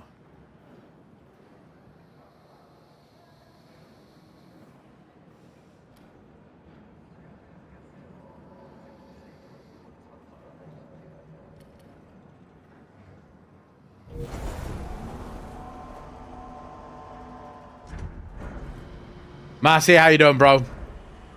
Yeah, I'm too lazy to change shit.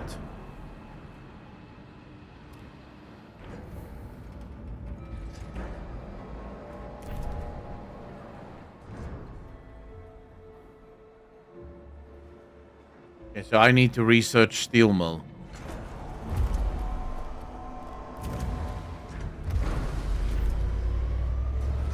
I'm too lazy.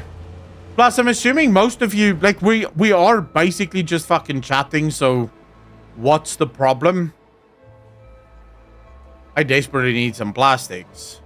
Polymer is plastic, right? Or am I wrong about that?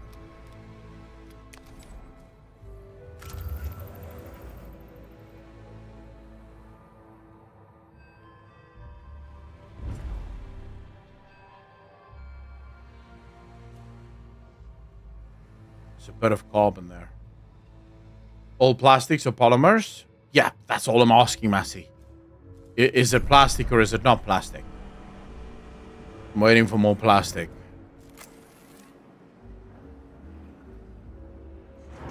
When the fuck is this fleet ever gonna bring it in? You know what? Cut down on the steel for a minute and bring me some polymer.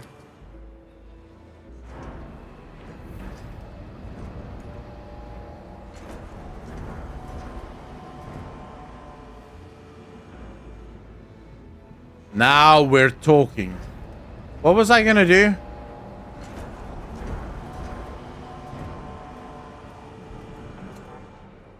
Chat. I was very specifically... Oh, yes, I remember.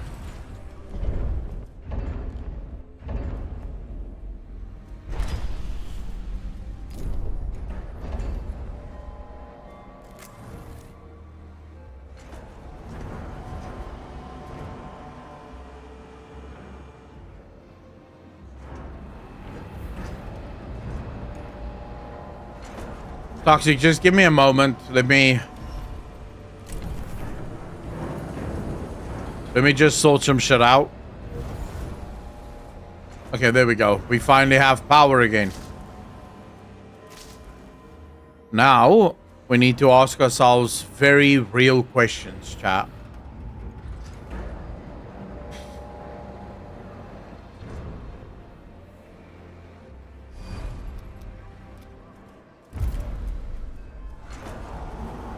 Go collect.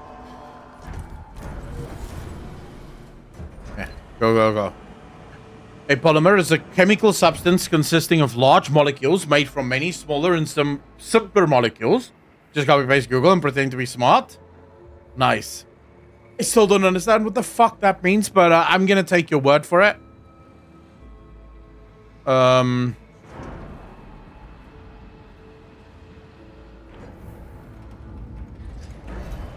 I wish this could be upgraded, actually, not gonna lie. But now we need to build a steel factory. That's gonna use a lot of electricity. Shit!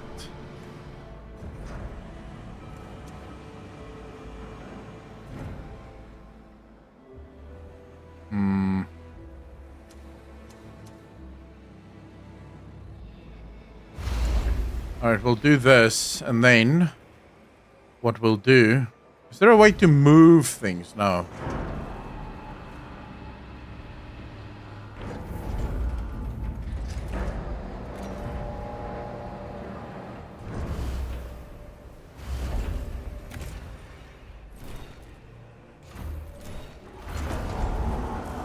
So, I need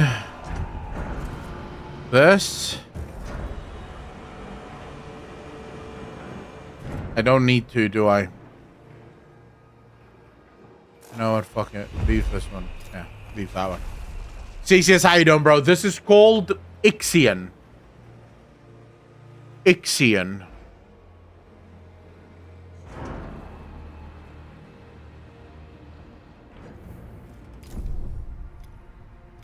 Time to probe.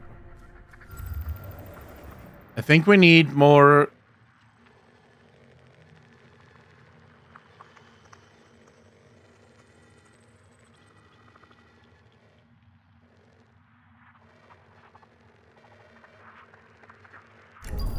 Fuck it, let's go.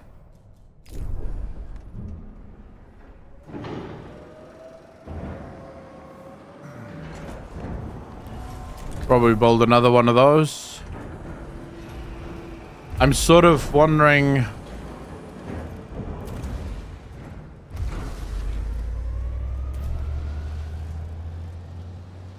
Let's just do the things that they want us to do. so we can move on with the story.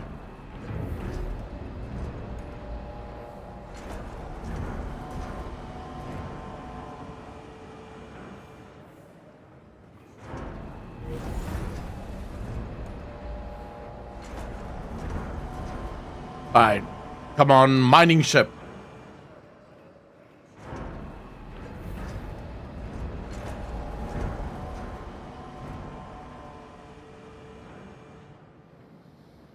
I'm curious. How do you guys not know? Like, do most of you just not try new games ever?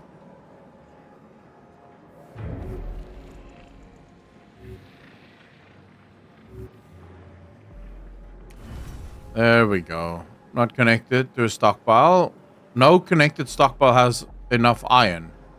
The fuck are you to? Oh yeah, never mind. Administrator, we are picking up a Dolos emergency frequency broadcasting from the facility Outer Hope. Dolos protocol dictates that in the event of a major systems failure, administrators must contact the nearest Dolos site immediately. Outer Hope Station is likely to have both the materials and expertise required to repair the damage that the Vol engine has sustained.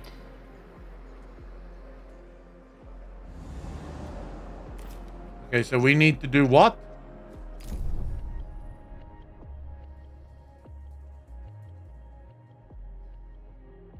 Oh, find the Dolo station with a probe.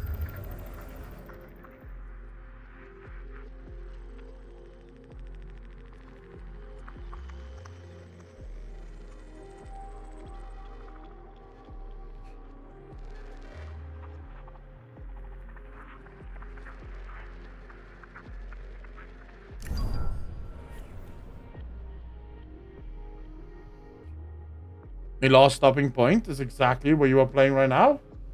Oh, it gets so much better. It gets so much better. I want to take chat there, but I have to move slowly through this to ensure that I don't fuck up. But it does get better. I'm not gonna lie.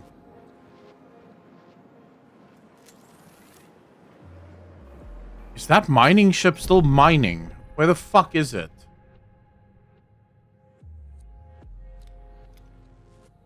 Yeah, it's doing its thing.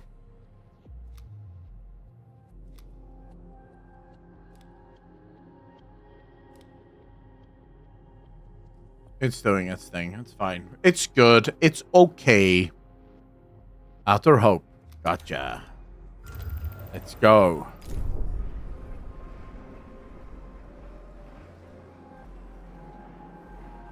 I'm trying to get into retro gaming again. What retro game are you playing? Or at least trying to play? Huh. Shall we build another probe? And maybe let's do one more.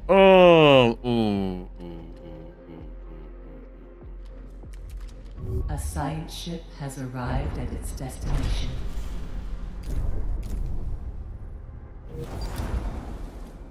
A Dolos emergency signal is broadcasting from these coordinates. It originates from the research station Outer Hope. Summary of intelligence on Outer Hope. Outer Hope is surrounded by wreckage and debris from a past battle. Broken equipment and frozen bodies float around the station. The emergency signal is transmitting from inside. It's inside, people! Zeddy, how you doing, bro? Let's go. Maybe we search the battlefield first. Yeah, let's do that. Much safer. We'll go with the safe route. Now let's send another probe out into the great beyond.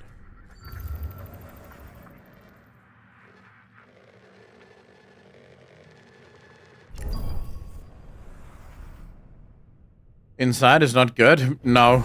Inside is definitely not fucking good. When am I getting some steel? Like, this seems like I'm being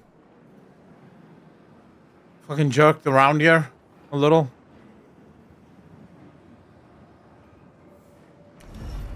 Hold another probe. A probe has completed its scan.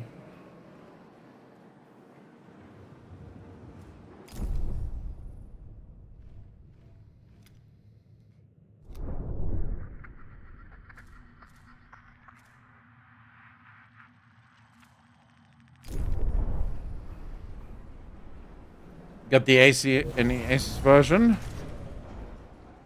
Wait, what the fuck? Wait. The one and only OG? What is the Harvest Moon? I don't know what that is. What is Harvest Moon?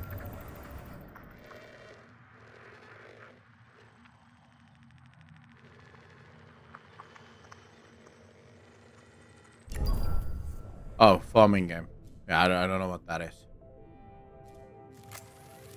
I have never played that. But why don't you just play Stardew Valley then? Isn't Stardew Valley better than Harvest Moon or whatever? Well, everyone knows newer's better, right?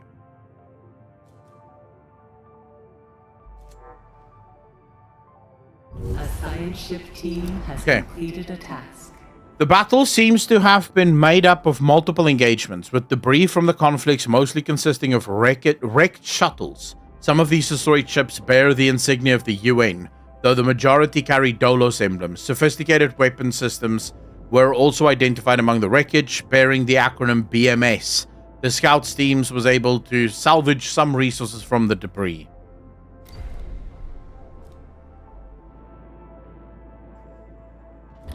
So not fucking good, but alright.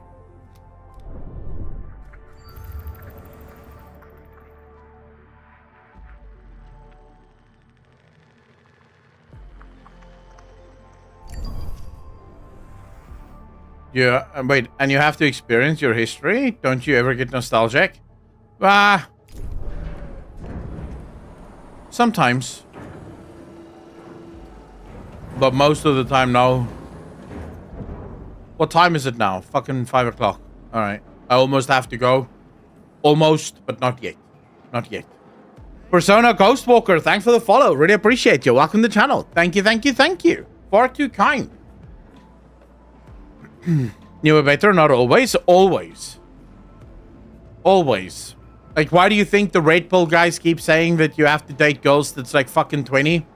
Newer better, bro. Would the Red Pill lie to you? Like, be real. 2024.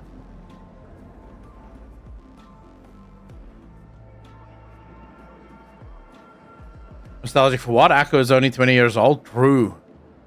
I'm a little baby.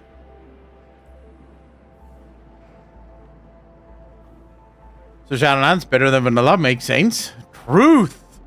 Vanilla can suck my pee-pee. He's living his future nostalgia.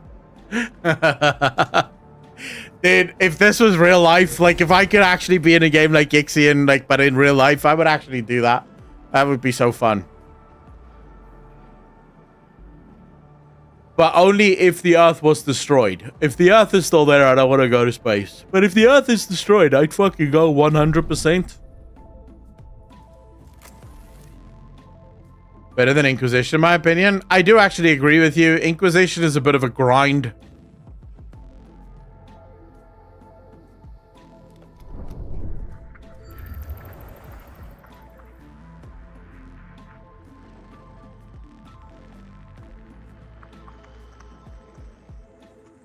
What the fuck? Where's...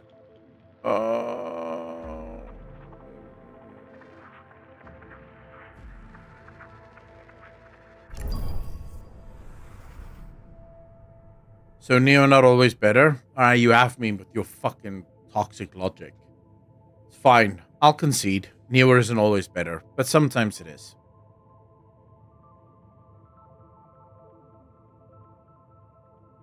What are we discovering now?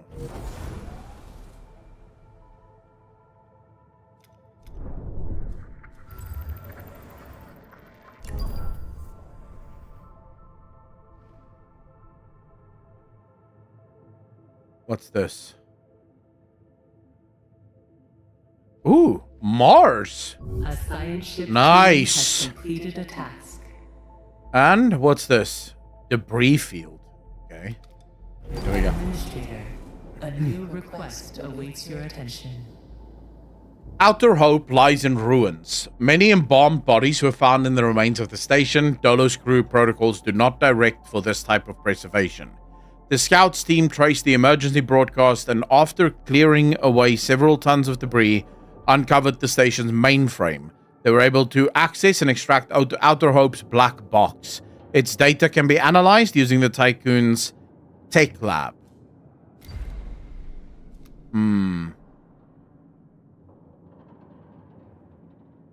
Yeah, let's dismantle this motherfucker.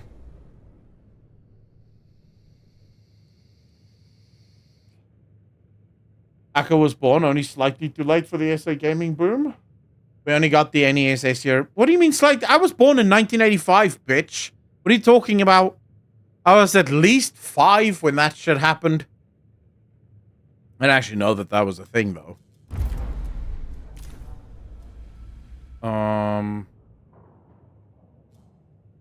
Oh, this thing doesn't bring it in. I have to tell this thing to bring it in. I did not know that, actually. I thought the mining ship also brings the mine. That is interesting, actually. The ship team has completed a task.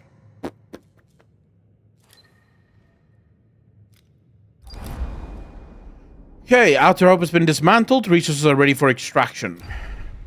Right. Let's get some of that science-y points. Now, let's go into the tech lab. Administrator, we have received the data from Outer Hope's black box. Further analysis is required and extraction protocols can be launched via the Tycoon's lab. Okay. Going there right now. Outer Hope's black box.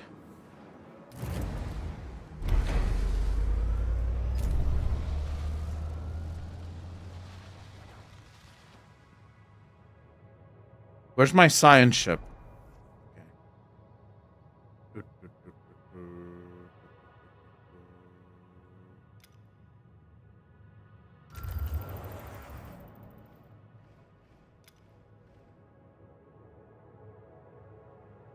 I should probably launch another probe.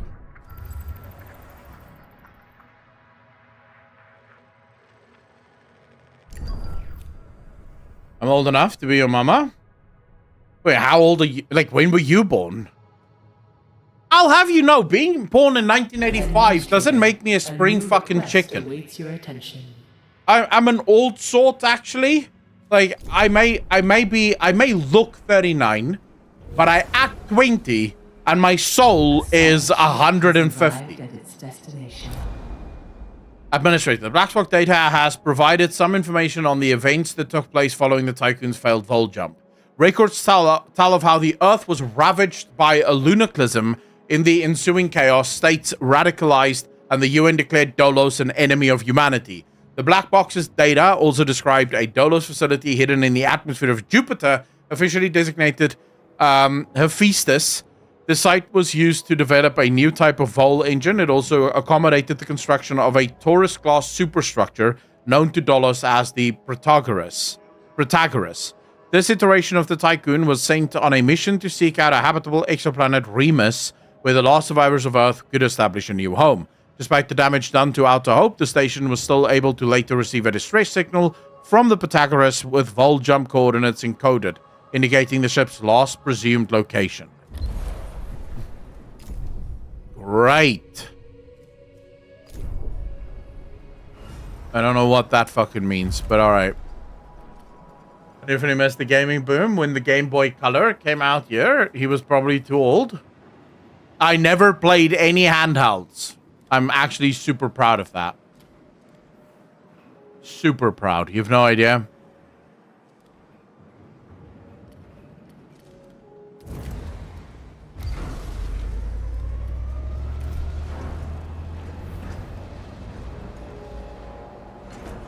Oh, we're finally starting to get some human bodies in this bitch. Not even Pokemon? No, not even Pokemon. I've actually legitimately never played Pokemon before. Not a single one. I'm not a single one. And that is a point of pride for me. That is something that I look at and I go, man, I'm so glad I never actually had to fucking deal with that bullshit. Probe data has revealed mining and industrial infrastructure below the surface of Venus. Summary of intelligence on Morbihan Station. According to the reports from the exploration team, the subterranean site consists of mining infrastructure and a large assembly line. Many embalmed bodies were found in the area. The line seems to have been originally used to fabricate solar sails, Tycoon engineers suggest that with minor repairs, it could be restored. Yeah. Let's restore it.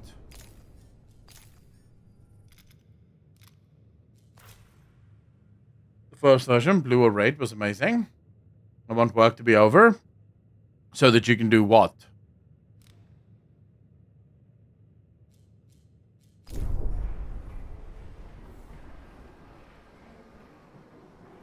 Not work?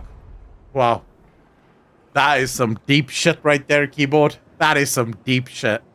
Want an answer to a question. I want work to be over. So that you can do what? Not work? I mean, there must be something other than that. So what? Once work is over, you're just gonna sit there and stare at your fucking dick. Just like...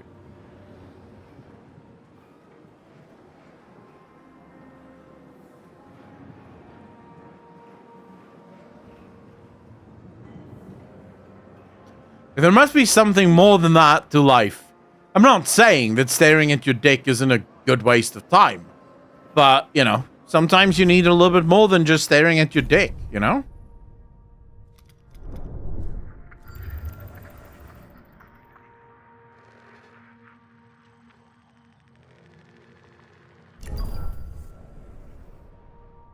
I know, lol, my hamster brain was working on all wheels there. Anything that's not your working job is fantastic. Anything. I have a feeling there are things that could happen that would be nowhere near as good as your... you'd rather work then?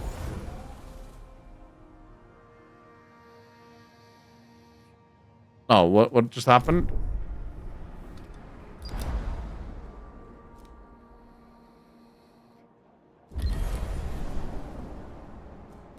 But how the fuck do we not have 40 units of food? Shit. Okay. I guess it's time we build this little bitch. Alright,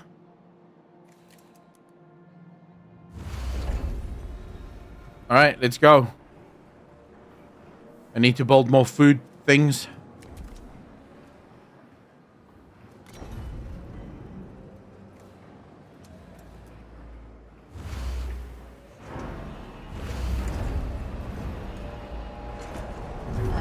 Ship team has completed a task.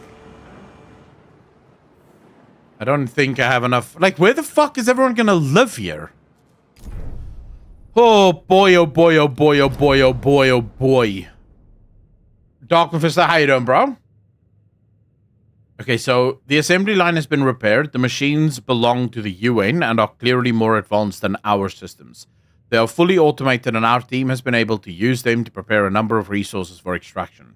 During the repair process, an engineer discovered a number of inscriptions written by Ixion. He speaks of his time as administrator of Neptune's Hyperlux station, Tiaki, and expresses regret over the fate of the station's residents. He used the line to repair elements of his ship so that he could reach the headquarters of the Black Market Society. Oh. Okay. Bastard. Back to work, producing food. Nice.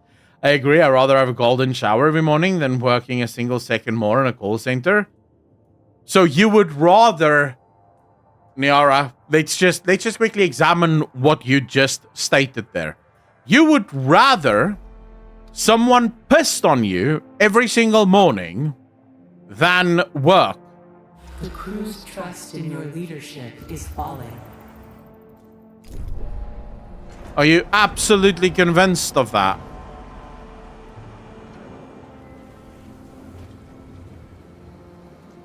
How is this possible? Hey, how is this possible? How could you guys be hungry? What the fuck is actually going on here? Stability in the sector is low. I need to research some kind of stability thing.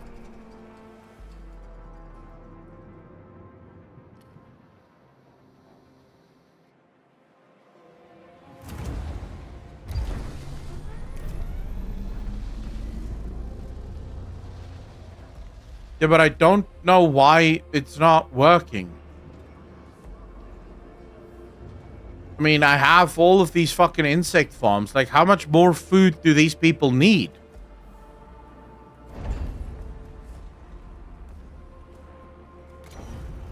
Like, actually, unironically, the worst.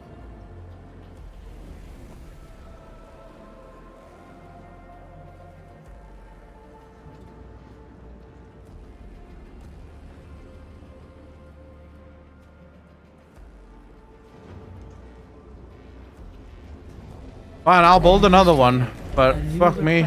Awaits your attention. Now let's do this quickly.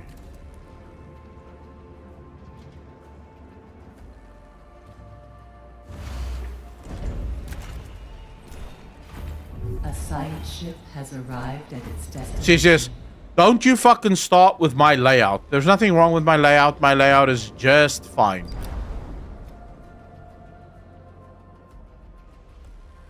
Oh, I remember how I did this actually. This is not going to be perfect, but it's going to... It has to do.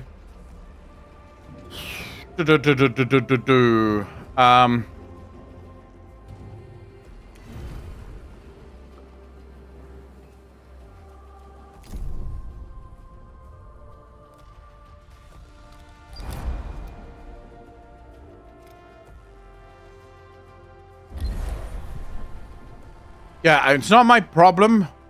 CCS, I'm trying my fucking best here, bro. Like, trust me. I'm trying my best. I'm doing everything in my absolute power to make this work for you guys, but it's not easy. It's not easy. For some reason, these people have run out of food. In the middle of fucking nowhere, they've run out of food.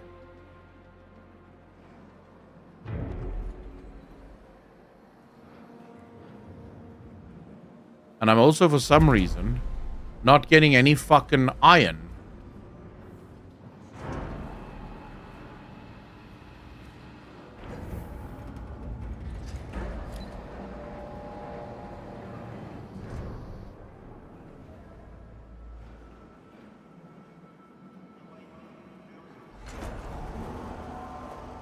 Okay, so benevolent lord, except when he lets his people run out of food. Yeah, I'm trying my best to get them back on the food thing. It's not easy. See, I'm trying to give them a new way of living, I guess you could say. Now, stick the carbon in there. See if we can finally get some fucking food going here. Cannibalism is always a route. Ah, let's not do cannibalism. An accident has occurred in the Typhoon. Quick. Quick. A violent strike has started on board the Typhoon. They're striking?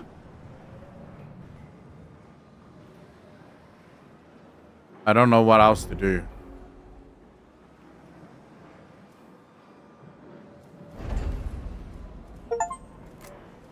Okay, we need an alternative life center, I think. Let's get a life center up and running for these fucks that keep striking.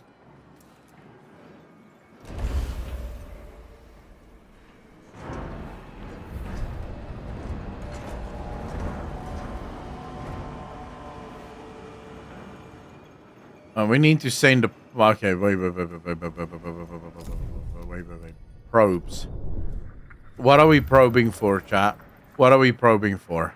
Let's think. We need steel and lots of it.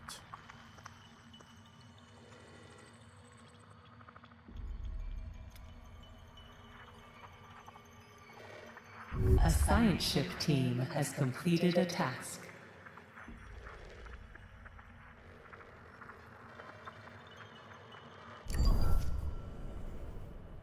We tried Tropico. I've played a little bit of Tropico, yeah.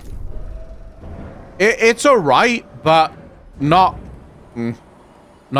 too good, to be honest. I got a little bored with it.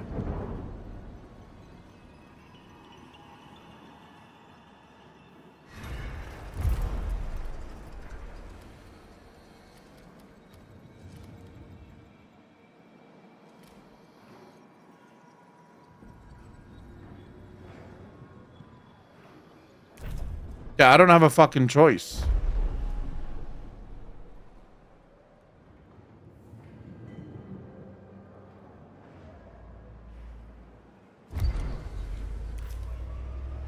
Let's go. I don't know what is going on. Like, why is everything so fucking slow? I don't have any food. I don't have anything. People are hungry. Why is everything so... Like, fuck me, bro. What is this? You're on your own? Is being overworked. I'm trying, you sons of bitches. Chill the fuck out. Like, holy shit. I'm trying.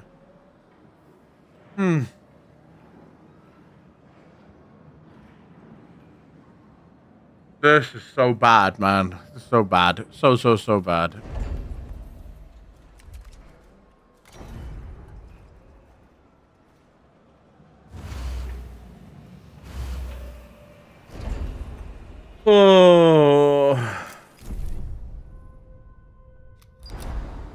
Oh, finally, some fucking steel. Yeah, that's gonna help a little, actually.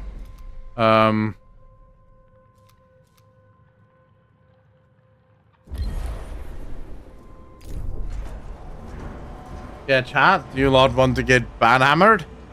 I'm so triggered right now, I can't even ban anyone. The sector is being overworked.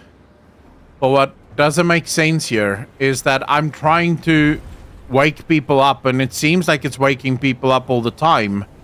And yet the people are not really waking up.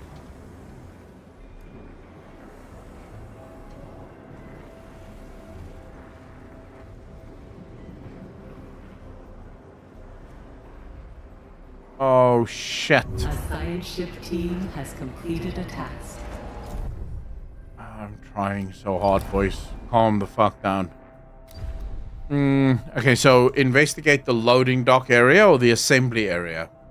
Oh, shit, I haven't even read what happens here. Okay, the scout is holding the station at the edge of the debris field. A route has been mapped through the area, surveying. The wrecks of shuttles float everywhere. Most belong to the UN, though there are some bearing the acronym BMS. Despite the many hazards and potential psychological impacts of the presence of human corpses, the Scouts team was able to locate some salvageable resources. First visuals reveal a huge damaged structure surrounded by arches that have detached from their central axis.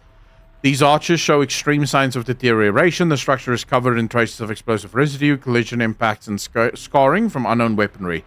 After exploring the few areas of the structure that remain accessible, the team of the Scouts spotted a number of salvageable resources near a ruined assembly area. Further analysis is possible, but will take time. Let's go.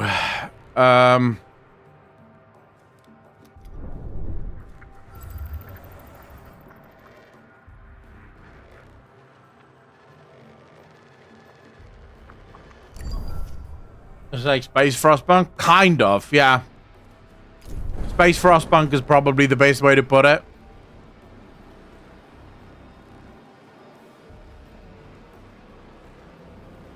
So now fucking what?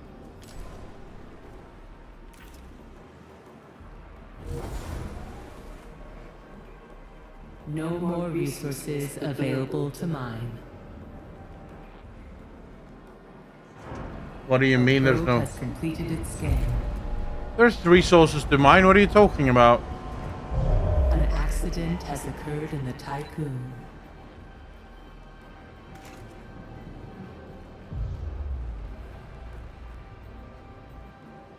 I don't have... Oh, fuck my life, dude. No way. Is this real? The science ship team has completed a task. I don't have steel. I actually need steel desperately.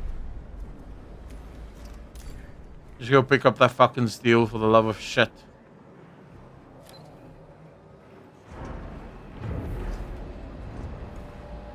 Because this thing, for some reason, I don't know what's going on here.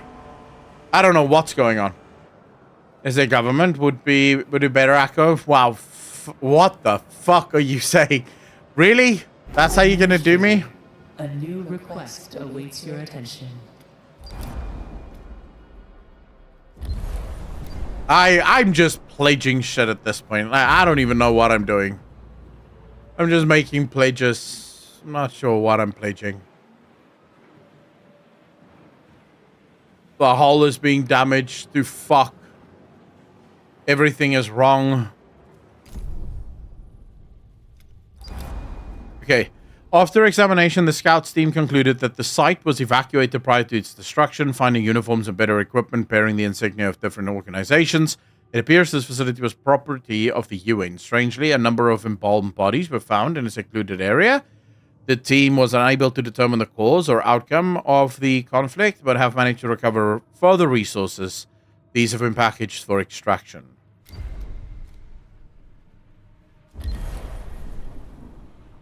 Niara is about to get banhammered. I'm gonna know what I'm doing. Administrator Echo.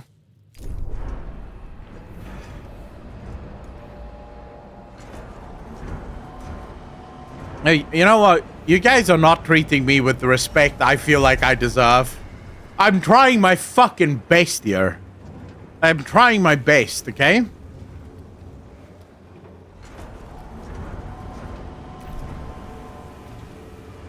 I don't think this is particularly fair.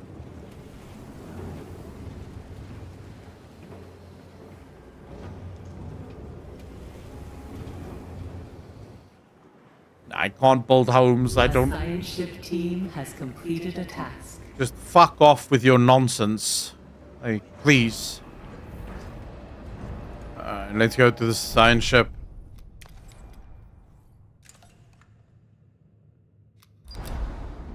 Frozen human remains constitute the majority of the debris that surrounds the loading dock. Evidence suggests that the area experienced depressurization after a structural breach. See, Niara, you die when you're in zero fucking space. Look, there was a structural breach, and then depressurization happened, and bam, like that, dead. Like, no more. No more playtime for anyone. See? You're clearly wrong. The dock itself has been looted and partially dismantled. Several Huns have been left behind, arranged in helican shapes and erected making makeshift materials. The team did find a few resources, and these have been prepared for extraction. Anyone here that is treating Echo with respect? Yeah. Everyone else hates me. But it's fine. It's fine. I'm a big boy. I can fucking handle it. Where am I going again? Is it Jupiter? That's the next step in our little playtime here. This is nonsense. I am getting nothing back from these guys.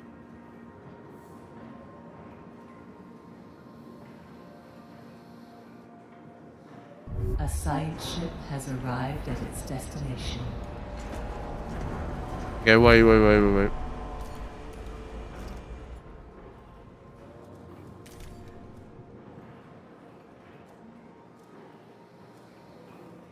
Bring me fucking iron. As much iron as you can find, Mr. Spaceship thing.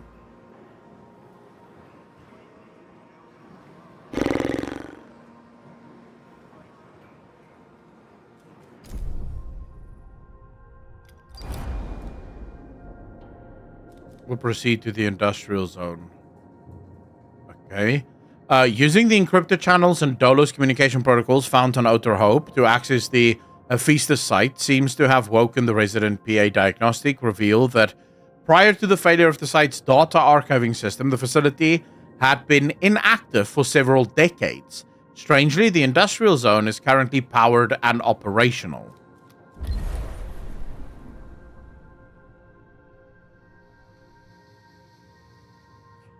Well, that's what... An accident has occurred in the Tycoon.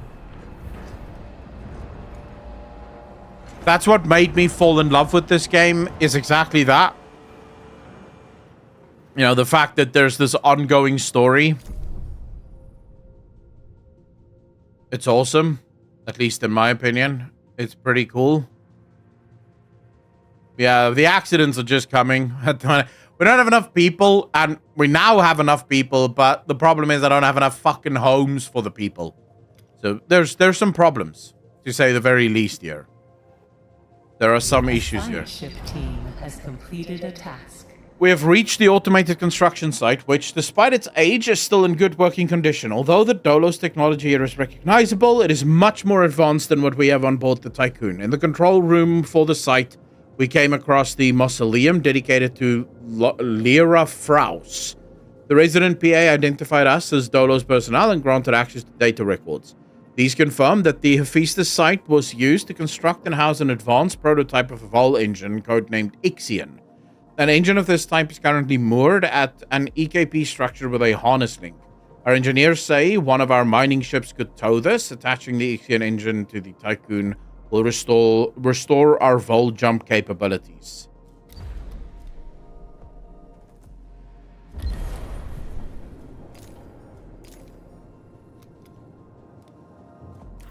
Okay. I thought what made you fall in love with this game was being the cause of homelessness and starvation. What the fuck? Alright. You know what, chat? It may surprise you guys to learn that I have feelings too.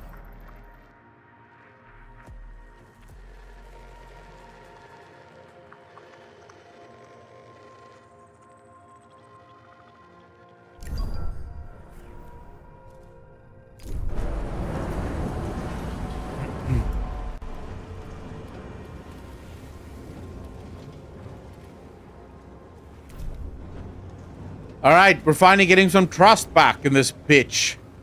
We don't have any iron, but this is alright. We'll just make do with what we've got. At least for the moment. What kind of feelings? Hurt feelings at the minute. Haunting. What the fuck? When is this being opened? Oh, we have everything except for the iron. Okay. Homes is a serious problem.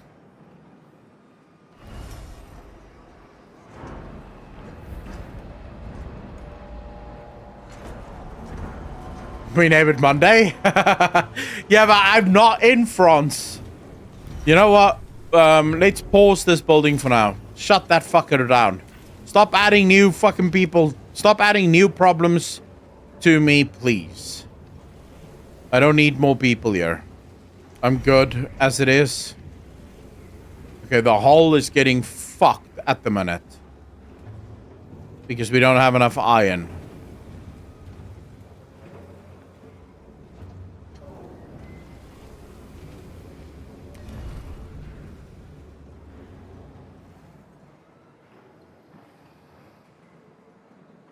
Oh, we need so much more iron. A science ship team has completed a task.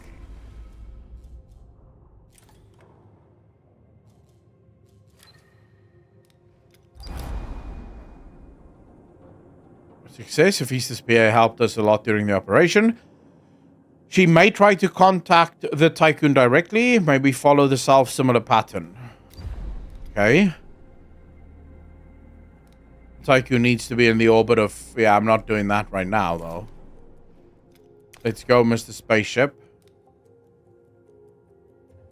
Let's go to Neptune first. Let's go see what Neptune has to offer. Oh, fuck. So I have to do this.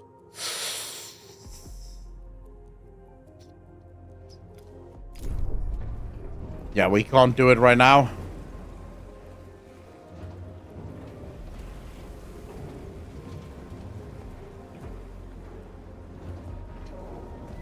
For now, we just have to sit here and wait.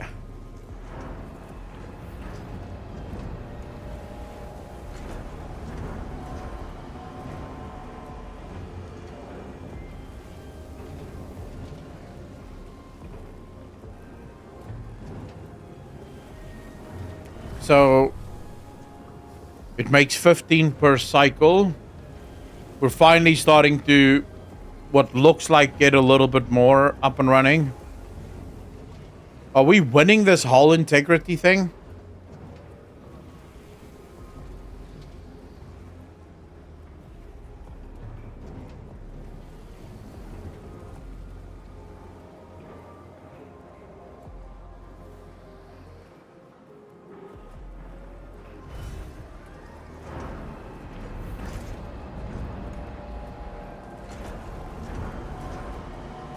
Oh, there we fucking go. That seemed to have woken shit up a little bit here.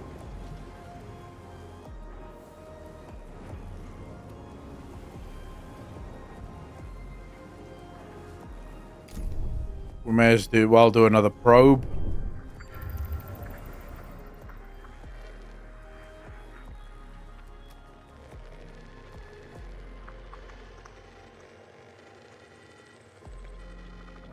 Let's just see if we don't have any more important things to discover.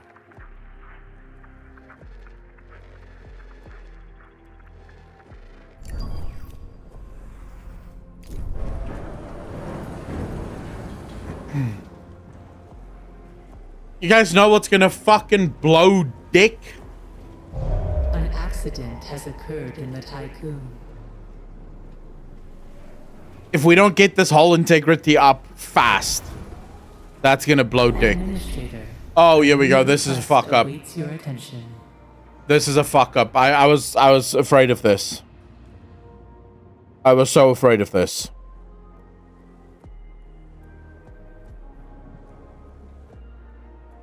The more sectors you open up,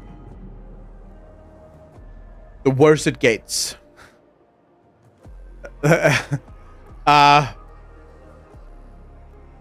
And we don't have the hull integrity to help. I'm not winning, no.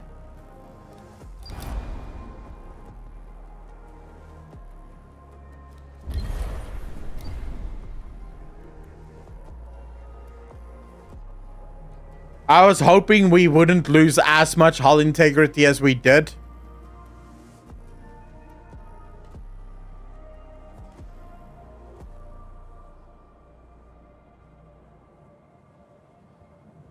Fuck me. Right in the asshole. This is gonna suck.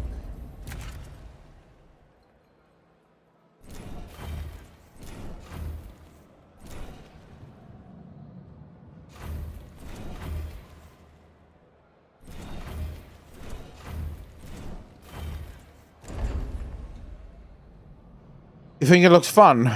It's not fun at the minute. I'm not currently having the time of my fucking life. Not gonna lie. As things currently stand, I'm a little peeved.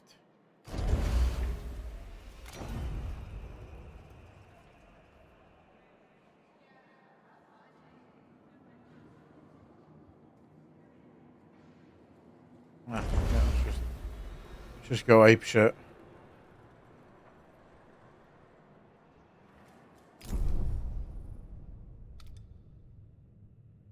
A probe has completed its scan. Okay. If we can do this as fast as humanly possible,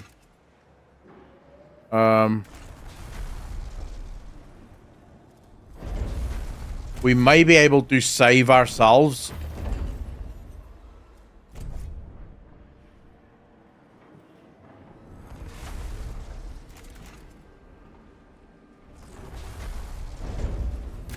Okay, let's do...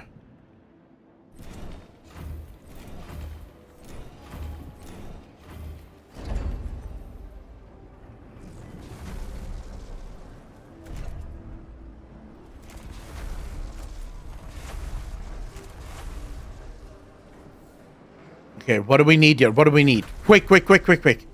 We need a mace hall. A place for them to feast. I know exactly what this is gonna become.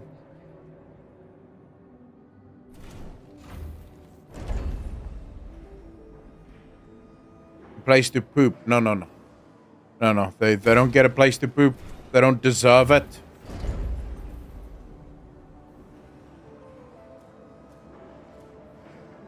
Okay, now what the...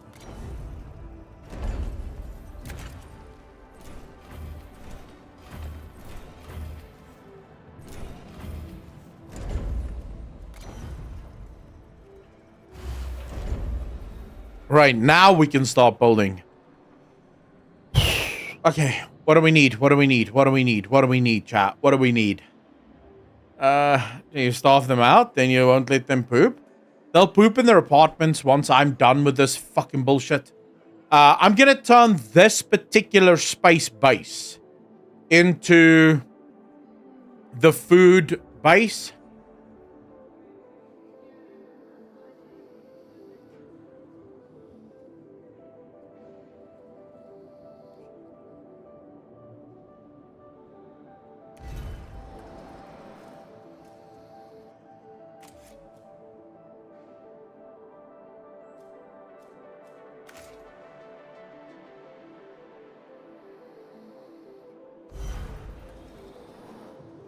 See, now I can't remember. There's a way to... Oh, I remember now. So you can do migrations. You can set up migrations. That's number one. But then... Oh, yeah. This is how it works. Sorry. Fuck. For a second there, I was a little confused. Okay. So this is how it works. Just so you guys get that there's even more complexity to this motherfucking game. As you go, you're gonna start sending resources to the different sectors of your base, so that different sectors can handle different productions. So you have one sector that produces all of the food in your base and sends the food to the other sectors, so the other sectors can use their space. That's why, Cesius, when you asked me what is this building layout, it doesn't fucking matter. In the beginning, I'm just trying to get the first sector somewhat stable, so that now I can start to like actually plan out every single sector. What one is like, one is going to be the iron sector, or maybe the factory sector. Another one is going to do this and that and this and that and this and so. So that's the...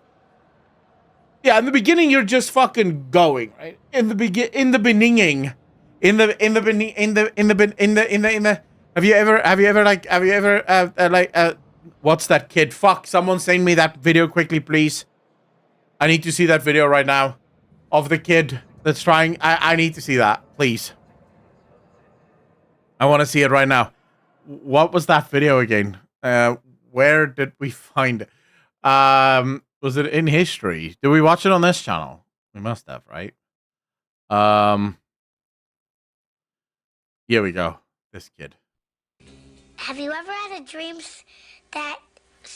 that you want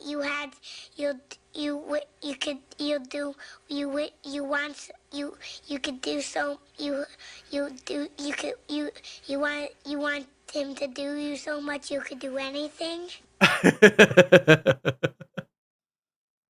This is so old and yet so great.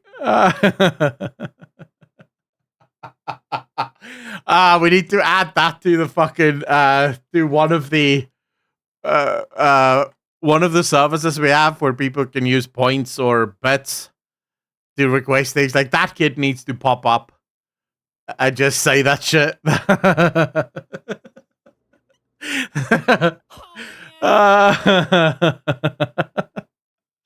Oh man, I love that. Is that Biden when he was a kid? I don't know. What's this one? In the beginning.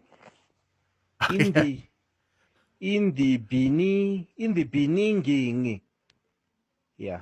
In the beginning. Yeah. In the beginning. This is better though.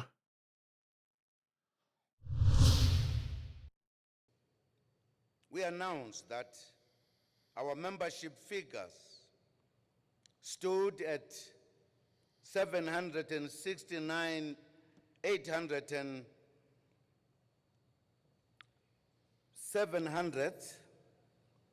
listen properly, 769,820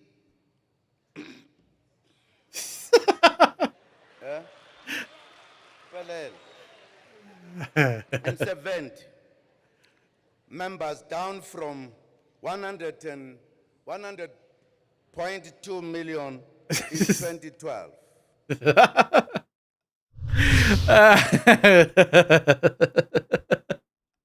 My old president, man. What a guy.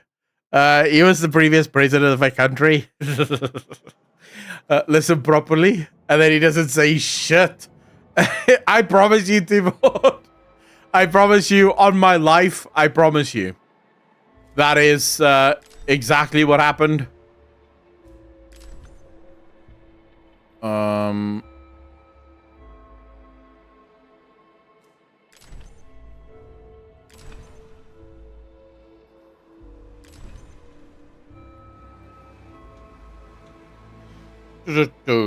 No, I want all of it for now on here. Oh, let's go 50 for now.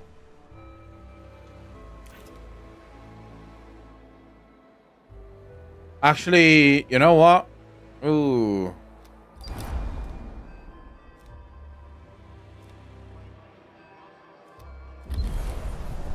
I am trying my absolute best, boys. You guys have to calm just a little down, please, while I try to fix this shit. Okay, let's build homes. You know what? Maybe the best thing I can do right now would be an airlock.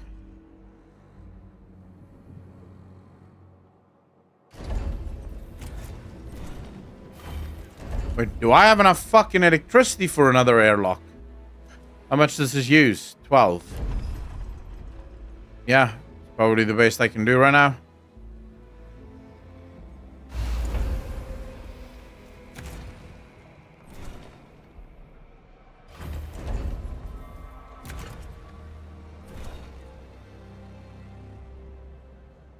Oh, everything is being fucked. If he can be prime minister, then... Well, we don't have a prime minister. We have a president. Prime minister, that's England. South Africa decided very early on that we will not be dealing with prime ministers and shit.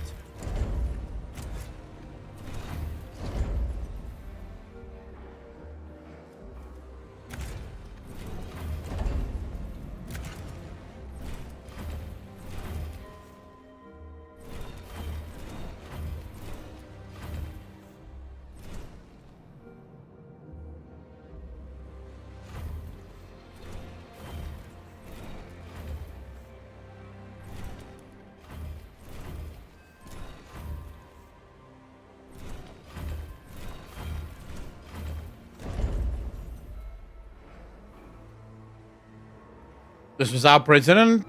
With his actions, he showed the world the state of the nation. Wait, who's that? Hold up, I'll check it out in a second.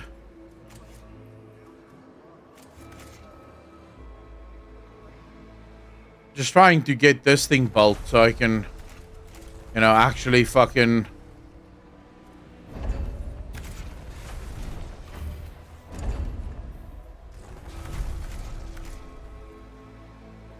All right, now let's get on this. Let's do population, crew quarters. I'm gonna do...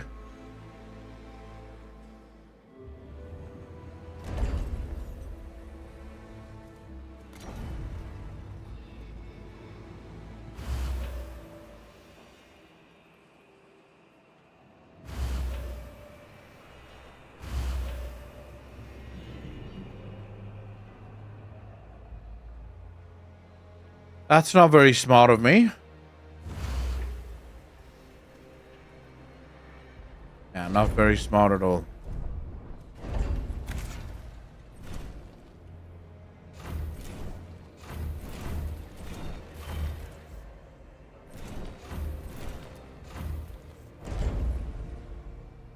Well, the president of Lebanon would say former, but parliament hasn't been able to agree to elect a new president since.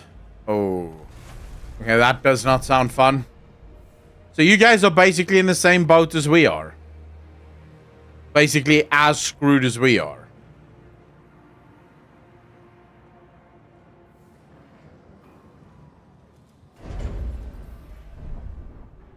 And once we can get the housing system sorted out here, we're probably going to need to... Let's restart this power, but now send workers and non-workers to Sector 2 instead, for now at least, while we try and sort out Sector 1's bullshit for a second. Crew quarters. Zofia, 69 months, part of the DJ Nation. Appreciate you. Thank you, thank you, thank you. How you doing, Zofia? I can't really sort that out right now. Are we... Wait, how are we doing on metal? Not great, but fine. Okay.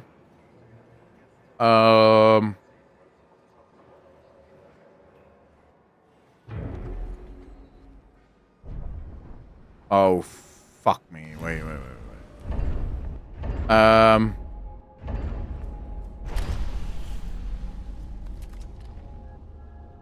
Should we...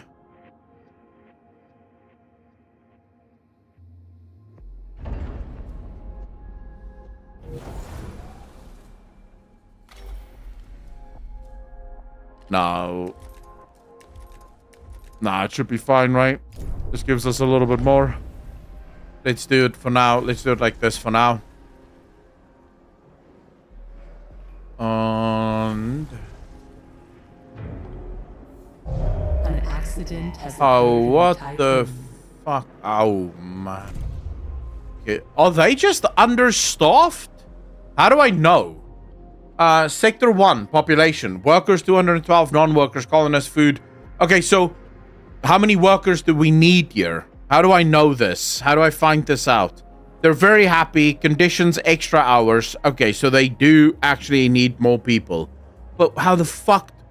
Never mind. Let's just focus on doing what needs to be done right now, because I don't even want to deal with their bullshit.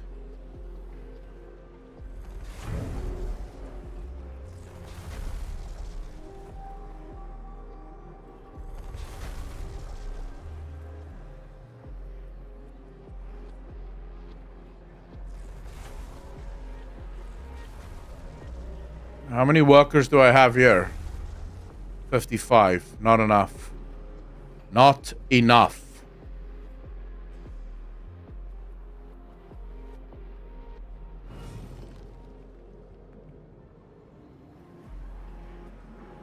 All right. Time for food, boys. Time for food. Insect farms.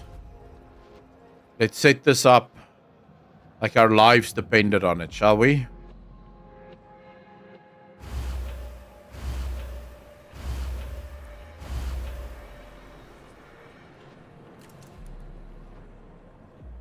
This thing is right the fuck in my way.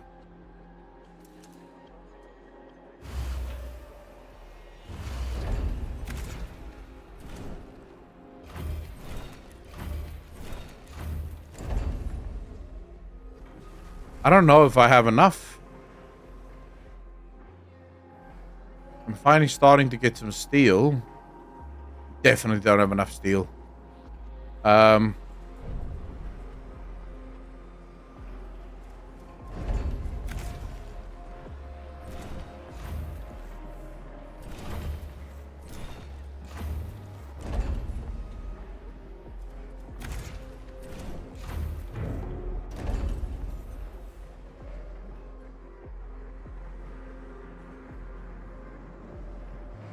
Righto. An accident has occurred in the How the fuck how did this accident happen? Like, how are you guys getting in accidents? You're happy, you're working optimally.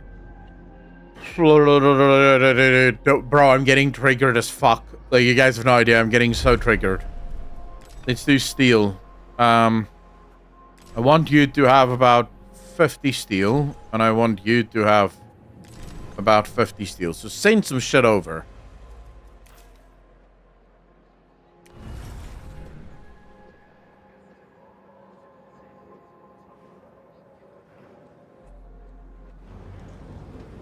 You're laughing about this now, but I promise you, I'm not having the time of my life.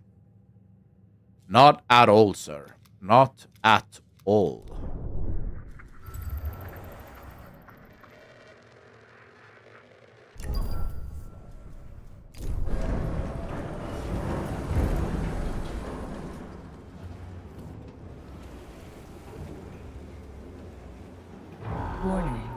sector is being overworked. Oh, fuck. Oh, these guys. Okay. Yes. I get it, boys.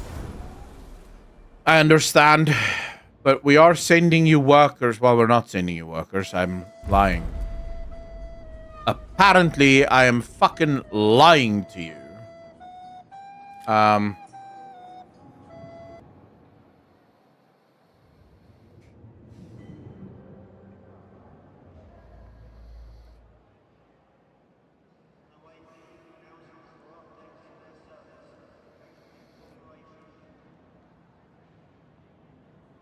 I wonder...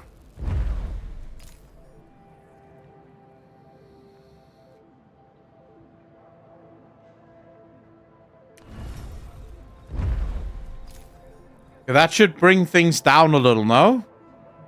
So they're not being overworked anymore. The other guys are being overworked, though. Pretty bad, actually.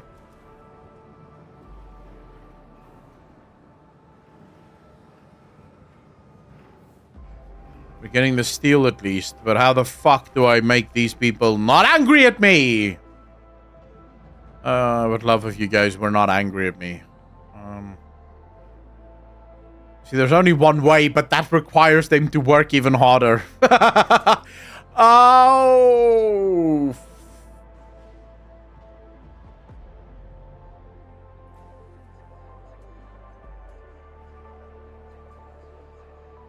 You know what? We'll deal with this later. I have to go to church.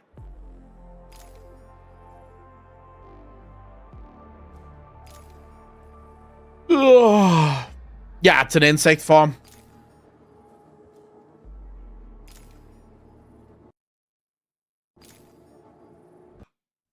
Yeah.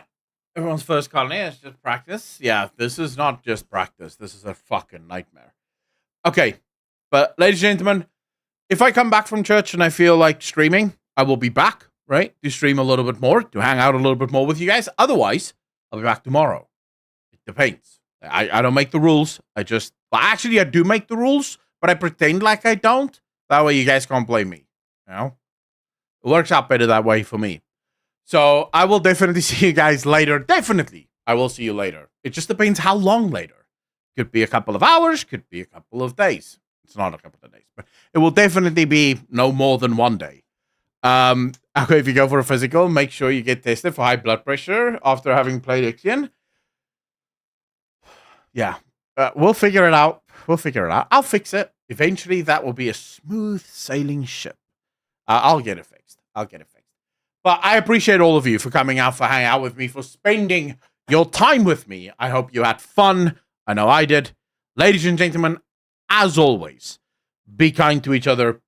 Be good to each other. And I will see all of you in the next one. Peace.